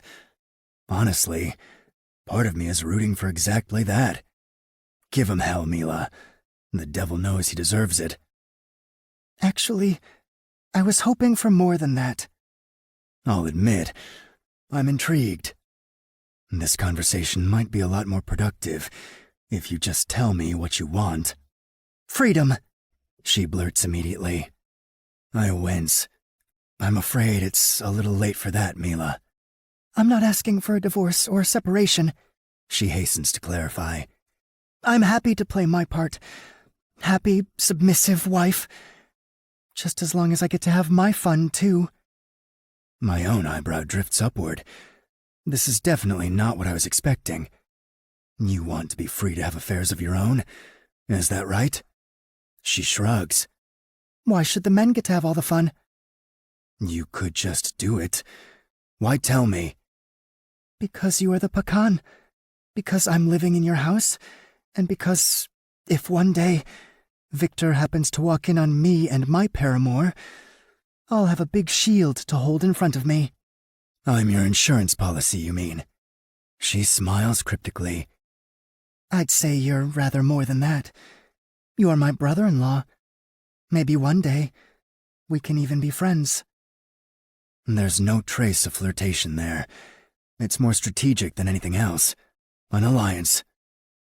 And if I refuse to protect you, her smile remains unchanged. Then I'll do what I want regardless. But I'll do it loud and proud, out in the open for the world to see. I'll make a cuckold of your brother, and I'll enjoy doing it. Either way, I win. It seems I've underestimated you, Mila. People frequently do. Very well. I nod in permission. You have my support. Her cheeks burn. Thank you. Don't thank me yet, I warn. Even favors amongst family have a price. She leans back against the armchair. What do you need from me? Information. My head swivels in the direction of the pool house. Its sloping roof can be seen over the grass of the lawn. I have a guest at the moment. I need you to befriend her. Make sure she has company. Mila rises to her feet and walks towards the window. And report back to you? Precisely. She smiles, and again, I'm struck by the depth in her I never bothered to notice before. I can't say I hate it. It's nice to know there are other cunning people in the world, especially when they're willing to play along. I'll be in touch. Chapter 21. Natalia. Do it, Natalia, I scold myself. Just freaking do it. I've spent all day trying to drum up the courage to rip the Band-Aid off and tell Aunt Annie about my pregnancy. She raised you after your parents died. She took you in and loved you like you were her own. You owe her the truth. Don't be such a wuss. I've known for a week now. I've been living in Andre's pool house for almost as long. Enough is enough. I need to tell my aunt. I dial Aunt Annie's number and spend the next 5 seconds hoping, like the coward I am, that she won't pick up. "Nick-Nat," she greets. "I was wondering when you'd call." "Sorry, Aunt Annie, I've been busy. I was worried you took me too seriously the last time. I wasn't complaining about all your calls, you know." I know, I assure her. "This is on me. I really have been busy." "Well then, it's a good enough reason to ignore your batty old aunt." She chuckles. "I want you to live your life, my darling girl. If you're busy, that's good news." I find a shady spot under one of my favorite red sycamores and slide down the trunk to the soft ground. "So, just do it. How are you?" I slap my forehead with the palm of my hand while she launches into everything going on in her neck of the woods. "Meryl's daughter's engagement party was quite the affair. They had a string quartet and everything." "Geez, if that was just the engagement party, what's the wedding gonna be like?" "My thoughts exactly." Aunt Annie agrees with a laugh. "But I'm happy for Meryl. It really does something to a parent when your children find their forever partners. It's kind of like you can relax at last." I pull my feet up to my chest. "Is that how you feel too?" She hesitates. "Well, I would be thrilled if and when you meet your forever partner. But really, I just want to know that you're happy and settled, no matter where you end up in life." The pressure mounting in my chest makes it hard to concentrate, but I know I can't end this conversation without telling her. "Aunt Annie, I have some big news." "Uh-oh, you sound serious." "Well, it's serious news, but happy too," I tack on. "I mean, I'm definitely happy about it." It's not that simple, but she doesn't have to know that. "And I hope you will be too." "Honey, you're scaring me." I'm pregnant." A long stretch of silence. And then, "Oh my God," Aunt Annie exclaims. "Oh my goodness gracious, are you really? This is unbelievable. How?" "It just sort of happened." That's an understatement, but again, we're operating on a need-to-know basis. "I've decided that I want to have this baby. I'm ready to be a mother." The last part is more wishful thinking than confidence. Maybe if I repeat it enough times, it'll start being true. "Wait." Aunt Annie's enthusiasm dips considerably. She sounds worried now. "Sweetheart, are you doing this alone? Is the father not in the picture?" It wouldn't be a lie to say that I'm doing this alone. Andre and I aren't together. Then again, I have a black card and a pool house with my baby daddy's name written all over it. "No, the father's in the picture. Sort of." "So you're having the baby together?" I bite my lip. Yes?" "Ah." Aunt Annie is back to sounding thrilled. "You can't know how relieved I am, sweetheart. Parenthood is hard enough with a partner. I don't want you to have to do it alone." "Well, no need to worry. I'm not alone." "Who's the man?" she asks eagerly. "And when do I get to meet him?" Okay, there might be a small need to worry.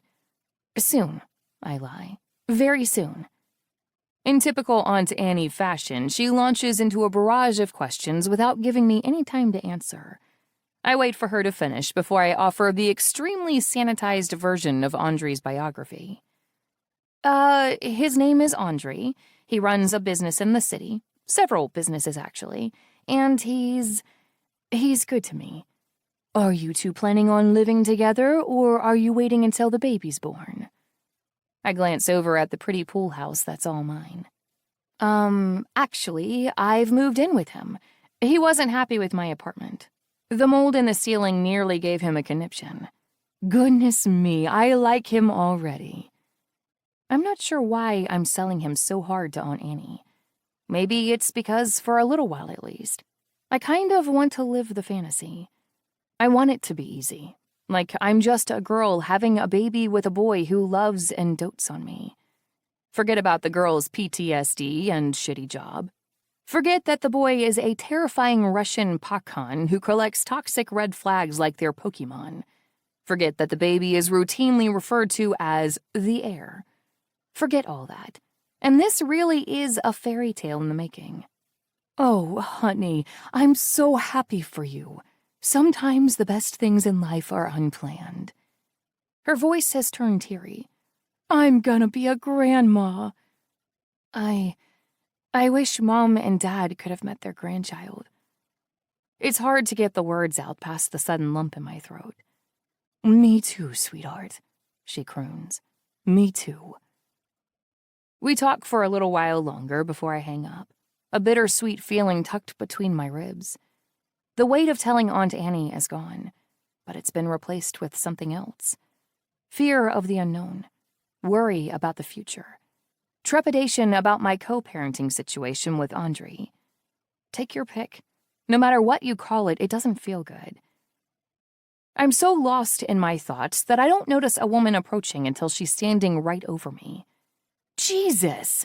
I gasp, hand on my chest. The woman smiles sweetly. Sorry, I didn't mean to startle you. Have we met before? The moment I ask the question, I'm hit with an image of her in a modest white gown swathed in lace. Oh my.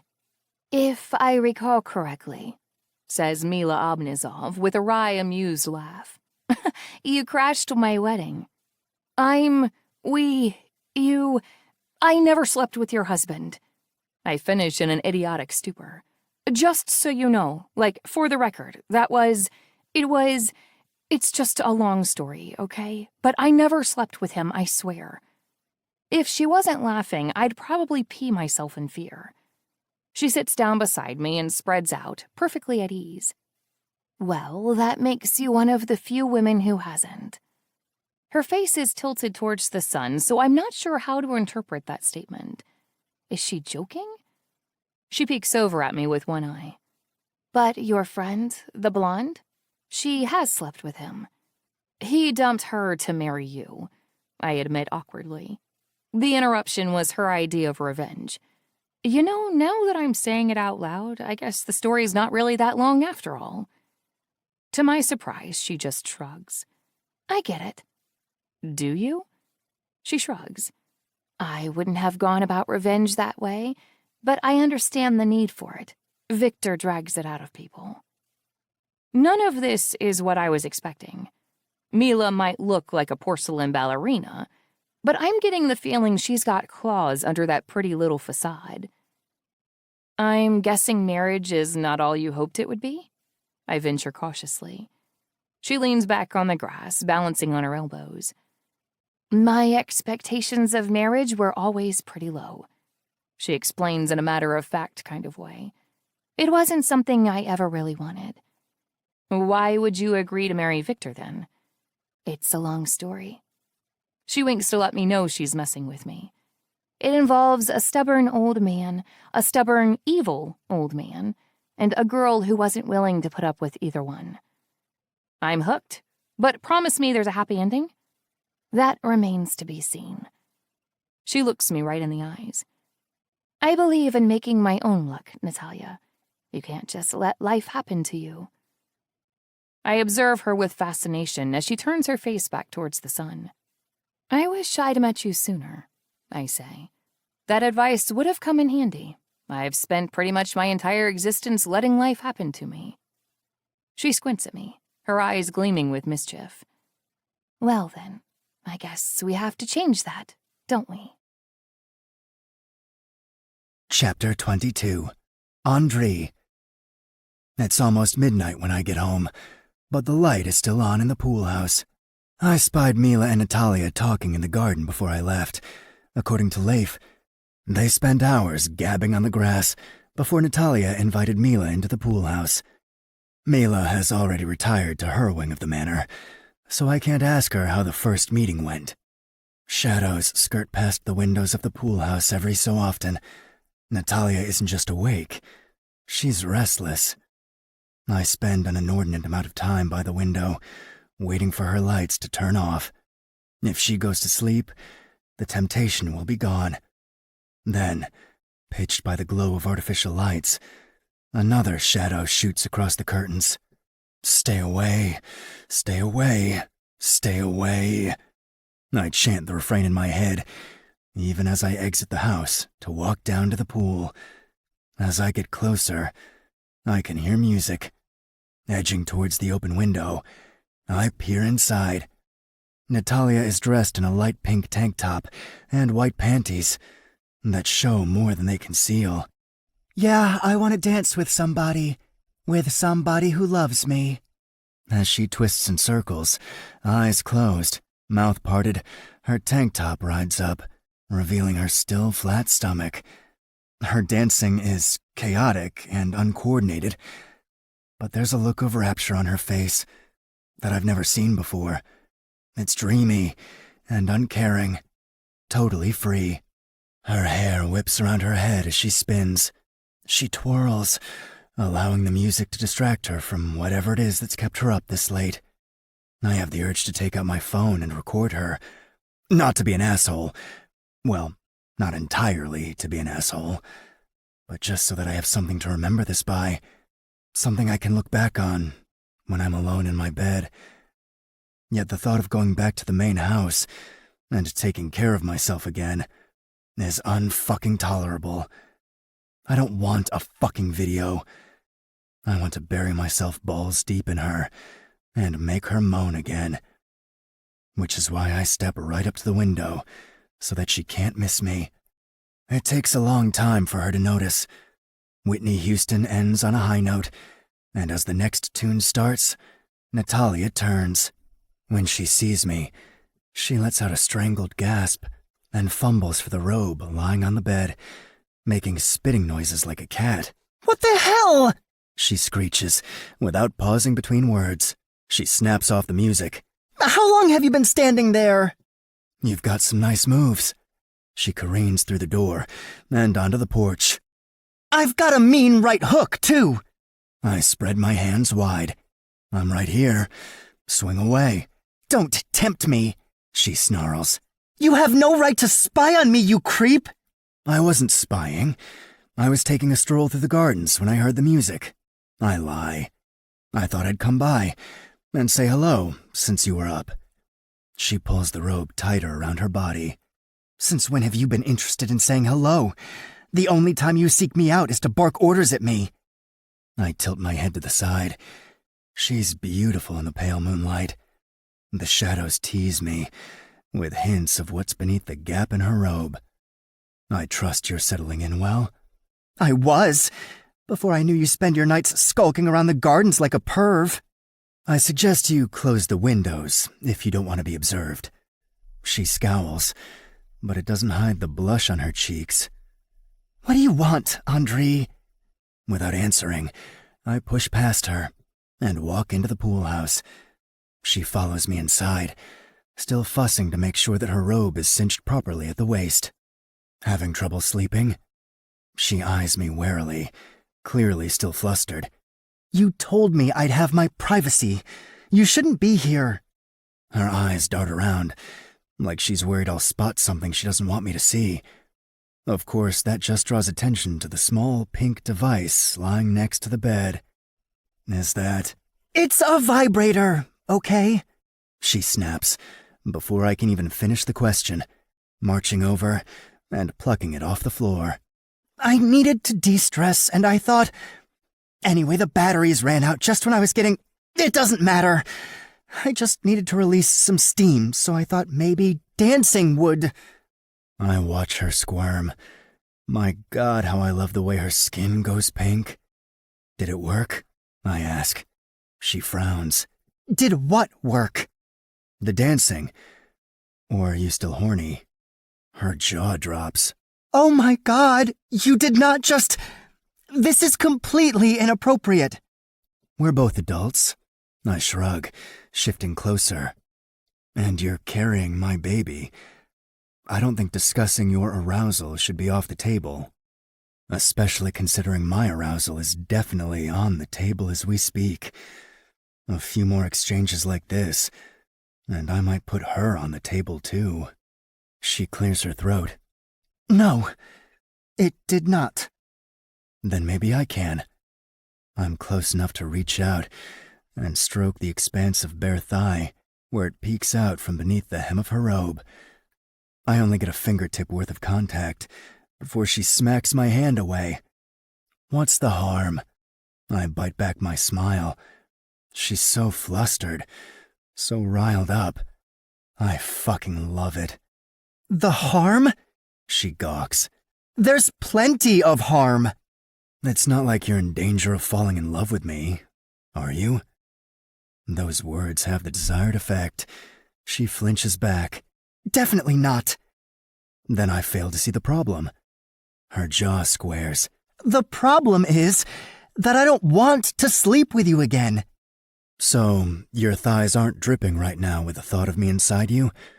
If I reached under that robe and touched you, would my fingers come away wet? She takes a small step back, as though she's worried I'm going to pounce on her.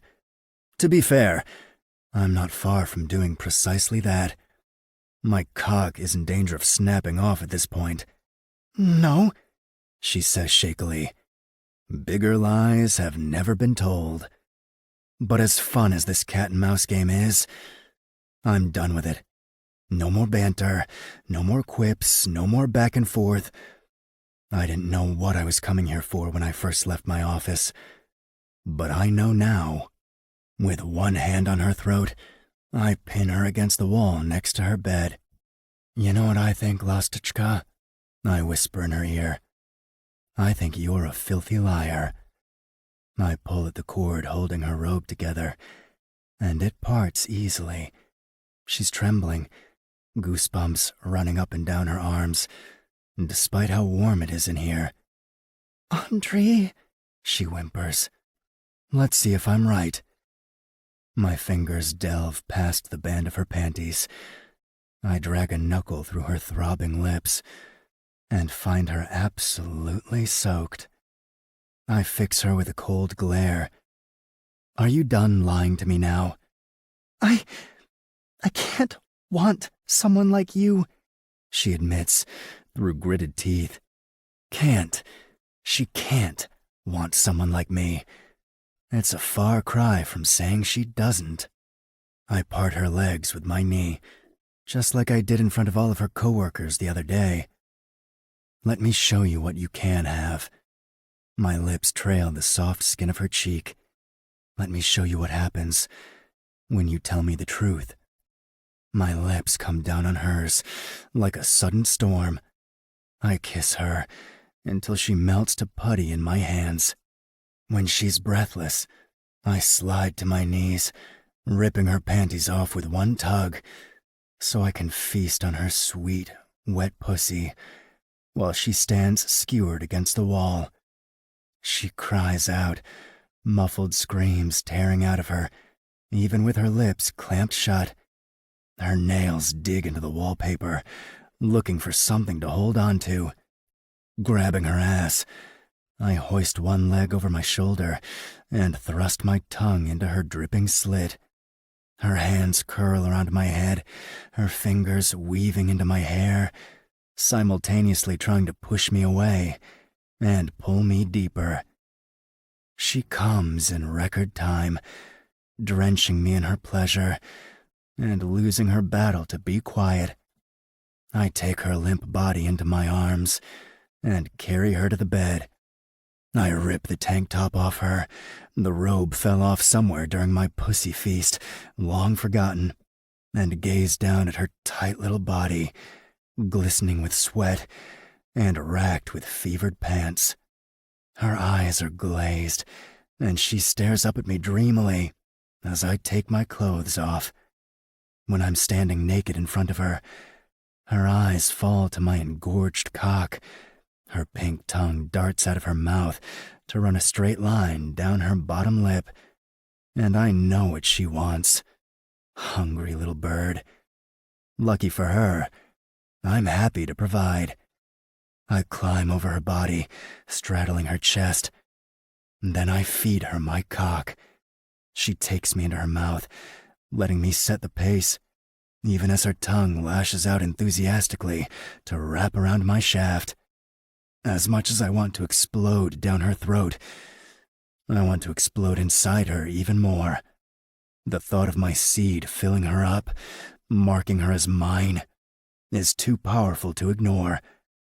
I'm seconds from finishing when I force myself out of her hot, wet mouth and slide down her body.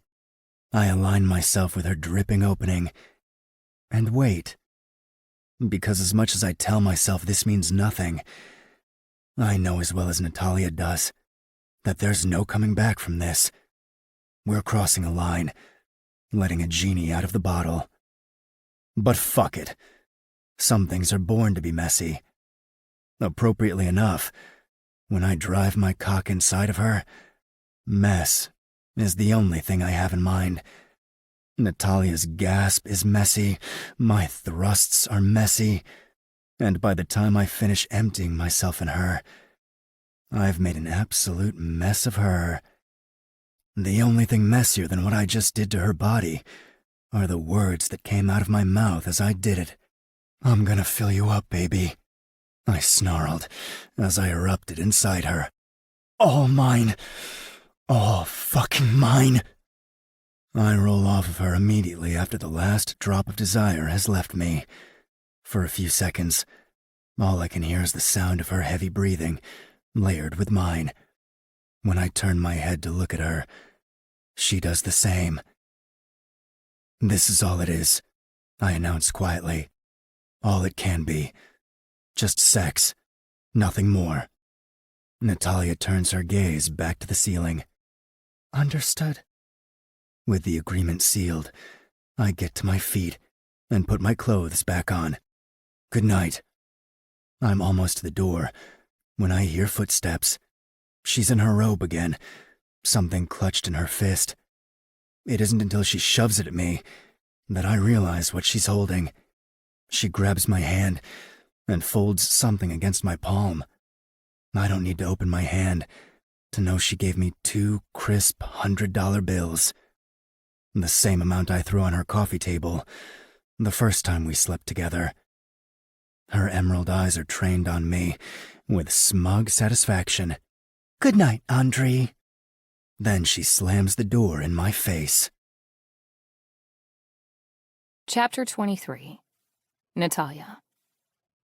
As it turns out, throwing a fistful of post-sex cash at a smug asshole and kicking him out the door is one hell of a turn-on. I mean, I knew it would be for me.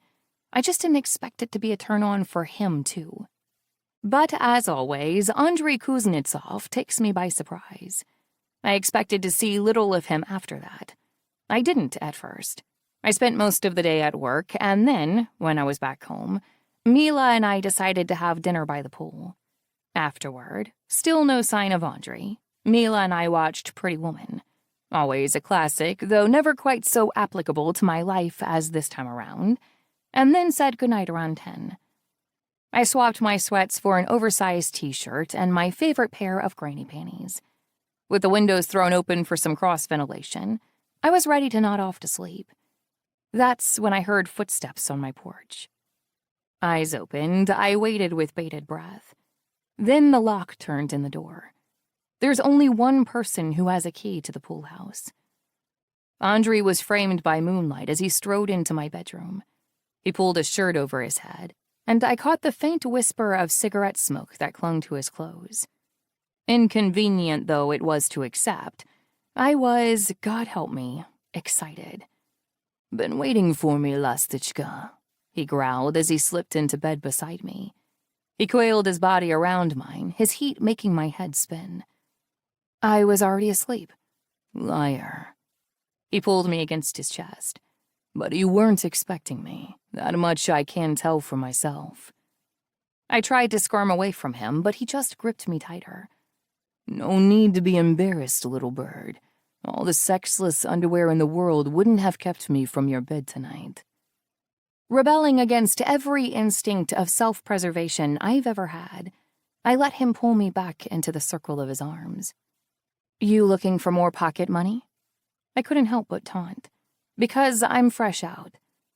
To my surprise, he laughed. "Maybe I'll pay you tonight." I pulled out of his arms and straddled him. My hands ran up and down his ridiculously sculpted chest, all the while trying desperately not to let his masculine perfection distract me. "How about we call it even?" I suggested as his hardness ground against me from below. "You don't pay me, I don't pay you. No point in just passing the same handful of cash back and forth, right?" "Sex without money changing hands," he mused. "Sounds boring." I slapped his chest and he grabbed me around the waist and threw me down on my back, then ravaged me until I saw stars. As it turns out, I am indisputably a screamer. Apparently, it just took the right man to show me that. I never in a million years would have considered Andrei Kuznetsov to be the right man for anything. But if we're talking hot, passionate, wild sex, if we're talking claw marks on his back, bruises on my ass, mind-numbing, toe-curling, stomach-exploding sex, he's sure as hell right for that. This last week is proof in the pudding. He's visited me every night, usually around midnight, when the leaves of the trees turn an inky black to match the skies. I've started leaving the door open so he can just slip inside without bothering with the key. And as for my granny panties, comfortable as they are, reliable as they've been, they are now relegated to the bottom drawer, along with all the other clothes I've abandoned without a second thought. Who needs clothes where we're going, right? They just get in the way. If I have one complaint about our nightly escapades, it's that they're limited to sleeping hours. I wake up each morning, my body raw, spent, freshly bruised, and comfortably achy, to an empty bed. I feel it when he leaves me at night. The sudden absence of his weight and warmth makes my stomach twist with disappointment. Just sex, I repeat to myself each time. It's just sex. The thing is, if I've learned anything from Pretty Woman, it's that sex is never just sex. And human beings aren't capable of doing casual for very long without someone wanting more. And let's face it, between Andrei and me, I'm fairly certain who that someone is going to be. It's a thought that's been nagging at me for the last few days now. I've been swatting it away easily enough, until this morning. I wake up to find his side of the bed empty again and a slight bump in my stomach that didn't exist before. I try to work off the growing frustration by doing some yoga out on the porch. But all my inner serenity keeps getting knocked sideways by the same old internal arguments. You're not his damn marionette. He can't just play with you and then toss you aside when he's done having his fun. Except that you agreed to this. Because you were horny, not because you actually thought this through. Andrei isn't right for you anyway. Then why do you get those fluttery little butterflies in your stomach every time you think of him? I'm driving myself slowly insane. Since yoga is a bust, I decide to work off my excess energy in the pool. I'm swimming useless laps, the voices in my head still going at it, when Mila shows up. She's wearing a halter midi dress with cheeky cutouts in the hemline.